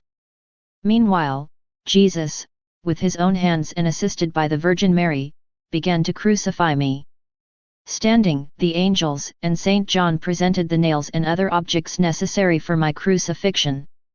For the act of my crucifixion, my most tender Jesus showed so much joy and happiness that I would have suffered not one, but 1,000 crucifixions, as well as other sufferings to increase his sweet satisfaction. At that moment, it seemed that heaven was decorated for a new feast of glory for me. For having pleased Jesus. For having liberated, through abundant prayers, souls from purgatory. For having interceded for ill-disposed sinners and for the conversion of several others. My beloved Jesus made them all participate in the good that was produced by my ardent disposition to the sufferings inherent in the crucifixion. When it was all over, I felt as if I was swimming in a sea of contentment mixed with a sea of unheard-of suffering. The Queen Mother turned to Jesus and said, "My son, today is a day of glory. Because of your own sufferings and for the completion of all that has been done with Luisa. I would like you to pierce his heart with a spear and let you put a crown of thorns on his head." Responding to his mother's desire, Jesus took a spear and pierced my heart from side to side. At the same time, the angels presented a crown of thorns to the Blessed Virgin. She, with my consent and with the greatest satisfaction, placed it tenderly on my head. What a memorable day it was for me! It can be said that, truly, it was a day of unheard-of suffering and ineffable joys. And, for my pleasure and to endure my natural frailty, Jesus remained by my side all day. Because of the severity of the suffering, the crucifixion would have failed without his grace. To my delight, Jesus allowed many souls in purgatory to return to paradise as a result of my suffering. They came down from paradise accompanied by angels. They surrounded my bed and refreshed me with their heavenly songs. They were hymns of joy and hymns of praise to the magnificence of God. After 5 or 6 days of intense suffering, I noticed with great regret that, day by day, my suffering was diminishing. It would have stopped completely if I had not insisted to my bridegroom Jesus, to limit themselves to reducing their intensity, without stopping everything. I felt within me the very strong desire for these sweet sufferings. And I made it known to my good Jesus by asking him to renew the crucifixion I had already lived. Jesus, without object, was satisfied with me. From time to time, it pleased me by transporting my soul again to the holy places, in Jerusalem. And there he made me more or less take part in the sufferings he experienced during his passion. Sometimes he made me suffer the flogging, sometimes the crowning of thorns, sometimes the bearing of the cross, or the crucifixion. Jesus liked to make me suffer one or the other of these mysteries. Sometimes also, in one day, he made me suffer his entire passion. by giving me more sweetness and mem temps plus de souffrance. Monday cur tombate en agonie. Quan ciatate Jesus lui mem qui souffrait la passion et que moi je n'avais pas à la souffrir avec lui. I was restless and anxious if I couldn't at least get into some of her suffering. I often found myself with the Virgin Mary. To watch Jesus suffer the most severe suffering because of the offenses perpetrated by savage men, savager than the soldiers who seized Jesus and put him to death. It was then that I became convinced that for the one who loves, it is easier to suffer on your own than to see the loved one suffer. I felt stimulated by my love for my beloved Jesus. I begged him to renew my crucifixions often, very often, so that at least partially I could alleviate his suffering. Jesus often said to me, "My beloved, the cross properly embraced and desired distinguishes the predestined from the reprobate, who is stubbornly opposed to suffering.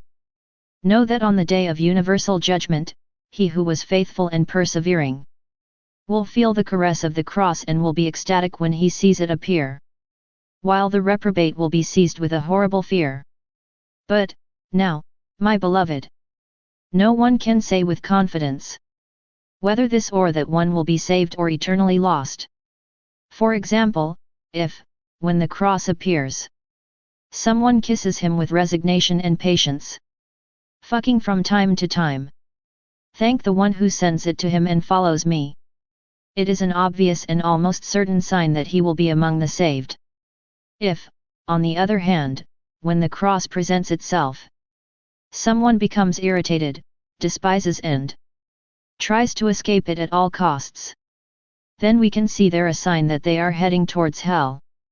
If, during his life, a person insults me when he looks at the cross, then on the day of judgment she will curse me, since the sight of the cross will lead her to eternal terror.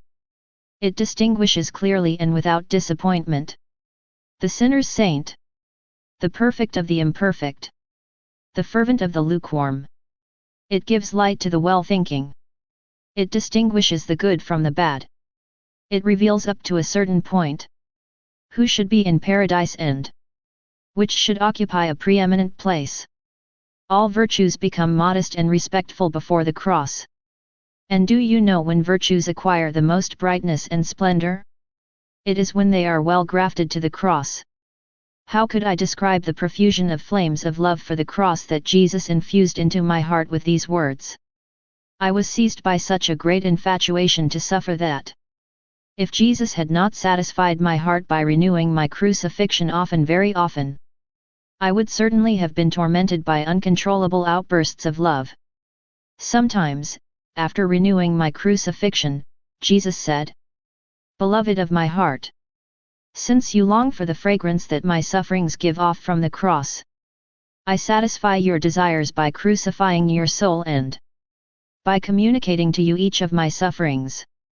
But if you were not so unwilling to show everyone how much you love me, I would also like to seal your body with my bloody and visible wounds. For this purpose I want to teach you the following prayer to say to obtain this grace. O most holy Trinity, bathed in the blood of Jesus Christ, I prostrate myself before your throne. In deep adoration, I beg you by the sublime virtues of Jesus, to grant me the grace to be always crucified. Despite the fact that I've always had a great aversion, which I still have, for anything that might appear to others. I consented to Jesus infusing me with a greater desire to be crucified according to his will. And not wanting to oppose him crucifying my body and soul, I quickly renewed my acceptance with ardor and determination. Afterwards, I told him, Holy Bridegroom, the outward signs never appear on me. If, occasionally and without thinking, I may have seemed to accept these signs, I really did not want to consent to this. You know how I've always loved my life being hidden. Since you want to renew my crucifixion, then I beg you to give me permanent suffering without alleviation of any kind. But I only desire one thing, I don't want an outward sign that would lead me to embarrassment and embarrassment. I was not only tormented by the fact that some outward sign might have manifested itself on my body. since, without thinking, I had implicitly consented to the will of Jesus in this meaning. But I was also tormented by the thought of my past sins. I often asked Jesus for the contrition and grace of their remission. I then told him that I would not be at peace and content until I heard from his mouth, "Your sins are forgiven."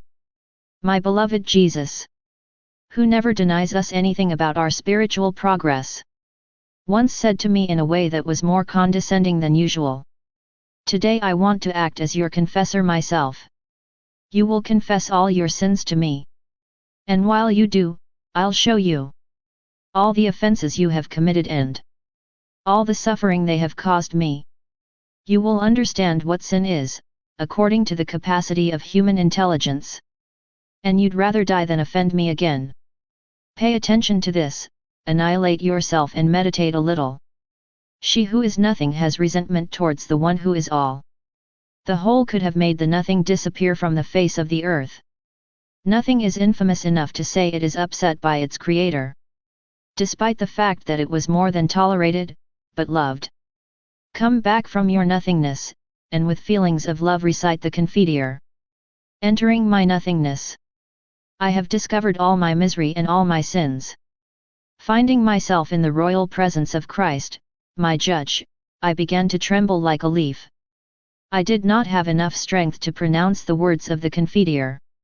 I would have remained in this great confusion, unable to say a word, if my Lord God, Jesus Christ, had not infused me with new strength and courage by saying to me, "Child of my love, do not be afraid. For even though at present I am your judge, I am also your Father. Take courage and move forward." Confused and humiliated, I recited the Confiteor. Seeing me completely covered by sin, I have grasped the gravity of my affront to my Lord, for having maintained in me thoughts of true pride. I told him, "Lord, I accuse myself before your majesty of the sin of pride." Then Jesus said, "Come near my heart in love and listen. Feel the cruel torment that you have caused to my generous heart through your pride."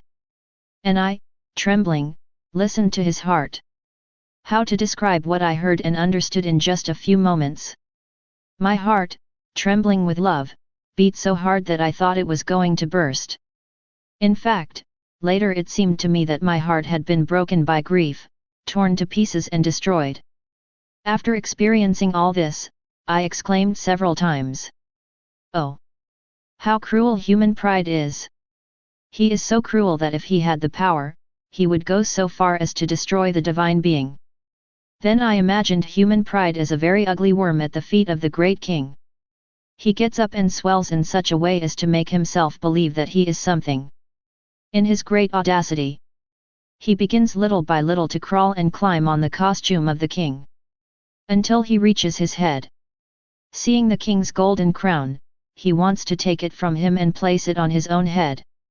He then wants remove the king's royal garment, dethrone it, and use all means to take his life. The worm doesn't even know what kind of being it is. In his pride, he does not know that the king could destroy it, crush it under his feet, destroy his golden dreams with a simple breath. The proud are brazen, presumptuous and ungrateful, victims of foolish illusions and with their heads swollen with pride. They rise up with indignation and passion against those who are less proud than they are. It was I who I saw in this ugly and miserable worm at the feet of the divine king. I felt my soul totter in confusion and sorrow, because of the affront I had done to him. My heart experienced the terrible agony that Jesus suffered because of my pride. After that, Jesus left me alone. I continued to meditate on the ugliness of the sin of pride. I cannot describe the great suffering it caused me. When I had thought carefully about what Jesus had told me, he came back and made me continue my confession. Trembling more than before, I confessed the thoughts and words which I had maintained against his expressed desires, and also my sins of omission. I confessed all this with so much sorrow and bitterness of soul that I was terrified of my smallness and of my audacity to have offended such a good God who, despite my offenses, had helped me, preserved and nourished me. If he felt indignation towards me, it was because of his hatred of sin, and nothing else. On the contrary, his kindness to me, a sinner, has always been very great. He made me forgive even when, before divine justice, he exposed my weaknesses.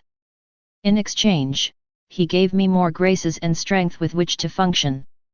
It was as if he had removed the wall that separated my soul from God because of sin. If people understood God's goodness and the ugliness of sin, they would completely banish sin from the earth.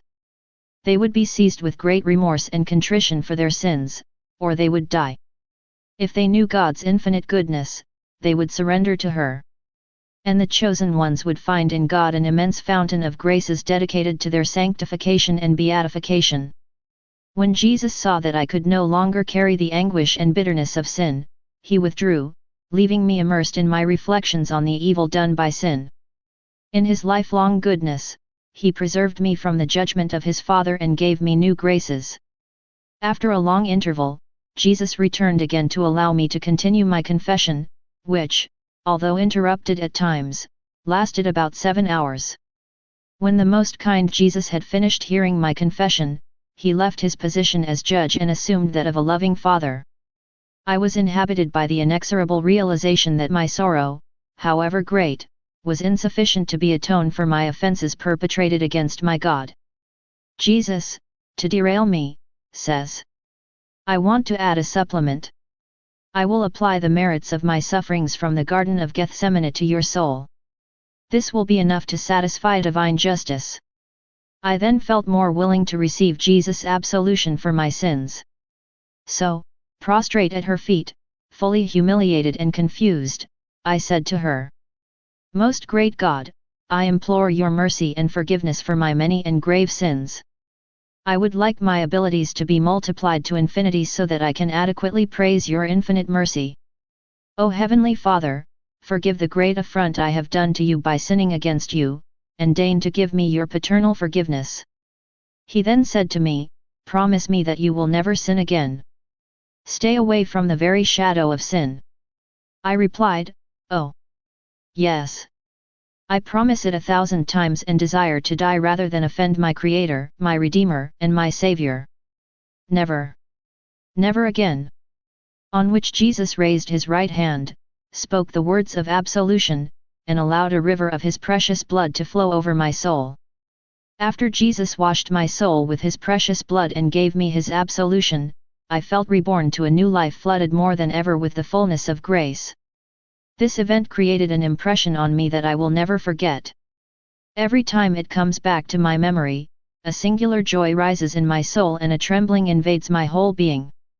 And I relieve it in the smallest details, as if it were happening.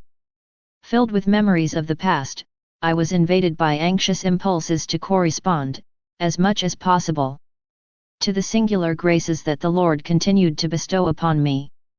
Either by invigorating me and bringing me back to the state of victim, or by preparing me more particularly to live in his divine will, which commanded the greatest divine graces and the greatest participation on my part. 14. And since I am nothing, I had to receive everything from God. Then I had to work to infuse others with the graces received.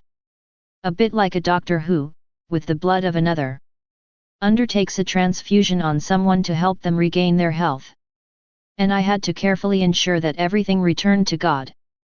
For this purpose, my beloved Jesus began by drawing me out of my body, cutting me off from everything that could separate me from him, and by reducing me to the status of a permanent victim. The very patient Jesus wanted me to always be ready when he wanted to give me some of his work or his sufferings. He was doing this to satisfy the divine justice offended by the continual aberrations of mankind, or to prevent or stop the ruthless flogging he is subjected to renew my lost energies. Jesus often gave me special graces. One of these being the absolution mentioned above, which was conferred on me several times.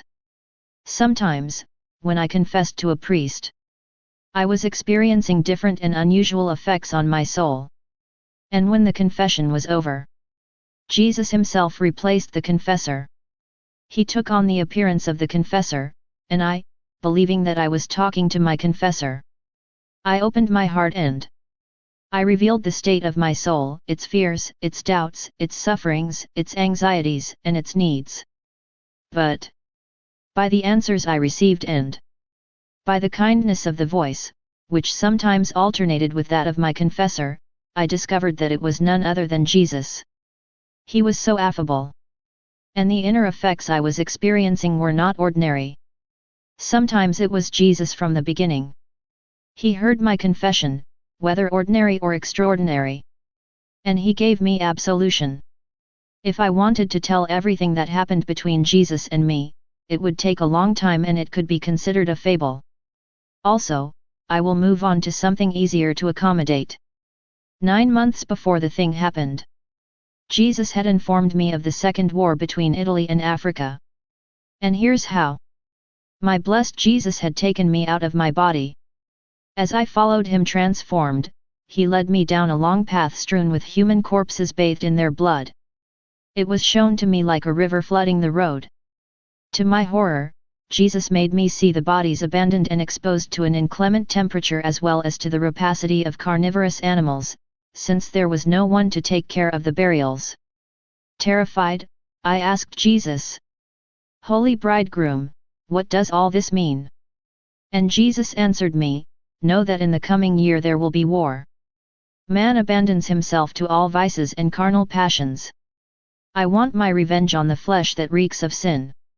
I had no doubt about what Jesus was saying. But I was hoping nevertheless that in the next 9 months, the carnal man would put a brake on his passions and that, at the sight of his conversion, Jesus would suspend the planned war. But what about those who wallow in the mud of their passions and who, rather than converting, sink deeper into it?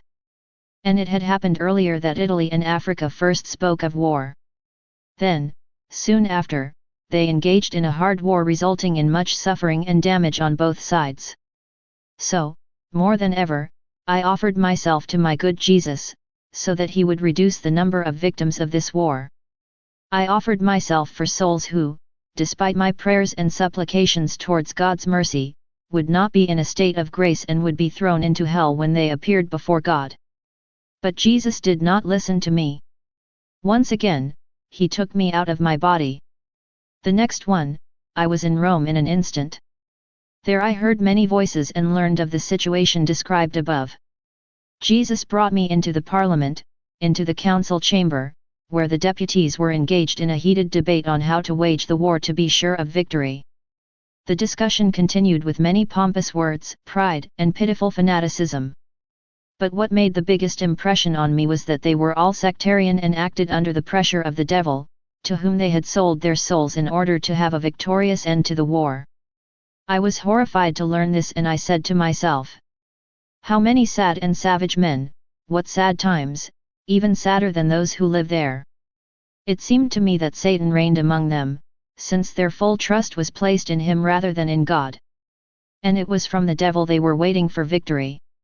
While they were engaged in a hot and rigorous debate, they distanced themselves from each other, even if they wanted to unite their differences. Jesus, without being seen, was in their midst. Hearing their sad proposals, he wept over their miserable words. After they had made their plans to wage their war without God, they boasted very presumptuously, saying they were more than ever sure of victory. Then, as if they were still there to listen to him, Jesus said in a threatening tone of voice, "You have great confidence in yourselves, but I will humiliate you, and then you will measure the greatness of your losses for not having invoked the help and intervention of God, who is the author of all good. This time, Italy will not be victorious. Rather, it will experience total defeat." How to describe how much my heart suffered from these words of Jesus, and in how many ways I tried to pacify my kind Jesus, so that in the less war is not so deadly. As always, I offered myself as a victim of atonement and asked the Lord to grant me the greatest suffering and to spare Italy from such flogging. But Jesus said to me, "I will stand firm for Africa to be victorious over Italy." And I will grant you only this. Victorious Africa will not invade Italian soil to continue the war. The punishment is just, since Italy deserves it. For its licentious lifestyle. For his lost faith and because she puts her trust in the devil rather than in God. Everything that was said to me at that time, or in other circumstances, I explained to my confessor under obedience. And he said to me, it does not seem likely to me that Italy will be defeated by Africa, since the modern civilization of Italy possesses all kinds of offensive and defensive weapons that Africa does not possess. When Jesus' words were confirmed, my confessor said to me, my child, there is no plan, no wisdom, and no strength that has some value, if they do not originate from God. I could have ended here this account of the most important things that happened to me with Jesus from the age of 16 to the present day, if my confessor had not forced me to tell the various ways Jesus used to communicate with me. They are varied, but I will reduce them to 4. Jesus makes known to the soul what he wants to do and he brings the soul out of his body. This can happen in an instant. The soul comes out of the body in such a sudden way that the body rises to follow the soul but ultimately remains as if it were dead. The soul, on the other hand, follows Jesus in his race and travels through the universe, earth, seas, mountains, and heavens, and it ends up in the regions of purgatory or in the eternal abode of God. Sometimes the soul comes out of the body more calmly. In fact, it is as if the body rests while being insensitive and absorbed in God. Then, when Jesus leaves, the soul tries to follow him wherever he goes. In each case the body remains as petrified and feels nothing of the outside world, even if the whole world were to be shaken or the body was pierced, burned, or cut to pieces. I can say that in both ways, I was out of my body and far from where Jesus had taken me. When I was far from the limits of the earth, in purgatory or paradise, and I saw my confessor coming to my house to resuscitate me, then, in the blink of an eye and at Jesus' command, I found myself in my body. Jesus wanted my perfect obedience to my confessor. The first few times this happened, I was worried, agitated, and anxious to return to my body in time to be available to my confessor when he wanted to wake me up. And I had to be obedient. I confess that I was never late to enter my body when the confessor was waiting for me at my small bed. However, if Jesus had not hastened to bring my soul back to my body, I would have stubbornly resisted the voice of the confessor, since I had the choice to leave Jesus, my greatest good, or to submit to the voice of my confessor. I said to Jesus, I go to my confessor who calls me to obedience, but I will quickly return to my beloved, as soon as he is gone. I beg you not to make me wait long. In either case, Jesus didn't have to speak to my soul for me to understand. Because of the light he communicates to my mind, he made me understand directly what he wanted to mean to me. Oh! How much we understand each other when we are together. This type of intellectual communication by which Jesus makes himself understood is very fast. Many sublime things are learned in the blink of an eye more than one could learn by reading books for a lifetime. This communication is so high and sublime that it is impossible for human intelligence to express in words all that a soul can thus receive in one simple moment. Oh! What a wise and ingenious teacher that Jesus is! In the blink of an eye he learns a lot of things that others would not be able to learn in several years. This is because the teachers of the earth do not have the power to communicate their science. Nor can they maintain the attention of their disciples without effort and fatigue. The ways of Jesus are so gentle, tender, and kind that as soon as the soul discovers this, she feels attracted to him, and she can do nothing but run behind him at maximum speed. Without realizing it, the soul is transformed in him in such a way that it cannot tell the difference between itself and the divine essence.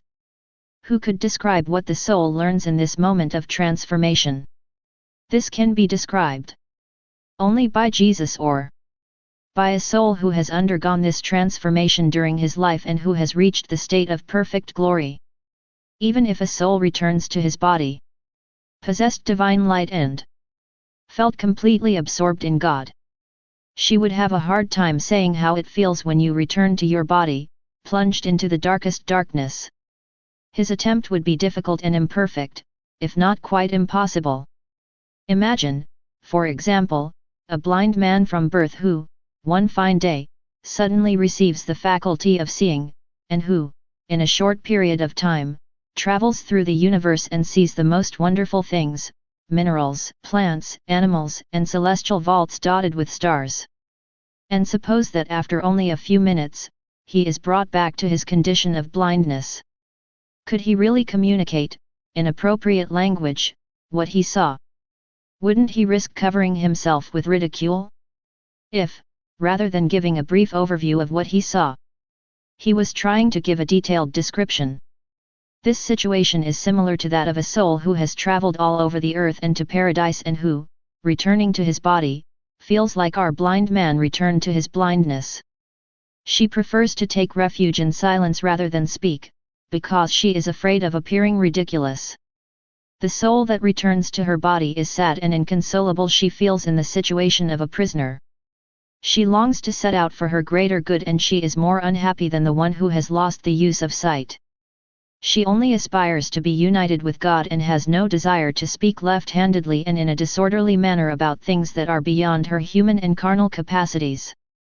Because of obedience and the risk of making mistakes, I will now explain, as best I can, another way Jesus speaks to the soul.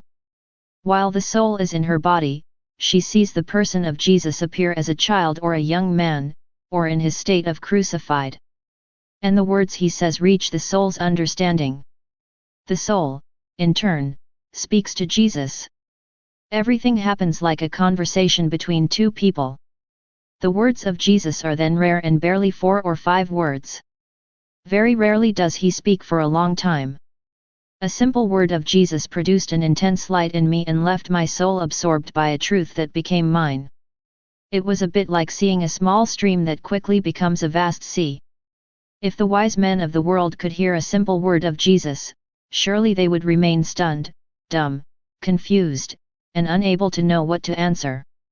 When Jesus wants to manifest a truth to a being, he uses a language appropriate to that being's intelligence. It is not necessary to look for special words to be able to communicate the words of Jesus to other people. We can use the same words as him. On the other hand, the soul is embarrassed when it tries to verbally communicate to others the truths it has learned through intellectual communications. Jesus adapts to human nature. By choosing his words, he adjusts to the language and capacity of each soul. As for me, a small creature, I cannot adequately communicate these thoughts to others without the risk of wandering. In short, Jesus acts as a very wise and gifted teacher who possesses superior knowledge in all sciences. He uses the language understood and spoken by the student and, since he seeks scientific truth, he teaches to be understood. Otherwise, he would first teach language and, subsequently, the sciences he wants to communicate. Jesus, who is all goodness and wisdom, adapts to the capacity of the soul in a way that does not despise or humiliate the person.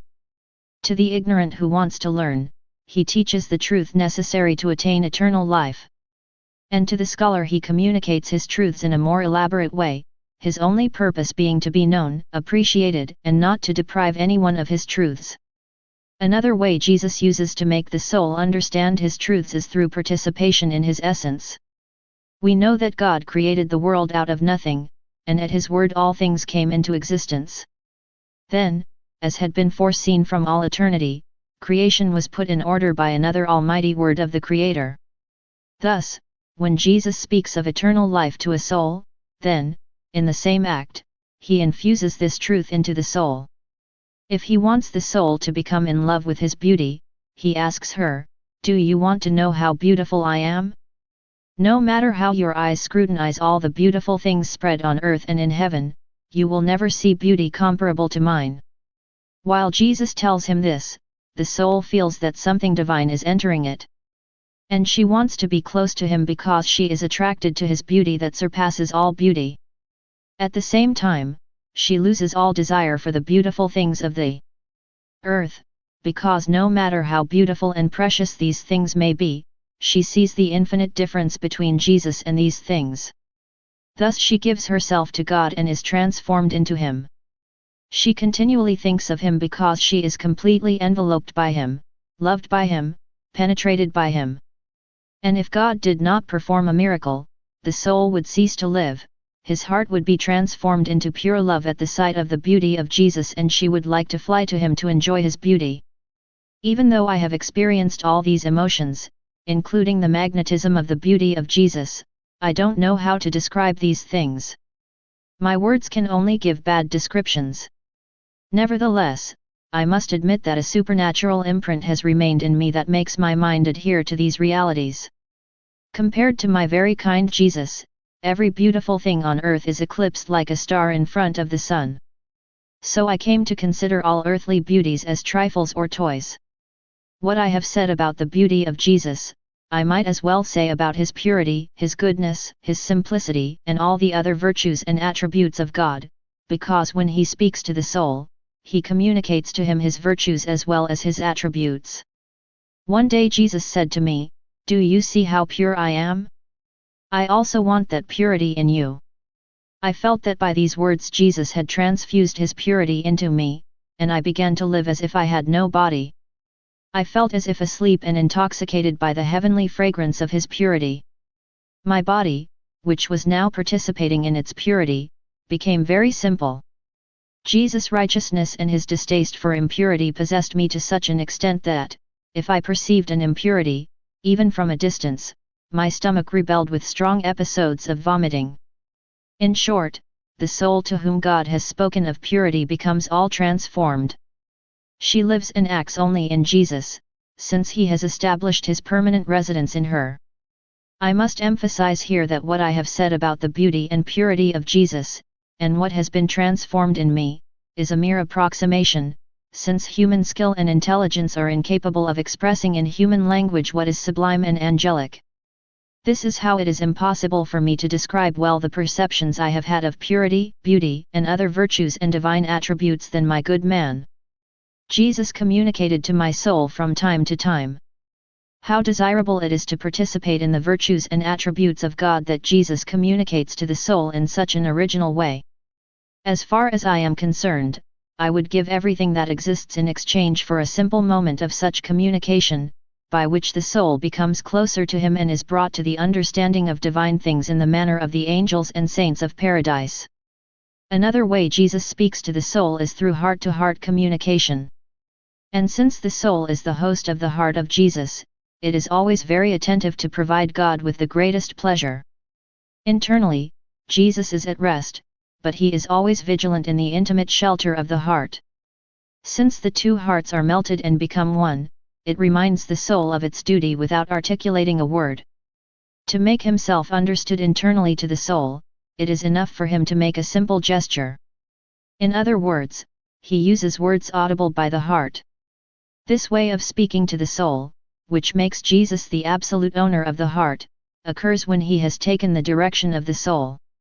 If he sees her deficient in the performance of her duties, or if, through negligence, she has let something slip away, he wakes her up by gently refreshing her memory. If he sees her anxious, sad, moving slowly, lacking charity or the like, he reprimands her.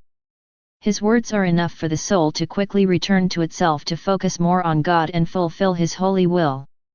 Here I want to continue this account of the graces that my most kind Jesus generously granted me, the least of his servants, during about 16 years of my life, beginning at the moment when I proposed to make the preparatory novena for the feast of Christmas, with 9 meditations a day on the great mysteries of the Incarnation.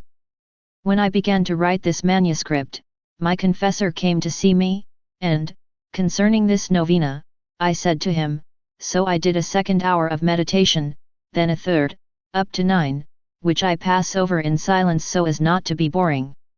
However, he ordered me to write everything down in detail. So I have to obey even against my own reasoning. Without worrying about it anymore and trusting Jesus, I continue my narration of what Jesus made me live during this novena. From the 2nd meditation, I quickly moved on to the 3rd. At the beginning of this meditation, the voice inside me was heard and said to me, "My child, put your head on my mother's womb and meditate on my little humanity that is there." Here, my love for creatures literally devours me. The immense fire of my love, the oceans of love of my divinity, reduce me to ashes and exceed all limits. And so my love covers all generations. Currently, I am still devoured by the same love. Do you know what my eternal love wants to devour? They are all souls. My child, my love will be satisfied only when he has devoured them all. Since I am God, I must act as a God by embracing every soul that has come, comes to, or will come into existence, because my love would not give me any peace if I excluded only one. Yes, my child, look into my mother's womb and place your gaze on my freshly conceived humanity. There you will find your soul conceived alongside mine, surrounded by the flames of my love. These flames will cease only when they have consumed you, you with me. How much I have loved you, I love you and I will love you eternally. Hearing these words, I became as if drowned in all this love of Jesus, and I would not have known how to answer them if an inner voice had not shaken me and said, "My child, this is nothing compared to what my love can do. Hurry closer to me, give your hands to my dear mother, so that you can stand very close to her womb. And at the same time, still linger on my little humanity, designed there to conceive souls for eternity. This will give you an opportunity to meditate on the fourth excess of my love. My child, if you want to pass from my devouring love to my acting love, you will discover me in a bottomless abyss of suffering. Consider that every soul conceived in me brings me the burden of its sins, weaknesses, and passions. My love leads me to bear the burden of each one, because, after having conceived his soul in me, I have also conceived the contrition and reparation that he will have to offer to my Father. Also, don't be surprised if my passion was also conceived at that time. Look at me in my mother's womb and you will discover how much suffering I live there. Look at my little head surrounded by a crown of thorns, which, while they cruelly pierce my skin, make me shed rivers of hot tears. Yes, be moved with pity for me and, with your hands that are free, dry my tears. This crown of thorns, my child, is none other than a cruel crown that creatures weave for me with the evil thoughts that fill their minds. Oh! How cruelly these thoughts pierce me a long coronation of 9 months. And as if that were not enough, they crucify my hands and feet so that divine justice may be satisfied for these creatures, they who circulate on perverse paths, who commit all kinds of injustices and take illegal paths for their benefit. In this state, it is not possible for me to move, even a hand, a finger, or a foot. I remain motionless, either because of the atrocious crucifixion I suffer or because of the small space in which I am. And I lived this crucifixion for 9 months. Do you know, my child, why the crowning of thorns and the crucifixion are renewed in me at every moment? It is that mankind never ceases to conceive of cruel designs which, like thorns or nails, constantly pierce my temples, my hands, and my feet. Jesus thus continued to tell what his little humanity suffered in the womb of his mother. I pass by so as not to be too long and because my heart does not have the courage to tell everything that Jesus suffered out of love for us. And I couldn't do anything but shed a flood of tears. However, he shook me, and in a weak voice he said to me inside my heart, "My child, I can't wait to ignite you and return to you the love you give me. But I can't do it yet, because, as you can see, I'm locked in this place that keeps me still. I would like to come to you, but I can't because I can't walk yet. First, child of my suffering love, come often to kiss me. Later, when I emerge from the bowels of my mother, I will come to you to kiss you and to stay with you." In my fantasy, I imagined myself being with him in his mother's womb and kissed him and squeezed him on my heart. In his affliction he once again made me hear his voice and said to me, "My child, this is enough for now.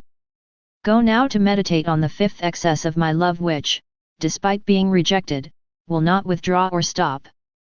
Rather, he will overcome everything and continue to move forward." Hearing Jesus' call to meditate on the 5th excess of his love, I lent the ear of my heart to hear his faint voice inwardly tell me, "Observe that as soon as I was conceived in the womb of my mother, I conceived the grace for all human creatures at the same time, so that they may grow like me in wisdom and truth. That is why I love their company. I want to remain in continual correspondence of love with them, and very often I manifest to them my thrilling love. With them, I want to be continually in reciprocity of love and share every day my joys and sorrows. I long for them to recognize that the only reason I came from heaven to earth is to make them happy. And as a little brother, I wish to stay with them and among them to collect their good feelings and love. I long to give back to each of them my goods and my kingdom, even at the cost of the greatest of sacrifices, my death for their lives. In short, I long to play with them and cover them with kisses and caresses in love. However, in exchange for my love, I unfortunately reap only sorrows. In fact, there are those who listen to my words without goodwill, who despise my company, who detach themselves from my love, who try to escape me or who play the deaf. Worse, there are those who disdain and abuse. The former are not interested in my goods or my kingdom, they receive my kisses and embraces in indifference. The joy I should enjoy with them turns into silences and rejections. The others, in greater numbers, make my love for them result for me in abundant tears, which serve as a natural outcome for my heart so despised and outraged. So, while I am among them, I am still alone. How heavy is this forced loneliness resulting from their abandonment? They turn a deaf ear to all the calls of my heart. They close every avenue to my love. I am always alone, sad and silent. Oh! My child, pay me back for my love by not leaving me in this solitude. Allow me to speak to you, and listen carefully to my teachings. Know that I am the teacher of teachers. If you want to listen to me, you will learn a lot. At the same time, you will help me stop crying and enjoy my presence. Tell me, would you like to play with me? I then surrendered to Jesus by expressing my desire to always be faithful to him and to love him with tenderness and compassion. But, despite his desire to rejoice with me, he remained alone, without relief. As I spent my 5th hour of meditation, the inner voice said to me, "Enough of that. Now meditate on the 6th excess of my love. My child, may my intimacy be with you. Come closer to me and pray to my dear mother that she will give you a small place in her womb, so that you can observe in what state of pain I am there." In thoughts, I imagined that my mother Mary wanted to show me her great affection by letting me join the sweet and affable Jesus in her womb. I imagined that I was there in his womb very close to my kind Jesus. But as the darkness was great, it was impossible for me to see his features and I could only feel the warmth of his breath of love. Inside me he said to me, "My child, meditate on another manifestation of the overabundance of my love. I am the eternal light and there is no light outside of me that is more resplendent. The sun with all its splendor is only a shadow next to my eternal light. However, this one has completely eclipsed. When, out of love for creatures, I embraced human nature. Do you see the dark prison into which love has led me? Yes, it was out of love for creatures that I confined myself to this reduced and waited there after some ray of light. I waited patiently in the great darkness, in a night without star or rest, the light of the sun that did not yet appear. What suffering I endured there! The narrow walls of this prison gave me no space to stir, and caused me terrible anguish. Lack of light prevented me from seeing and took my breath away. A breath that I had to receive slowly by the breath of my mother. Do you know what? Who brought me to this prison? Who took away my light and made me struggle for my breath? It is the love I feel for creatures facing the darkness of their sins. Each of their sins is a night for me. I suffocate from feeling their hearts unrepentant and ungrateful.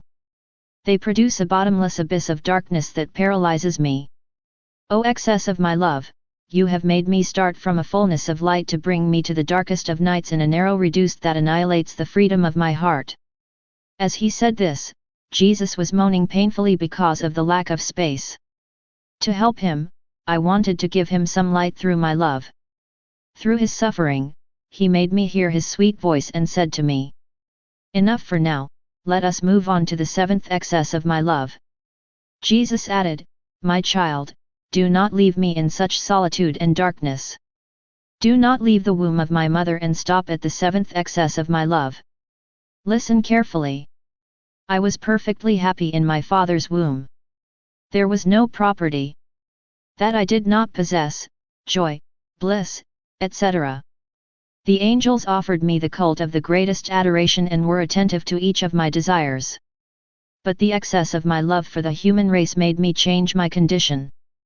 I have stripped myself of these joys, these bliss and these heavenly goods to clothe myself in the infirmities of creatures, in order to bring them my eternal happiness, my joys and my heavenly advantages. This exchange would have been easy for me if I had not found in man the most monstrous ingratitude and the most obstinate hatred. Oh! How my eternal love was disappointed by such ingratitude! I suffer greatly from the wickedness of man, which for me is the greatest and sharpest of thorns. Observe my little heart and see the many thorns that cover it. Observe the wounds made by the thorns and the rivers of blood that escape from them. My child, do not be ungrateful too, because ingratitude is the hardest thing for your Jesus. Ingratitude is worse than slamming the door of my heart. She keeps me out, loveless and cold. Despite the perversity of man's heart, my love never ceases. And he assumes a higher attitude, leading me to beg and languish after him. And this, my child, is the eighth excess of my love. My child, don't leave me alone. Keep resting your head on my mother's chest and you will hear my moans and supplications. You will see that neither my groans nor my supplications cause ungrateful creatures to feel pity for my flouted love. So you will see me, still a baby, reaching out as the poorest of beggars and asking for pity and a little charity for souls. In this way I hope to attract hearts frozen by selfishness. My child, my heart wants to win the heart of man at all costs. So I have decided that if, after the seventh excess of my love, they still turn a deaf ear by showing themselves disinterested in me and my goods, then I will go further. My love should have stopped after so much ingratitude. Of course not. He wants to go beyond his limits and make my mother's womb from the bowels, my pleading voice reach every heart. To touch the fibers of the human heart, I use the most expressive methods, the sweetest and most effective words, as well as the most moving prayers. I said to them, "My children, give me your hearts, which are mine. In exchange, I will give you everything you want, including myself. In contact with my heart, I will warm your hearts. I will make them burst into the flames of my love and I will destroy in them what is not paradise. Know that my goal in leaving paradise to incarnate in the womb of my mother was for you to enter the womb of my eternal Father. Oh! Do not deceive my hopes." Seeing the creatures resist my love and move away from me, I tried to hold them back. With my hands clasped together and with my most tender pleas, I tried to win them over by saying in a sobbing voice, "See, my children, the little beggar that I am, who only claims your hearts. Can you not understand that this way of acting is dictated to me by the excesses of my love? To draw creatures to his love, the Creator took the form of a little baby, so as not to frighten. When he sees that the creature is recalcitrant and stubborn and does not surrender to his request, he insists, complains and cries. Doesn't this lead you to compassion? Didn't he soften your heart? My child, doesn't it seem that reasonable creatures have lost their minds? While they should rejoice in being overwhelmed and warmed by the flames of my divine love, they try to detach themselves from it by going in search of bestial loves capable of leading them into the infernal chaos to cry eternally." To these words of Jesus, I felt melted. I was terrified. I trembled as I thought of the irreparable damage caused by the ingratitude of men and its eternal consequences. And, as I was immersed in these considerations, the voice of Jesus was heard again in my heart. "And you, my child, don't you want to give me your heart? Do I have to cry, lament, and beg you for your love?" While Jesus was telling me this, my heart was seized with an ineffable tenderness for him. And sobbing with a vivid love never felt before, I say, "My beloved Jesus, no longer weeps. Yes, yes. I not only give you my heart, but I give myself. I do not hesitate to give you everything. But in order for my gift to be more beautiful, I want to remove from my heart all that is not of you. So please give me this effective grace to make my heart like yours, so that you can find a stable and permanent home there. My child, my condition is becoming more and more painful. If you love me, keep your gaze fixed on me, so that you can learn everything I teach you. Offer your little Jesus a reprieve for his tears and deep afflictions, a word of love, a caress, an affectionate kiss, so that my heart may be comforted by the feeling of a return of love. See, my child, after having read the proofs of my love described by the 8 excesses mentioned so far, man should have bowed before my true and sublime love. Rather, he receives it badly and makes me move to another excess which, if he does not find a back, will be even more painful for me. So far, man has not capitulated. That is why I continue with my 9th excess of love, which is my very keen desire to escape from the womb to go after man. And after stopping him on the slopes of evil, I long to hug and kiss him. He's so ungrateful for my love, to make him fall in love with my beauty, my truth, and my eternal goodness. This great plan reduces my little humanity, which has not yet seen the light of day, to a state of agony sufficient to put an end to my life. If I were not helped and supported by my divinity, inseparable from my humanity because of the hypostatic union, surely this is what would happen to me. My divinity communicates to me fountains of new life and makes my little humanity resist the continual agony of these 9 months when it feels closer to death than to life. My child, this 9th excess of my love is none other than a continual agony that began the moment my divinity took the human form in the womb, thus hiding his divine essence. If I had not thus hidden my divinity, I would have provoked fear rather than love in creatures, who would then not have wanted to surrender to my love. What a pain it was for me to wait there for 9 months. If my divinity had not given my humanity its support and strength, my love for creatures would have devoured me. My humanity would have been reduced to ashes. I would have been consumed by my active love, which made me take upon myself the enormous burden of punishment that the creatures have earned for themselves. That's why my life in my mother's bowels was so painful. I no longer felt able to stay away from creatures. I longed after them so that at all costs they would come into my chest to feel my burning palpitations. I longed to embrace them with my tender and pure affection, so that they would eternally become lords of my goods. Know that if I hadn't been helped by you before it was time for I to emerge in the light of day, I would have been consumed by this 9th excess of love. Look at me carefully in the womb. See how pale I have become. Listen to my anguished voice that weakens more and more. Feel the palpitations of my heart which, having already been vivid, are now almost extinguished. Don't take my eyes off me. Look at me, because I am dying, yes, dying of pure love. At these words I felt myself failing with love for Jesus. And there was a deep silence between the two of us, a sepulchral silence. My blood froze in my veins and I no longer felt my heart beat. My breathing stopped and, trembling, I crashed to the ground.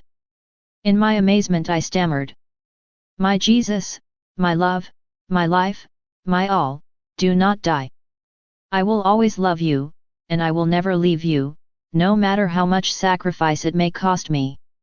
Always give me the flame of your love so that I may always love you, and that, as soon as possible, I may be consumed with love for you, my eternal good. I then felt like dead. Jesus was already born to our mortal life to bring us to death of our own will and, later, give us eternal life. Then Jesus touched me and woke me up from the drowsiness I was immersed in. Gently he said to me, "My daughter, reborn of my love, get up. Rise to the life of my grace and love. Imitate me in everything.